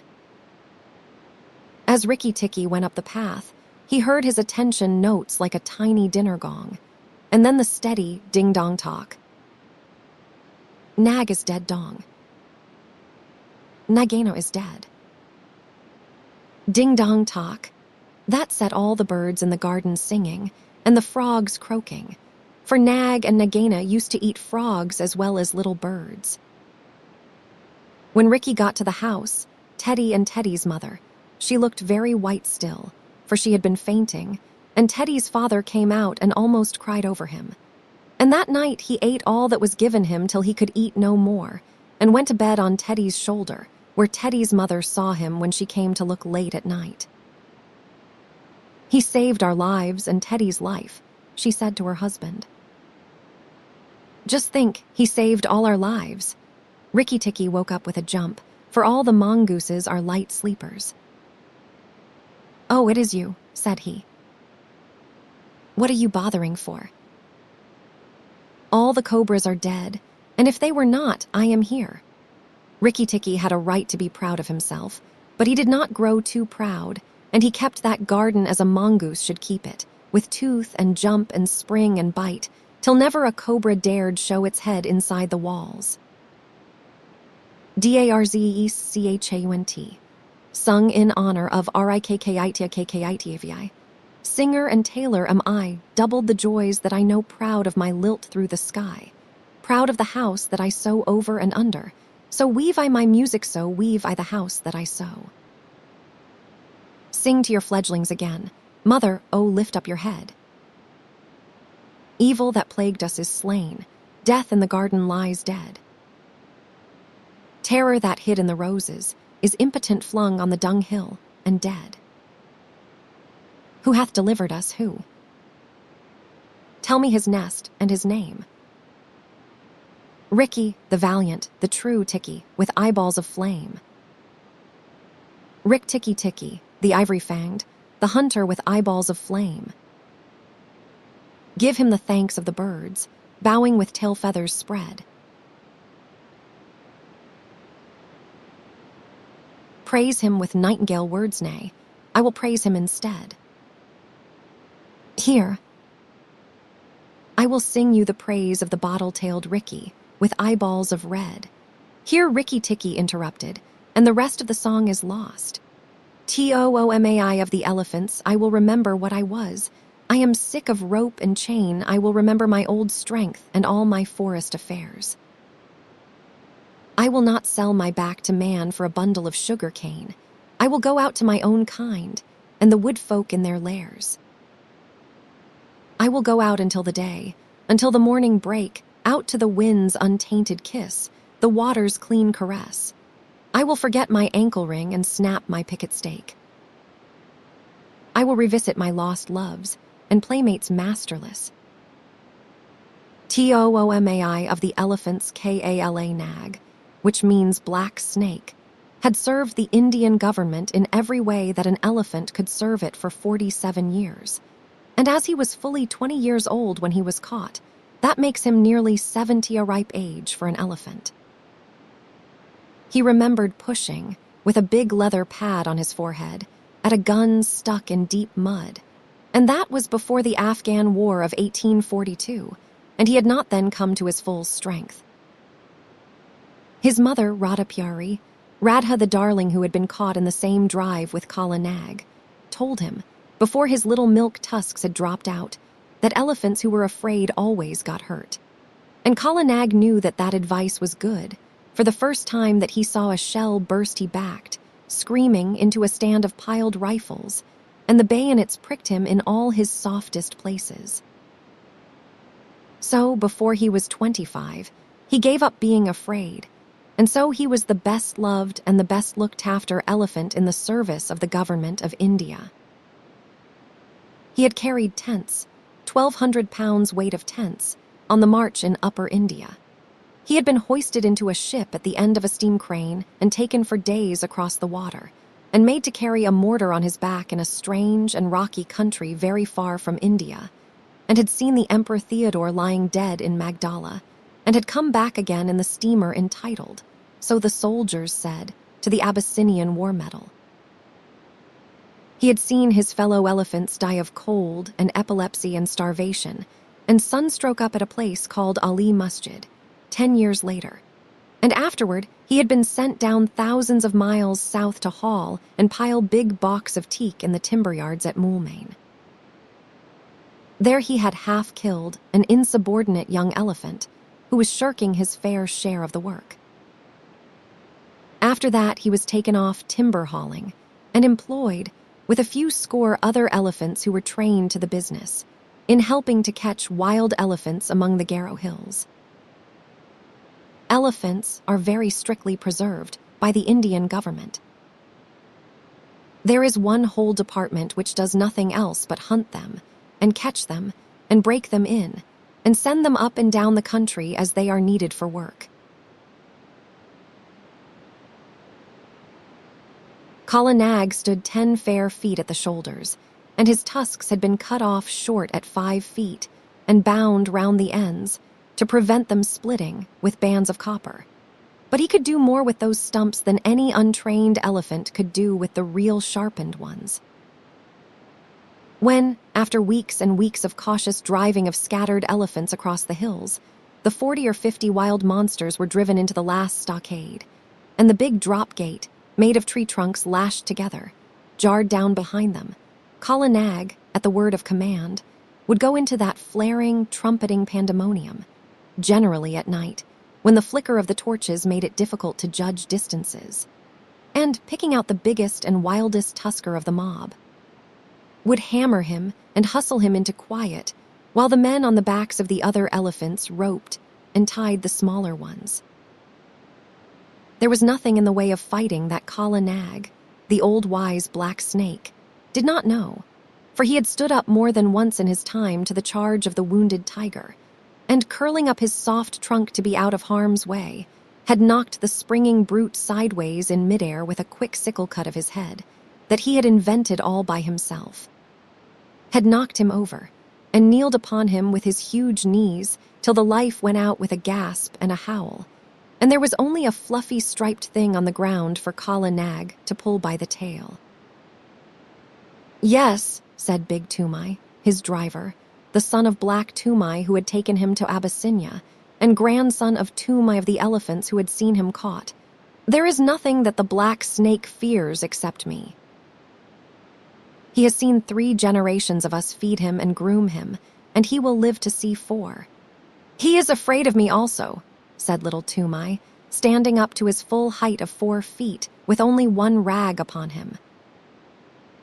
He was 10 years old, the eldest son of Big TOOMAI, and according to custom, he would take his father's place on Kala Nag's neck when he grew up, and would handle the heavy iron ankus, the elephant goad that had been worn smooth by his father, and his grandfather, and his great-grandfather. He knew what he was talking of, for he had been born under Kala Nag's shadow, had played with the end of his trunk before he could walk, had taken him down to water as soon as he could walk, and Kala Nag would no more have dreamed of disobeying his shrill little orders than he would have dreamed of killing him on that day, when big TOOMAI carried the little brown baby under Kala Nag's tusks and told him to salute his master that was to be. "Yes," said little TOOMAI, "he is afraid of me." And he took long strides up to Kala Nag, called him a fat old pig, and made him lift up his feet one after the other. "Wah," said little TOOMAI, "thou art a big elephant," and he wagged his fluffy head, quoting his father. "The government may pay for elephants, but they belong to us mahouts. When thou art old, Kala Nag, there will come some rich Raja, and he will buy thee from the government, on account of thy size and thy manners, and then thou wilt have nothing to do but to carry gold earrings in thy ears, and a gold howdah on thy back, and a red cloth covered with gold on thy sides, and walk at the head of the processions of the king. Then I shall sit on thy neck, O Kala Nag, with a silver ankus, and men will run before us with golden sticks, crying, 'Room for the king's elephant.' That will be good, Kala Nag, but not so good as this hunting in the jungles." "Umph," said big TOOMAI. "Thou art a boy, and as wild as a buffalo calf. This running up and down among the hills is not the best government service. I am getting old, and I do not love wild elephants. Give me brick elephant lines, one stall to each elephant, and big stumps to tie them to safely, and flat, broad roads to exercise upon, instead of this come-and-go camping." Aha, the Kanpur barracks were good. There was a bazaar close by, and only 3 hours work a day. Little TOOMAI remembered the Kanpur elephant lines and said nothing. He very much preferred the camp life, and hated those broad, flat roads, with the daily grubbing for grass in the forage reserve, and the long hours when there was nothing to do except to watch Kala Nag fidgeting in his pickets. What little TOOMAI liked was to scramble up bridle paths that only an elephant could take, the dip into the valley below, the glimpses of the wild elephants browsing miles away, the rush of the frightened pig and peacock under Kala Nag's feet, the blinding warm rains when all the hills and valleys smoked, the beautiful misty mornings when nobody knew where they would camp that night, the steady, cautious drive of the wild elephants, and the mad rush and blaze and hullabaloo of the last night's drive, when the elephants poured into the stockade like boulders in a landslide, found that they could not get out, and flung themselves at the heavy posts only to be driven back by yells and flaring torches and volleys of blank cartridge. Even a little boy could be of use there, and TOOMAI was as useful as 3 boys. He would get his torch and wave it, and yell with the best. But the really good time came when the driving out began, and the Kedah, that is, the stockade, looked like a picture of the end of the world, and men had to make signs to one another because they could not hear themselves speak. Then little TOOMAI would climb up to the top of one of the quivering stockade posts, his sun-bleached brown hair flying loose all over his shoulders, and he looking like a goblin in the torchlight. And as soon as there was a lull, you could hear his high-pitched yells of encouragement to Kala Nag, above the trumpeting and crashing, and snapping of ropes, and groans of the tethered elephants. "Mail, mail, Kala Nag. Go on, black snake, Dantdu. Give him the tusk, Somalo. Somalo, careful, careful, Marrow. Mar. Hit him, mind the post. R. Hi. Yai. KAA'S, he would shout, and the big fight between Kala Nag and the wild elephant would sway to and fro across the Kedah, and the old elephant catchers would wipe the sweat out of their eyes and find time to nod to little TOOMAI wriggling with joy on the top of the posts. He did more than wriggle. One night he slid down from the post and slipped in between the elephants and threw up the loose end of a rope, which had dropped, to a driver who was trying to get a purchase on the leg of a kicking young calf, calves, always give more trouble than full-grown animals. Kala Nag saw him, caught him in his trunk, and handed him up to Big TOOMAI, who slapped him then and there and put him back on the post. Next morning he gave him a scolding and said, "Are not good brick elephant lines and a little tent carrying enough, that thou must needs go elephant catching on thy own account, little worthless? Now those foolish hunters, whose pay is less than my pay, have spoken to Peterson Sahib of the matter." Little TOOMAI was frightened. He did not know much of white men, but Peterson Sahib was the greatest white man in the world to him. He was the head of all the Quetta operations, the man who caught all the elephants for the government of India, and who knew more about the ways of elephants than any living man. "What will happen?" said little TOOMAI. "Happen, the worst that can happen. Peterson Sahib is a madman. Else, why should he go hunting these wild devils? He may even require thee to be an elephant catcher, to sleep anywhere in these fever-filled jungles, and at last to be trampled to death in the Quetta. It is well that this nonsense ends safely. Next week the catching is over, and we of the plains are sent back to our stations.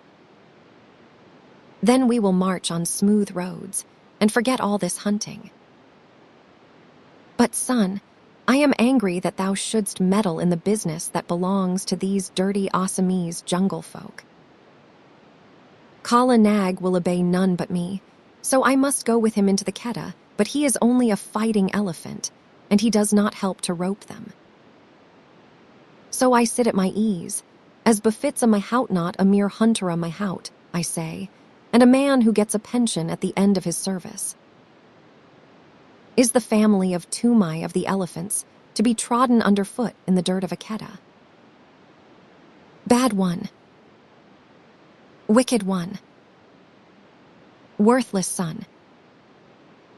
Go and wash Kala Nag and attend to his ears, and see that there are no thorns in his feet, or else Peterson Sahib will surely catch thee and make thee a wild hunter, a follower of elephant's foot tracks, a jungle bear. Bah. Shame. Go." Little TOOMAI went off without saying a word, but he told Kala Nag all his grievances while he was examining his feet. "No matter," said little TOOMAI, turning up the fringe of Kala Nag's huge right ear. "They have said my name to Peterson Sahib, and perhaps who knows. Hi. That is a big thorn that I have pulled out." The next few days were spent in getting the elephants together, in walking the newly caught wild elephants up and down between a couple of tame ones, to prevent them from giving too much trouble on the downward march to the plains, and in taking stock of the blankets and ropes and things that had been worn out or lost in the forest. Peterson Sahib came in on his clever she-elephant Padmini. He had been paying off other camps among the hills, for the season was coming to an end, and there was a native clerk sitting at a table under a tree to pay the drivers their wages. As each man was paid, he went back to his elephant and joined the line that stood ready to start. The catchers and hunters and beaters, the men of the regular Quetta, who stayed in the jungle year in and year out, sat on the backs of the elephants that belonged to Peterson Sahib's permanent force, or leaned against the trees with their guns across their arms, and made fun of the drivers who were going away, and laughed when the newly caught elephants broke the line and ran about. Big TOOMAI went up to the clerk with little TOOMAI behind him, and Matua Appa, the head tracker, said in an undertone to a friend of his, "There goes one piece of good elephant stuff at least. 'Tis a pity to send that young jungle cock to molt in the plains." Now Peterson Sahib had ears all over him, as a man must have who listens to the most silent of all living things, the wild elephant. He turned where he was lying all along on Padmini's back and said, "What is that?" I did not know of a man among the plane drivers who had wit enough to rope even a dead elephant. This is not a man, but a boy. He went into the Keta at the last drive and threw Barmo there the rope when we were trying to get that young calf with the blotch on his shoulder away from his mother.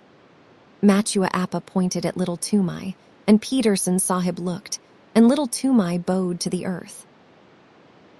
He throw a rope. He is smaller than a picket pin. Little one, what is thy name? Said Peterson Sahib. Little Toomai was too frightened to speak, but Kala Nag was behind him, and Toomai made a sign with his hand, and the elephant caught him up in his trunk and held him level with Padmini's forehead in front of the great Peterson Sahib. Then little Toomai covered his face with his hands, for he was only a child, and except where elephants were concerned, he was just as bashful as a child could be. "Oh ho," said Peterson Sahib, smiling underneath his mustache, "and why didst thou teach thy elephant that trick?" "Was it to help thee steal green corn from the roofs of the houses when the ears are put out to dry?" "Not green corn, protector of the poor melons," said little Toomai, and all the men sitting about broke into a roar of laughter. Most of them had taught their elephants that trick when they were boys. Little Toomai was hanging 8 feet up in the air, and he wished very much that he were 8 feet underground. "He is Toomai, my son Sahib," said Big Toomai, scowling. "He is a very bad boy, and he will end in a jail, Sahib." "Of that I have my doubts," said Peterson Sahib. "A boy who can face a full Keter at his age does not end in jails. See, little one, here are 4 annas to spend in sweetmeats, because thou hast a little head under that great thatch of hair. In time thou mayest become a hunter too." Big Toomai scowled more than ever. "Remember, though, that Ketas are not good for children to play in," Peterson Sahib went on. "Must I never go there, Sahib?" asked little Toomai with a big gasp. "Yes," Peterson Sahib smiled again. "When thou hast seen the elephants dance. That is the proper time. Come to me when thou hast seen the elephants dance, and then I will let thee go into all the Ketas." There was another roar of laughter, for that is an old joke among elephant catchers, and it means just never. There are great cleared flat places hidden away in the forests that are called elephants' ballrooms, but even these are found only by accident, and no man has ever seen the elephants dance. When a driver boasts of his skill and bravery, the other drivers say, "And when didst thou see the elephants dance?" Kala Nag put little Toomai down, and he bowed to the earth again and went away with his father, and gave the silver 4-anna piece to his mother, who was nursing his baby brother, and they all were put up on Kala Nag's back, and the line of grunting, squealing elephants rolled down the hill path to the plains. It was a very lively march on account of the new elephants, who gave trouble at every ford, and who needed coaxing or beating every other minute. Big Toomai prodded Kala Nag spitefully, for he was very angry, but little Toomai was too happy to speak. Peterson Sahib had noticed him, and given him money, so he felt as a private soldier would feel if he had been called out of the ranks and praised by his commander-in-chief. "What did Peterson Sahib mean by the elephant dance?" he said at last, softly to his mother. Big Toomai heard him and grunted. "That thou shouldst never be one of these hill buffaloes of trackers." That was what he meant. "Oh, you in front, what is blocking the way?" An Assamese driver, 2 or 3 elephants ahead, turned round angrily, crying, "Bring up Kala Nag and knock this youngster of mine into good behavior." Why should Peterson Sahib have chosen me to go down with you donkeys of the rice fields? Lay your beast alongside, Toomai, and let him prod with his tusks. By all the gods of the hills, These new elephants are possessed, or else they can smell their companions in the jungle. Kala Nag hit the new elephant in the ribs and knocked the wind out of him. As Big TOOMAI said, "We have swept the hills of wild elephants at the last catch. It is only your carelessness in driving. Must I keep order along the whole line?" "Hear him," said the other driver. "We have swept the hills." "Ho, ho. You are very wise, you plains people. Anyone but a mudhead who never saw the jungle would know that the drives are ended for the season. Therefore all the wild elephants tonight will, but why should I waste wisdom on a river turtle? What will they do?" Little TOOMAI called out. "Oh, little one. Art thou there? Well, I will tell thee, for thou hast a cool head. They will dance, and it behooves thy father, who has swept all the hills of all the elephants, to double chain his pickets tonight." "What talk is this?" said Big TOOMAI. "For 40 years, father and son, we have tended elephants, and we have never heard such moonshine about dances." "Yes, but a plainsman who lives in a hut knows only the 4 walls of his hut." "Well, leave thy elephants unshackled tonight and see what comes. As for their dancing, I have seen the place where Bapribap. How many windings has the Dihang River? Here is another ford, and we must swim the calves. Stop still, you behind there." And in this way, talking and wrangling and splashing through the rivers, they made their first march to a sort of receiving camp for the new elephants, but they lost their tempers long before they got there. Then the elephants were chained by their hind legs to their big stumps of pickets, and extra ropes were fitted to the new elephants, and the fodder was piled before them, and the hill drivers went back to Peterson Sahib through the afternoon light, telling the plains drivers to be extra careful that night, and laughing when the plains drivers asked the reason. Little TOOMAI attended to Kala Nag's supper, and as evening fell, wandered through the camp, unspeakably happy, in search of a tom-tom. When an Indian child's heart is full, he does not run about and make a noise in an irregular fashion. He sits down to a sort of revel all by himself. And little TOOMAI had been spoken to by Peterson Sahib. If he had not found what he wanted, I believe he would have burst. But the sweatmeat seller in the camp lent him a little tom-tom drum, beaten with the flat of the hand end. He sat down, cross-legged, before Kala Nag as the stars began to come out, the tom-tom in his lap, and he thumped and he thumped and he thumped, and the more he thought of the great honor that had been done to him, the more he thumped, all alone among the elephant fodder. There was no tune and no words, but the thumping made him happy. The new elephants strained at their ropes and squealed and trumpeted from time to time, and he could hear his mother in the camp hut putting his small brother to sleep with an old, old song about the great god SHIV, who once told all the animals what they should eat. It is a very soothing lullaby, and the first verse says, "SHIV, who poured the harvest and made the winds to blow, sitting at the doorways of a day of long ago, gave to each his portion, food and toil and fate, from the king upon the gutty to the beggar at the gate. All things made he Shiva the preserver. Mahideo. Mahideo. He made all thorn for the camel, fodder for the kine, and mother's heart for sleepy head, O little son of mine." Little TOOMAI came in with a joyous tunk-a-tunk at the end of each verse, till he felt sleepy and stretched himself on the fodder at Kala Nag's side. At last the elephants began to lie down one after another, as is their custom, till only Kala Nag at the right of the line was left standing up, and he rocked slowly from side to side, his ears put forward to listen to the night wind as it blew very slowly across the hills. The air was full of all the night noises that, taken together, make one big silence, the click of one bamboo stem against the other, the rustle of something alive in the undergrowth, the scratch and squawk of a half-waked bird. Birds are awake in the night, much more often than we imagine, and the fall of water ever so far away.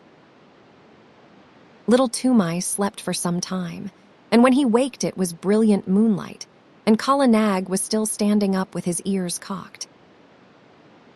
Little Toomai turned, rustling in the fodder, and watched the curve of his big back against half the stars in heaven. And while he watched, he heard, so far away that it sounded no more than a pinhole of noise pricked through the stillness, the hoot-toot of a wild elephant. All the elephants in the lines jumped up as if they had been shot, and their grunts at last waked the sleeping mahouts, and they came out and drove in the picket pegs with big mallets, and tightened this rope, and knotted that till all was quiet. One new elephant had nearly grubbed up his picket, and big Toomai took off Kala Nag's leg chain and shackled that elephant 4 foot to hind foot, but slipped a loop of grass string round Kala Nag's leg, and told him to remember that he was tied fast. He knew that he and his father and his grandfather had done the very same thing hundreds of times before. Kala Nag did not answer to the order by gurgling, as he usually did. He stood still, looking out across the moonlight, his head a little raised and his ears spread like fans, up to the great folds of the Garo hills. "Look to him if he grows restless in the night," said Big Toomai to Little Toomai, and he went into the hut and slept. Little Toomai was just going to sleep, too, when he heard the coir string snap with a little tang, and Kala Nag rolled out of his pickets as slowly and as silently as a cloud rolls out of the mouth of a valley. Little Toomai pattered after him, barefooted, down the road in the moonlight, calling under his breath, "Kala Nag! Kala Nag! Take me with you, O Kala Nag!" The elephant turned without a sound, took 3 strides back to the boy in the moonlight, put down his trunk, swung him up to his neck, and almost before Little Toomai had settled his knees, slipped into the forest. There was one blast of furious trumpeting from the lines, and then the silence shut down on everything, and Kala Nag began to move. Sometimes a tuft of high grass washed along his sides as a wave washes along the sides of a ship, and sometimes a cluster of wild pepper vines would scrape along his back, or a bamboo would creak where his shoulder touched it. But between those times, he moved absolutely without any sound, drifting through the thick Garo forest as though it had been smoke. He was going uphill, but though Little Toomai watched the stars and the rifts of the trees, he could not tell in what direction. Then Kala Nag reached the crest of the ascent and stopped for a minute, and Little Toomai could see the tops of the trees lying all speckled and furry under the moonlight for miles and miles, and the blue-white mist over the river in the hollow. Toomai leaned forward and looked, and he felt that the forest was awake below him, awake and alive and crowded. A big brown fruit-eating bat brushed past his ear. A porcupine's quills rattled in the thicket, and in the darkness between the tree stems, he heard a hog bear digging hard in the moist, warm earth and snuffing as it digged. Then the branches closed over his head again, and Kala Nag began to go down into the valley, not quietly this time, but as a runaway gun goes down a steep bank in one rush. The huge limbs moved as steadily as pistons, 8 feet to each stride, and the wrinkled skin of the elbow points rustled. The undergrowth on either side of him ripped with a noise like torn canvas, and the saplings that he heaved away right and left with his shoulders sprang back again, and banged him on the flank, and great trails of creepers, all matted together, hung from his tusks as he threw his head from side to side and plowed out his pathway.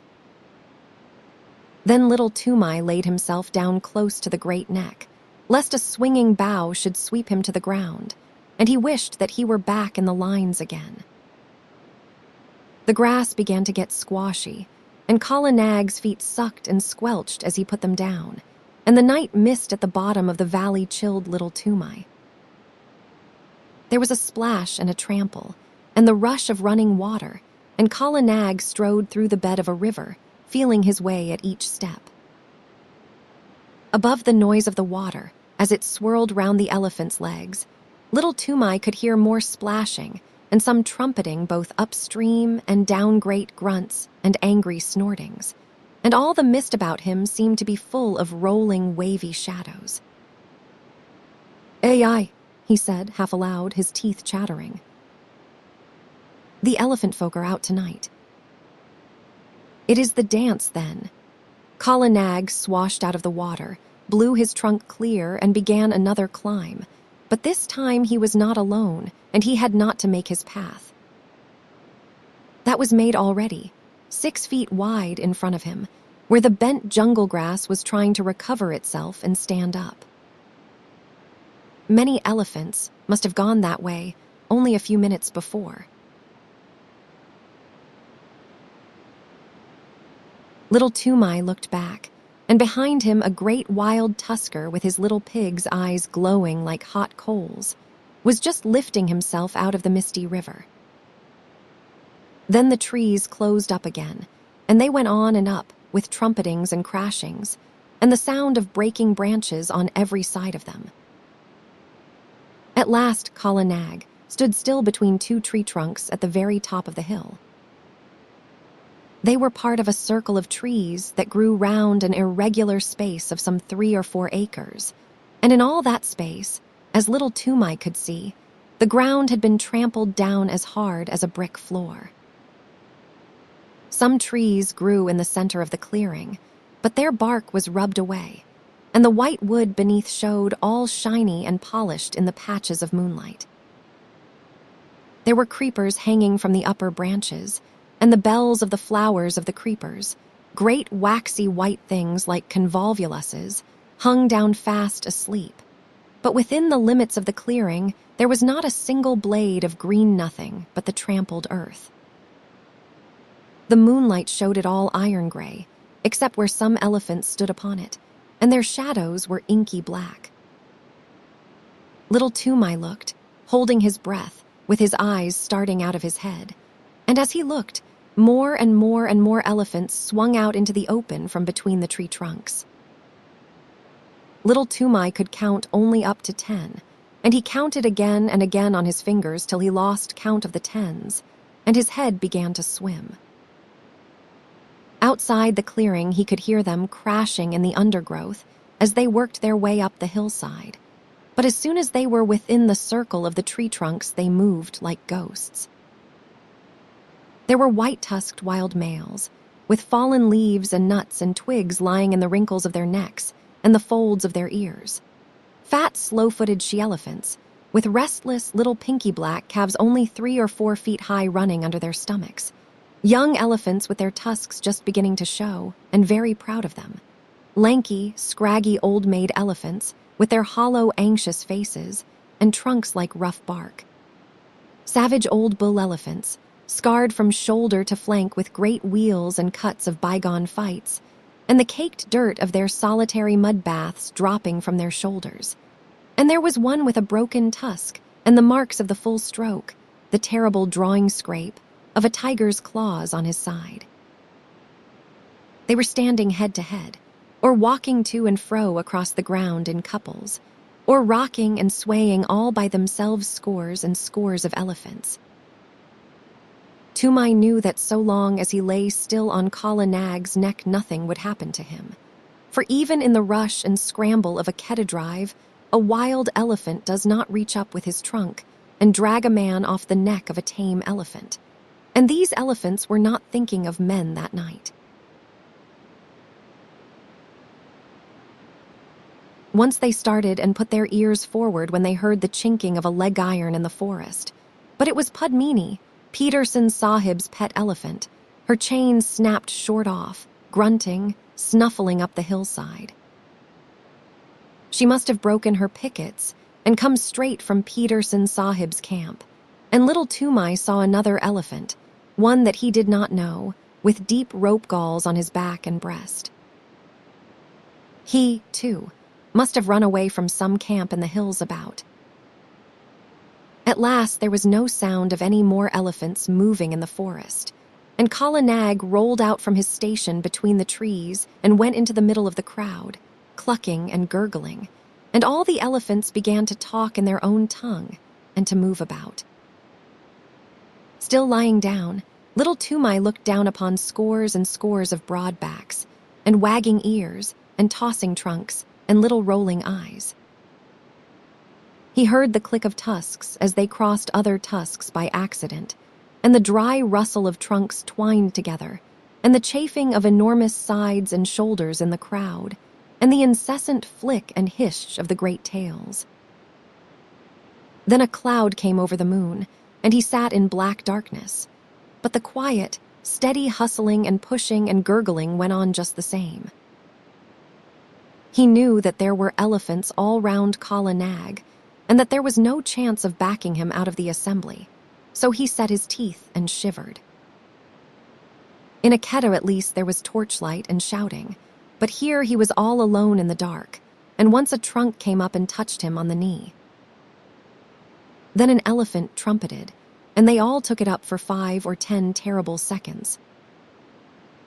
The dew from the trees above spattered down like rain on the unseen backs, and a dull booming noise began, not very loud at first, and little Toomai could not tell what it was, but it grew, and Kala Nag lifted up one forefoot and then the other, and brought them down on the ground 1, 2, as steadily as trip hammers. The elephants were stamping all together now, and it sounded like a war drum beaten at the mouth of a cave. The dew fell from the trees till there was no more left to fall, and the booming went on, and the ground rocked and shivered, and little Toomai put his hands up to his ears to shut out the sound. But it was all one gigantic jar that ran through him, this stamp of hundreds of heavy feet on the raw earth. Once or twice he could feel Kala Nag and all the others surge forward a few strides, and the thumping would change to the crushing sound of juicy green things being bruised. But in a minute or two, the boom of feet on hard earth began again. A tree was creaking and groaning somewhere near him. He put out his arm and felt the bark, but Kala Nag moved forward, still tramping, and he could not tell where he was in the clearing. There was no sound from the elephants, except once, when 2 or 3 little calves squeaked together. Then he heard a thump and a shuffle, and the booming went on. It must have lasted fully 2 hours, and little Toomai ached in every nerve, but he knew by the smell of the night air that the dawn was coming. The morning broke in one sheet of pale yellow behind the green hills, and the booming stopped with the first ray, as though the light had been an order. Before little Toomai had got the ringing out of his head, before even he had shifted his position, there was not an elephant in sight except Kala Nag, Padmini, and the elephant with the rope galls, and there was neither sign nor rustle nor whisper down the hillsides to show where the others had gone. Little Toomai stared again and again. The clearing, as he remembered it, had grown in the night. More trees stood in the middle of it, but the undergrowth and the jungle grass at the sides had been rolled back. Little Toomai stared once more. Now he understood the trampling. The elephants had stamped out more room, had stamped the thick grass and juicy cane to trash, the trash into slivers, the slivers into tiny fibers, and the fibers into hard earth. "Wah," said little Toomai, and his eyes were very heavy. "Kala Nag, my lord, let us keep by Padmini and go to Peterson Sahib's camp, or I shall drop from thy neck." The third elephant watched the two go away, snorted, wheeled round, and took his own path.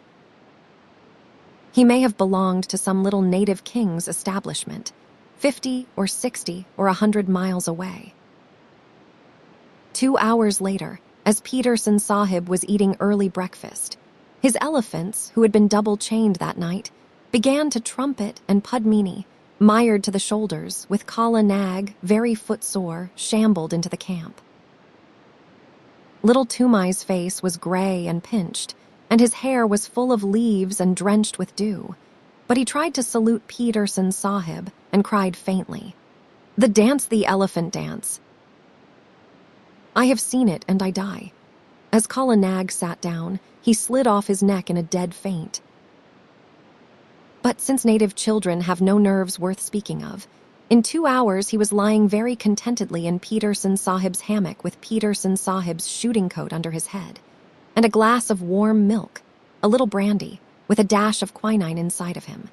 And while the old hairy, scarred hunters of the jungles sat 3 deep before him, looking at him as though he were a spirit, he told his tale in short words, as a child will, and wound up with. "Now, if I lie in one word, send men to see, and they will find that the elephant folk have trampled down more room in their dance room, and they will find 10 and 10, and many times 10, tracks leading to that dance room. They made more room with their feet. I have seen it. Kala Nag took me, and I saw. Also, Kala Nag is very leg-weary. Little Toomai lay back and slept all through the long afternoon and into the twilight, and while he slept, Peterson Sahib and Matua Appa followed the track of the 2 elephants for 15 miles across the hills. Peterson Sahib had spent 18 years in catching elephants, and he had only once before found such a dance place. Matua Appa had no need to look twice at the clearing to see what had been done there, or to scratch with his toe in the packed, rammed earth. "The child speaks truth," said he. "All this was done last night, and I have counted 70 tracks crossing the river. See, Sahib, where Padmini's leg iron cut the bark of that tree." Yes, she was there too. They looked at each other, and up and down, and they wondered, for the ways of elephants are beyond the wit of any man, black or white, to fathom. 40 years and 5, said Matua Appa, have I followed my lord, the elephant, but never have I heard that any child of man had seen what this child has seen. By all the gods of the hills, it is what can we say, and he shook his head. When they got back to camp, it was time for the evening meal. Peterson Sahib ate alone in his tent, but he gave orders that the camp should have 2 sheep and some fowls, as well as a double ration of flour and rice and salt, for he knew that there would be a feast. Big Toomai had come up hot foot from the camp in the plains to search for his son and his elephant, and now that he had found them, he looked at them as though he were afraid of them both. And there was a feast by the blazing campfires in front of the lines of picketed elephants, and little Toomai was the hero of it all. And the big brown elephant catchers, the trackers and drivers and ropers, and the men who know all the secrets of breaking the wildest elephants, passed him from one to the other, and they marked his forehead with blood from the breast of a newly killed jungle cock, to show that he was a forester, initiated and free of all the jungles. And at last, when the flames died down, and the red light of the logs made the elephants look as though they had been dipped in blood too, Matua Appa, the head of all the drivers of all the KAA'S Matua Appa, Peterson Sahib's other self, who had never seen a made road in 40 years. Matua Appa, who was so great that he had no other name than Matua Appa, leaped to his feet, with little Toomai held high in the air above his head, and shouted, "Listen, my brothers. Listen, too, you my lords in the lines there, for I, Matua Appa, am speaking. This little one shall no more be called little Toomai, but Toomai of the elephants, as his great-grandfather was called before him. What never man has seen, he has seen through the long night, and the favor of the elephant folk and of the gods of the jungles is with him. He shall become a great tracker. He shall become greater than I, even I, Matua Appa.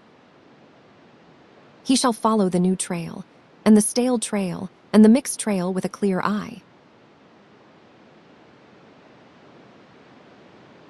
He shall take no harm in the Keddah when he runs under their bellies to rope the wild tuskers. And if he slips before the feet of the charging bull elephant, that bull elephant shall know who he is and shall not crush him. Ahai, my lords in the chains, he whirled up the line of pickets. Here is the little one that has seen your dances in your hidden places, the sight that never man saw. Give him honor, my lords. Salam Karo, my children.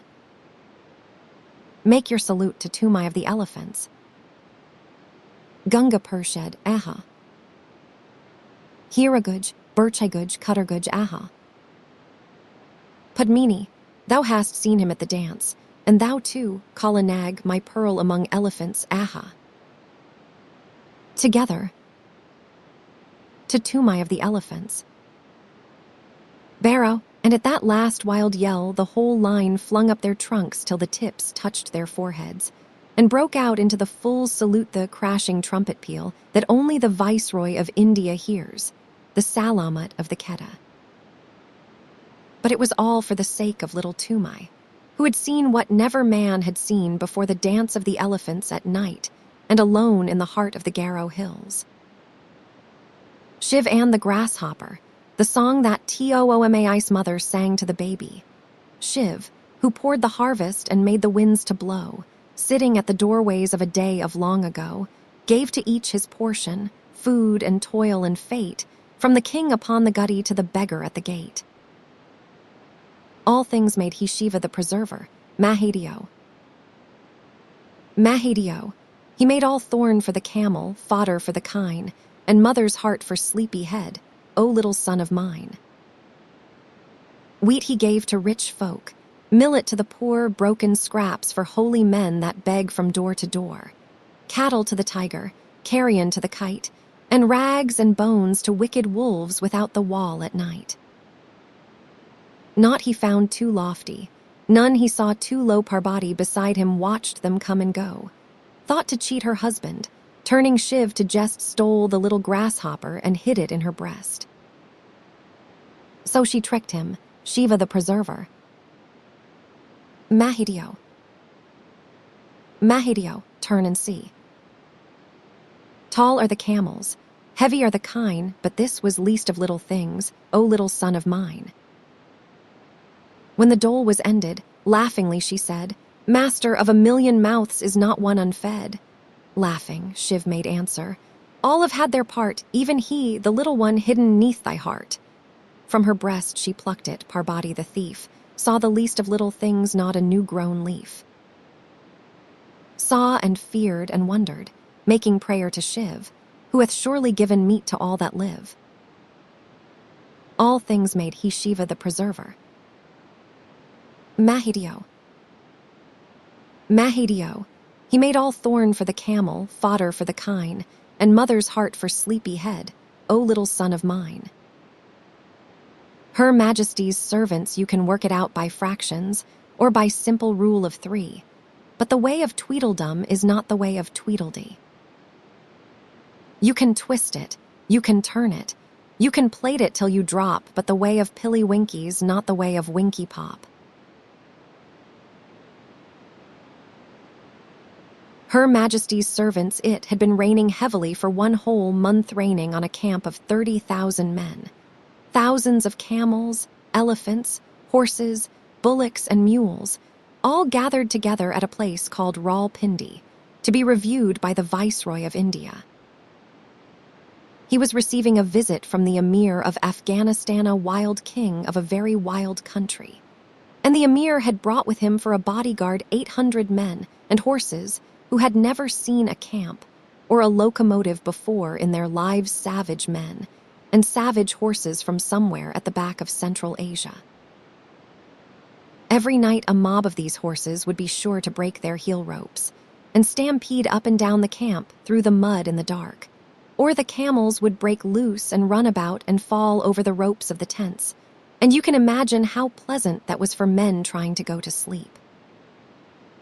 My tent lay far away from the camel lines, and I thought it was safe. But one night a man popped his head in and shouted, "Get out, quick! They are coming." My tent's gone. I knew who they were, so I put on my boots and waterproof and scuttled out into the slush. Little Vixen, my fox terrier, went out through the other side. And then there was a roaring and a grunting and bubbling, and I saw the tent cave in as the poles snapped and begin to dance about like a mad ghost.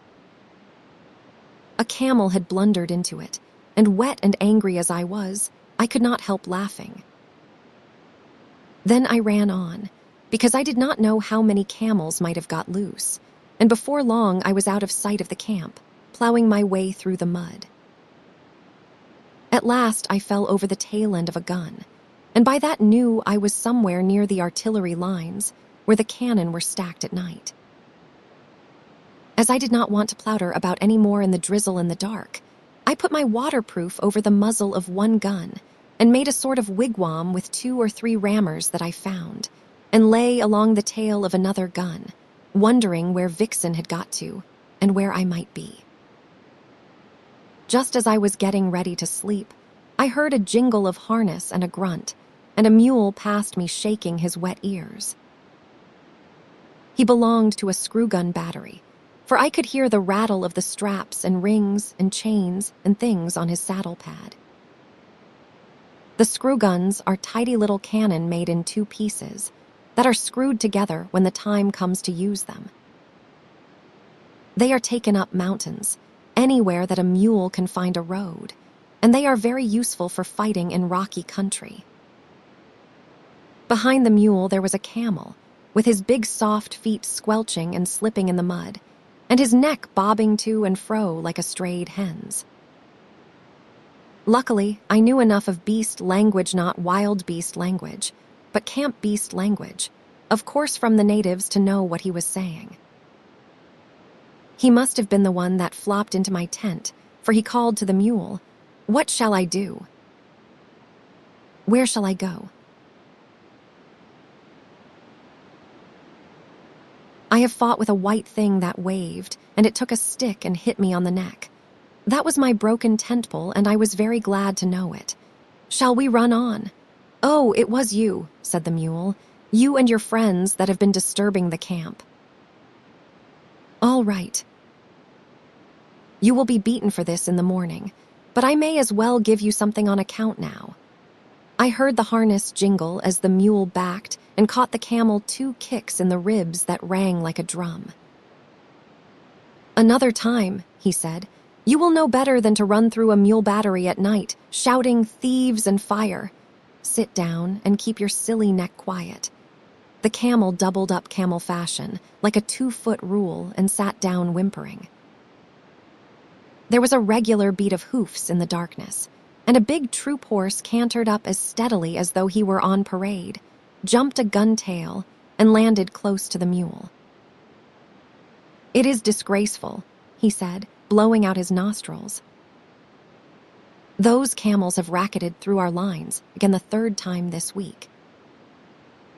How's a horse to keep his condition if he is not allowed to sleep?" "Who is here?" "I am the breech-piece mule of number 2 gun of the 1st screw battery," said the mule, "and the other's one of your friends. He has waked me up too." "Who are you?" "Number 15 E Troop, 9th Lancers Dick Cunliffe's horse." "Stand over a little there." "Oh, beg your pardon," said the mule. "It is too dark to see much." Are not these camels too sickening for anything? I walked out of my lines to get a little peace and quiet here. "My lords," said the camel humbly, "we dreamed bad dreams in the night, and we were very much afraid." "I am only a baggage camel of the 39th Native Infantry, and I am not so brave as you are, my lords." "Then, why the pickets did not you stay and carry baggage for the 39th Native Infantry, instead of running all round the camp?" said the mule. "They were such very bad dreams," said the camel. "I am sorry." "Listen." "What is that?" "Shall we run on again?" "Sit down," said the mule, "or you will snap your long legs between the guns." He cocked one ear and listened. Bullocks, he said, gun bullocks. On my word, you and your friends have waked the camp very thoroughly. It takes a good deal of prodding to put up a gun bullock. I heard a chain dragging along the ground, and a yoke of the great sulky white bullocks that drag the heavy siege guns when the elephants will not go any nearer to the firing, came shouldering along together, and almost stepping on the chain was another battery mule, calling wildly for Billy. That is one of our recruits, said the old mule to the troop horse. He is calling for me. Here, youngster, stop squealing. The dark never hurt anybody yet. The gun bullocks lay down together and began chewing the cud, but the young mule huddled close to Billy. Things, he said, fearful and horrible things, Billy. They came into our lines while we were asleep. Do you think they will kill us? I have a very great mind to give you a #1 kicking, said Billy. The idea of a 14-hand mule with your training disgracing the battery before this gentleman. Gently, gently, said the troop horse. Remember, they are always like this to begin with. The first time I ever saw a man, it was in Australia when I was a 3-year-old. I ran for half a day, and if I would seen a camel, I should have been running still. Nearly all our horses for the English cavalry are brought to India from Australia and are broken in by the troopers themselves. True enough, said Billy. Stop shaking, youngster. The first time they put the full harness with all its chains on my back, I stood on my 4 legs and kicked every bit of it off. I had not learned the real science of kicking then, but the battery said they had never seen anything like it. But this was not harness or anything that jingled, said the young mule. You know, I do not mind that now, Billy. It was things like trees, and they fell up and down the lines and bubbled, and my head rope broke, and I could not find my driver, and I could not find you, Billy, so I ran off with these gentlemen. Said Billy. As soon as I heard the camels were loose, I came away on my own account, quietly. When a battery a screw-gun mule calls gun bullocks gentlemen, he must be very badly shaken up. Who are you fellows on the ground there? The gun bullocks rolled their cuds and answered both together. The 7th yoke of the first gun of the big gun battery. We were asleep when the camels came, but when we were trampled on, we got up and walked away. It is better to lie quiet in the mud than to be disturbed on good bedding. We told your friend here that there was nothing to be afraid of, but he knew so much that he thought otherwise. Wah, they went on chewing. That comes of being afraid, said Billy. You get laughed at by gun bullocks. I hope you like it, young un. The young mule's teeth snapped, and I heard him say something about not being afraid of any beefy old bullock in the world, but the bullocks only clicked their horns together and went on chewing. Now, do not be angry after you have been afraid. That is the worst kind of cowardice, said the troop horse. Anybody can be forgiven for being scared in the night, I think, if they see things they do not understand. We have broken out of our pickets, again and again, 450 of us, just because a new recruit got to telling tales of whip snakes at home in Australia till we were scared to death of the loose ends of our head ropes. That is all very well in camp, said Billy. I am not above stampeding myself for the fun of the thing when I have not been out for a day or two. But what do you do on active service? Oh, that is quite another set of new shoes, said the troop horse. Dick Cunliffe's on my back then and drives his knees into me, and all I have to do is to watch where I am putting my feet and to keep my hind legs well under me and be bridle-wise. What is bridle-wise? Said the young mule. By the blue gums of the back blocks, snorted the troop horse. Do you mean to say that you are not taught to be bridle-wise in your business? How can you do anything? unless you can spin round at once when the rein is pressed on your neck. It means life or death to your man, and of course that is life or death to you.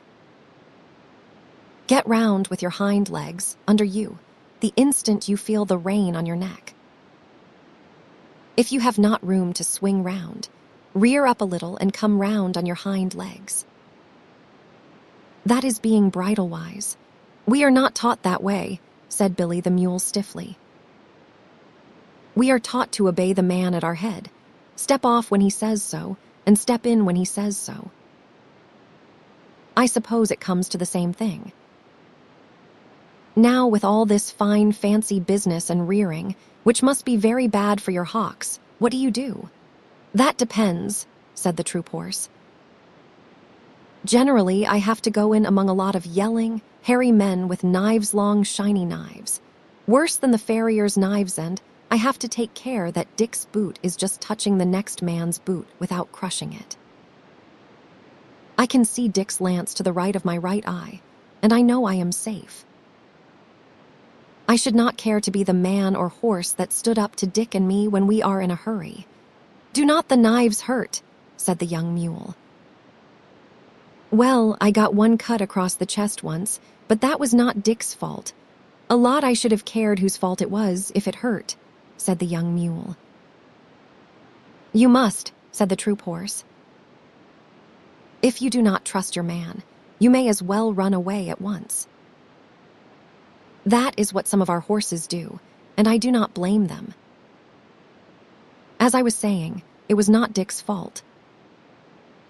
The man was lying on the ground, and I stretched myself not to tread on him, and he slashed up at me. Next time I have to go over a man lying down, I shall step on him hard.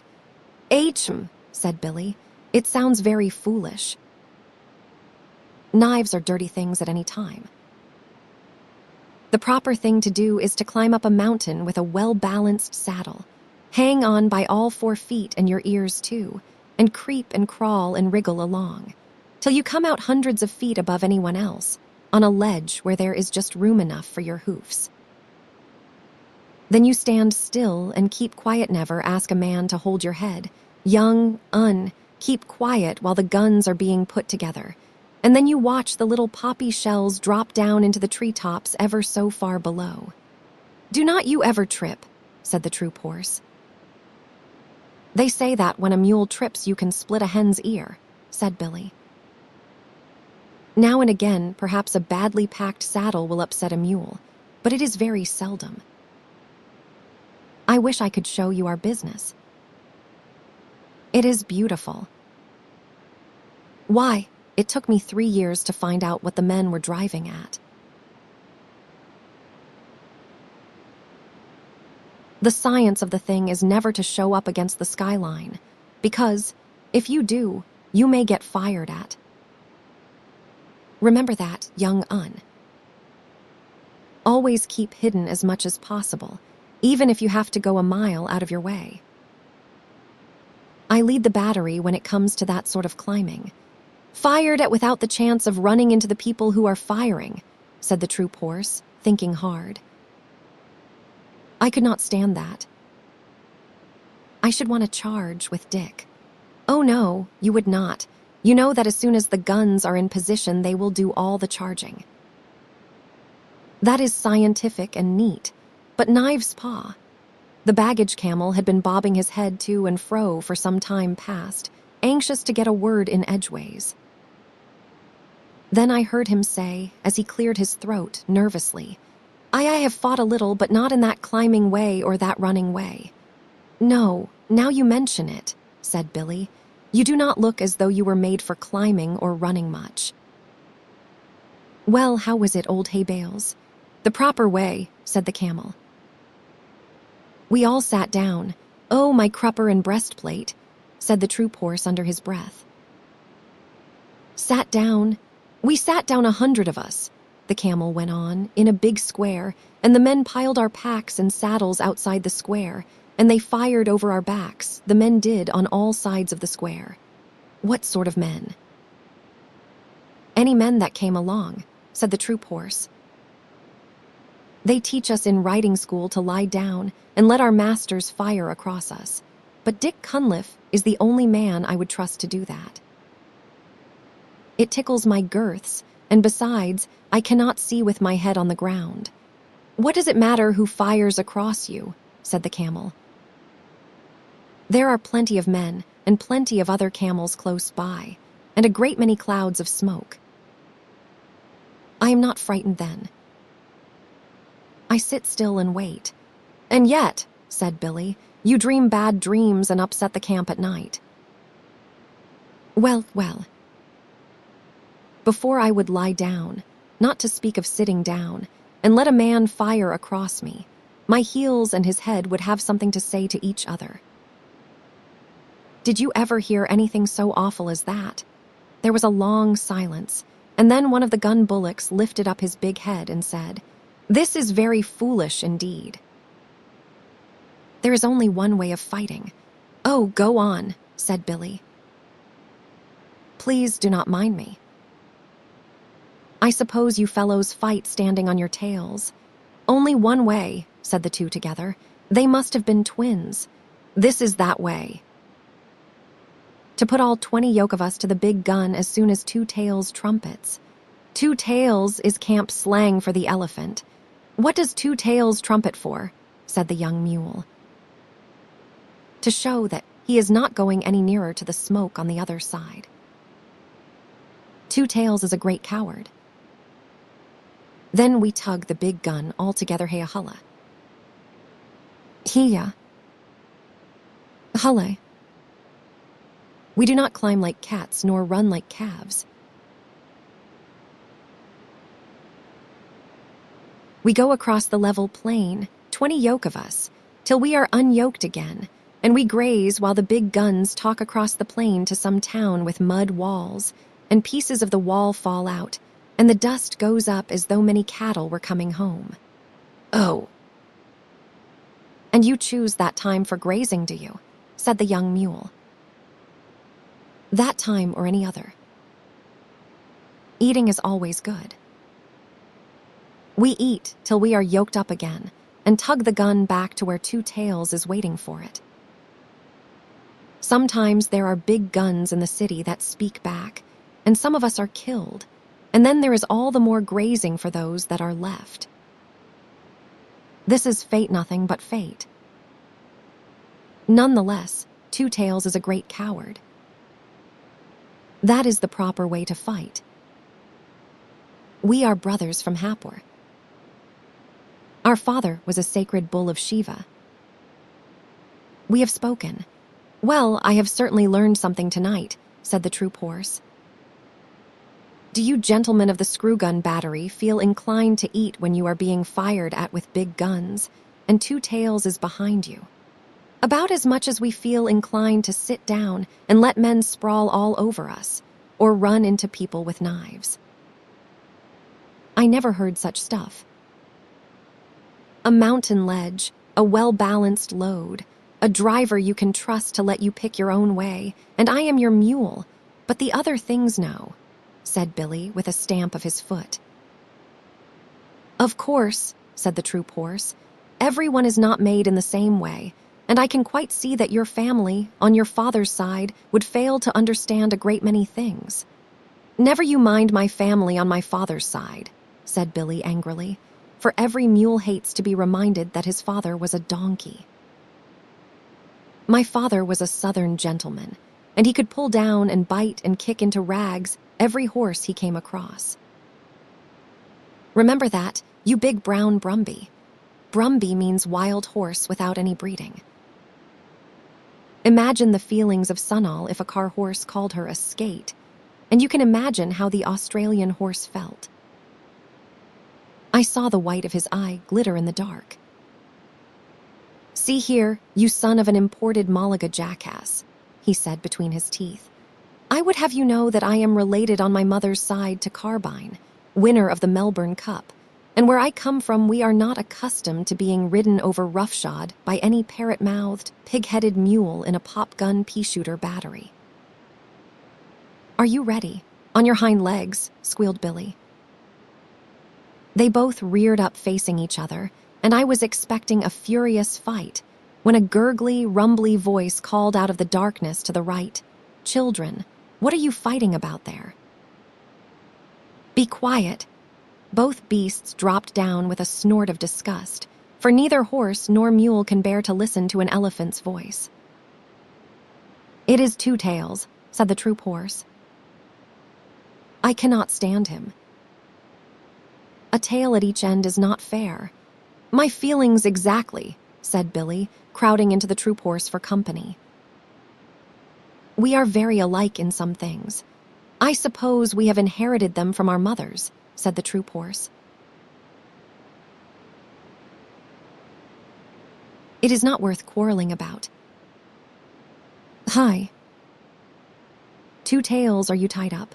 "Yes," said Two Tails with a laugh all up his trunk. "I am picketed for the night. I have heard what you fellows have been saying.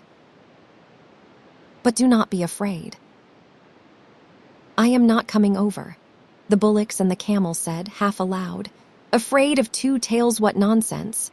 And the bullocks went on, "We are sorry that you heard, but it is true." "Two Tails, why are you afraid of the guns when they fire?"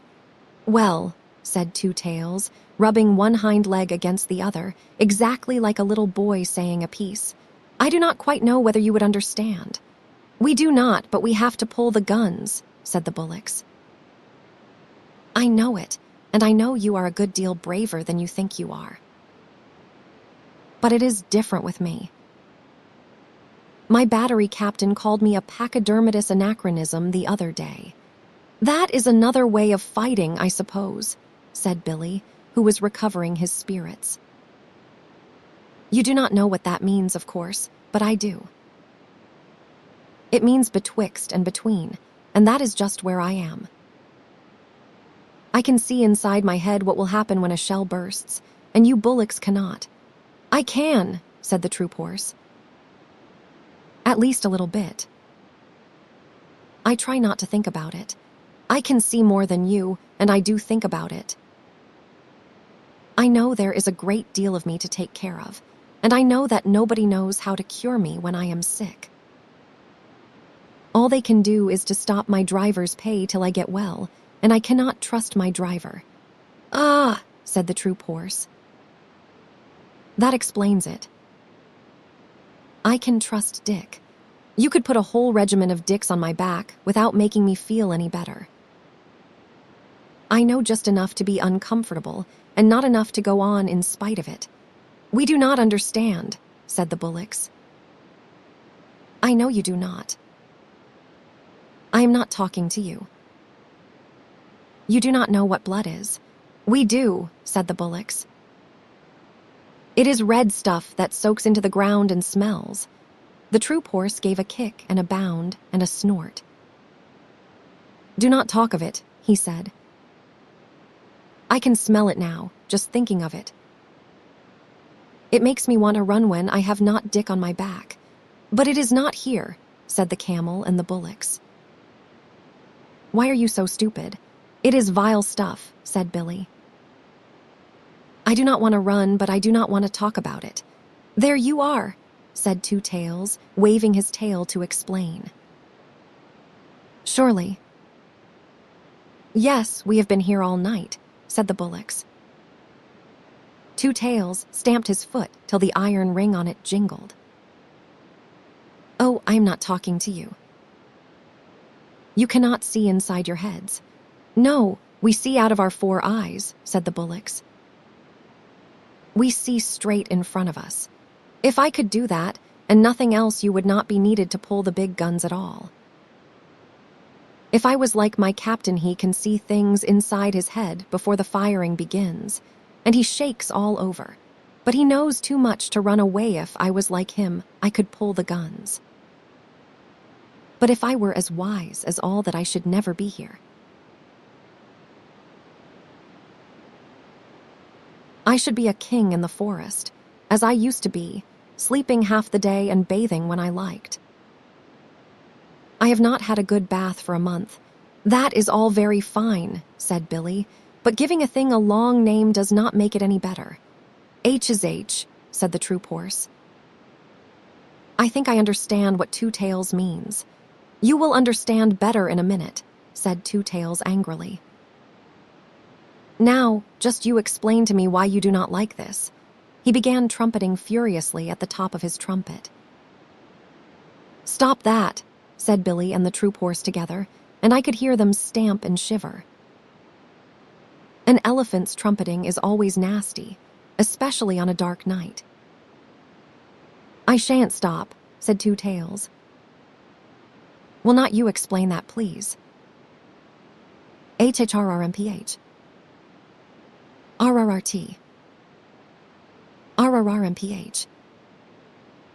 RRRHHA. Then he stopped suddenly, and I heard a little whimper in the dark and knew that Vixen had found me at last. She knew as well as I did that, if there is one thing in the world the elephant is more afraid of than another, it is a little barking dog. So she stopped to bully Two Tails and his pickets, and yapped round his big feet. Two Tails shuffled and squeaked. Go away, little dog, he said. Do not snuff at my ankles, or I'll kick at you. Good little dog, nice little doggy, then. Go home, you yelping little beast. Oh, why does not someone take her away? She will bite me in a minute. Seems to me, said Billy to the troop horse, that our friend Two Tails is afraid of most things. Now, if I had a full meal for every dog I have kicked across the parade ground, I should be as fat as Two Tails nearly. I whistled, and Vixen ran up to me, muddy all over, and licked my nose, and told me a long tale about hunting for me all through the camp. I never let her know that I understood beast talk, or she would have taken all sorts of liberties. So I buttoned her into the breast of my overcoat, and Two Tails shuffled and stamped and growled to himself. Extraordinary. Most extraordinary, he said. It runs in our family. Now, where has that nasty little beast gone to? I heard him feeling about with his trunk. We all seem to be affected in various ways, he went on, blowing his nose. Now, you gentlemen were alarmed, I believe, when I trumpeted. Not alarmed, exactly, said the troop horse, but it made me feel as though I had hornets where my saddle ought to be. Do not begin again. I am frightened of a little dog, and the camel here is frightened by bad dreams in the night. It is very lucky for us that we have not all got to fight in the same way, said the troop horse. What I want to know, said the young mule, who had been quiet for a long time, what I want to know is why we have to fight at all. Because we are told to, said the troop horse with a snort of contempt. Orders, said Billy the mule, and his teeth snapped. Huckum high. It is an order, said the camel with a gurgle, and Two Tails and the bullocks repeated, Huckum high. Yes, but who gives the orders, said the recruit mule. The man who walks at your head or sits on your back or holds the nose rope or twists your tail, said Billy, and the troop horse, and the camel, and the bullocks one after the other. But who gives them the orders? Now you want to know too much, young un, said Billy, and that is one way of getting kicked. All you have to do is to obey the man at your head and ask no questions. He is quite right, said Two Tails. I cannot always obey because I am betwixt and between, but Billy's right. Obey the man next to you who gives the order, or you will stop all the battery, besides getting a thrashing. The gun bullocks got up to go. Morning is coming, they said. We will go back to our lines. It is true that we see only out of our eyes, and we are not very clever, but still, we are the only people tonight who have not been afraid. Good night, you brave people. Nobody answered, and the troop horse said to change the conversation, Where's that little dog? A dog means a man somewhere near. "Here I am," yapped Vixen, "under the gun tail with my man." "You big, blundering beast of a camel, you. You upset our tent." "My man's very angry." "Phew," said the bullocks. "He must be white." "Of course he is," said Vixen. "Do you suppose I am looked after by a black bullock driver?" "Hewa." "Watch." "Aye," said the bullocks. "Let us get away quickly." They plunged forward in the mud and managed somehow to run their yoke on the pole of an ammunition wagon, where it jammed. "Now you have done it," said Billy calmly. "Do not struggle. You are hung up till daylight." "What on earth's the matter?" The bullocks went off into the long hissing snorts that Indian cattle give, and pushed and crowded and slewed and stamped and slipped and nearly fell down in the mud, grunting savagely. "You will break your necks in a minute," said the troop horse. "What is the matter with white men?" "I live with 'em. They eat us." "Pull," said the near bullock. The yoke snapped with a twang, and they lumbered off together. I never knew before what made Indian cattle so afraid of Englishmen. We eat beef, a thing that no cattle driver touches, and of course the cattle do not like it. May I be flogged with my own pad chains? Who would have thought of two big lumps like those losing their heads? Said Billy. Never mind. I am going to look at this man.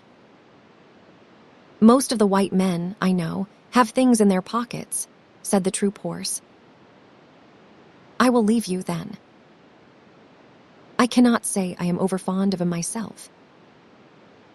Besides, white men who have not a place to sleep in are more than likely to be thieves, and I have a good deal of government property on my back. Come along, young Un, and we will go back to our lines. Good night, Australia.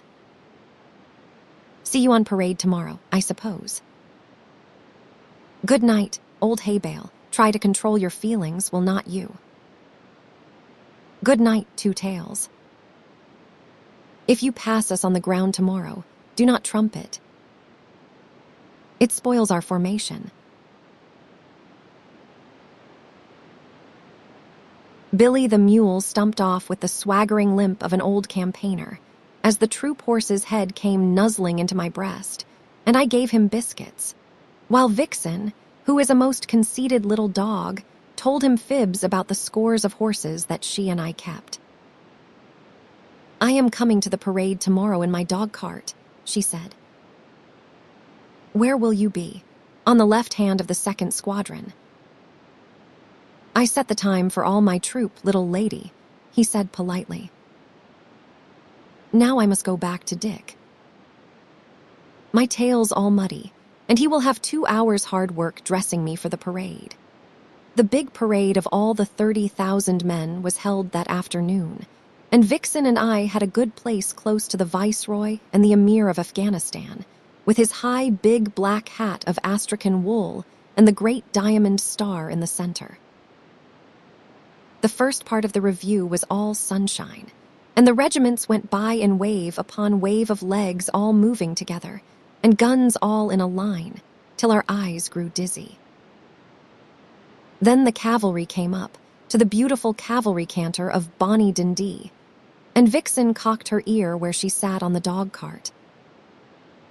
The 2nd Squadron of the Lancers shot by, and there was the troop horse with his tail like spun silk, his head pulled into his breast, one ear forward and one back, setting the time for all his squadron, his legs going as smoothly as waltz music. Then the big guns came by, and I saw 2 tails and 2 other elephants harnessed in line to a 40-pounder siege gun, while 20 yoke of oxen walked behind.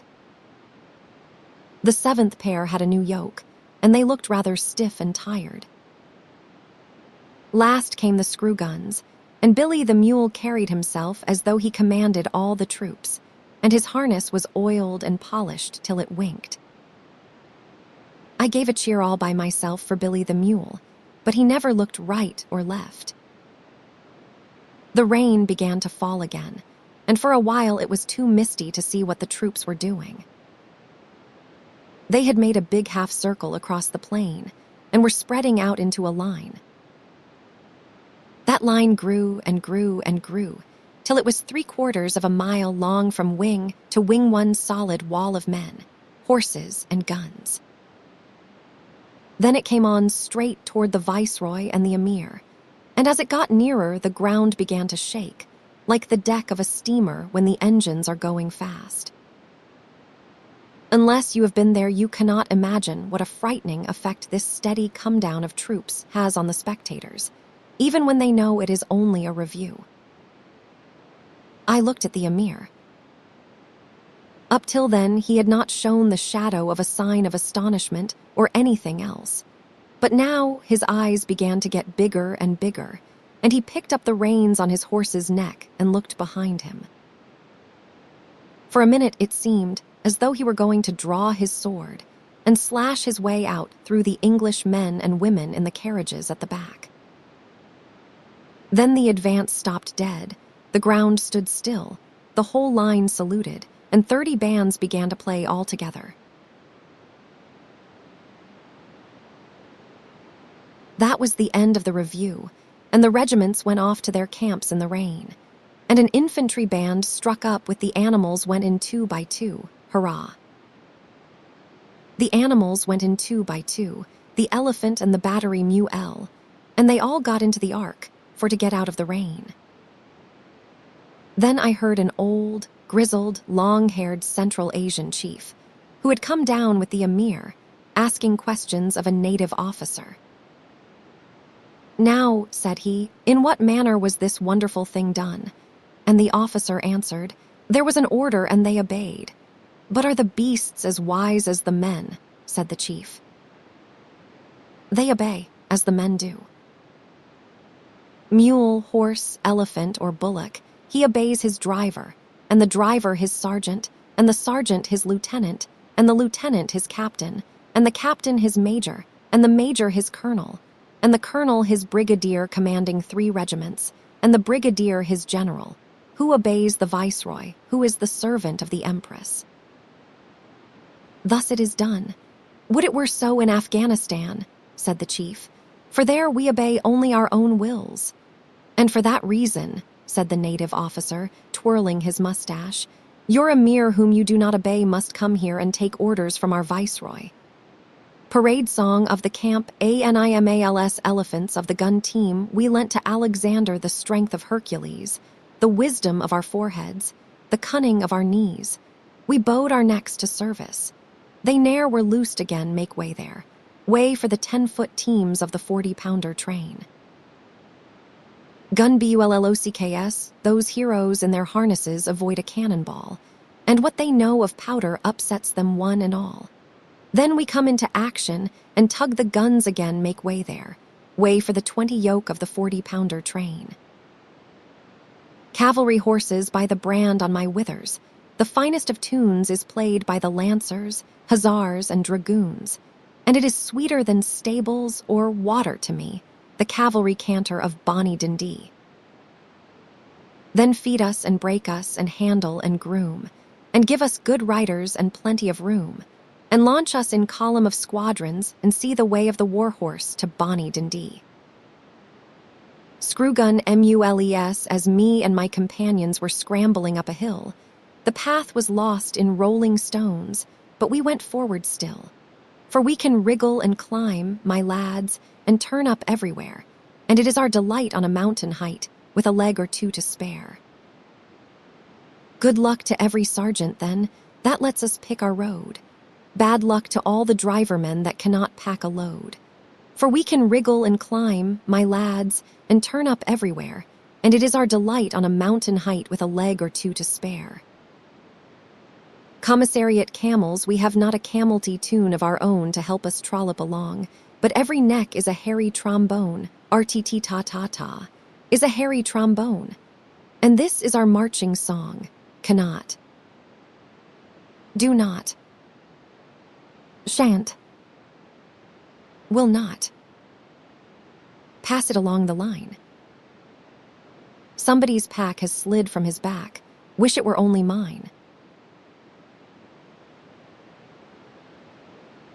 Somebody's load has tipped off in the road. Cheer for a halt and a row. Gar. Yar. GRR. Air. Somebody's catching it now. All the BASDS together, children of the camp are we, serving each in his degree.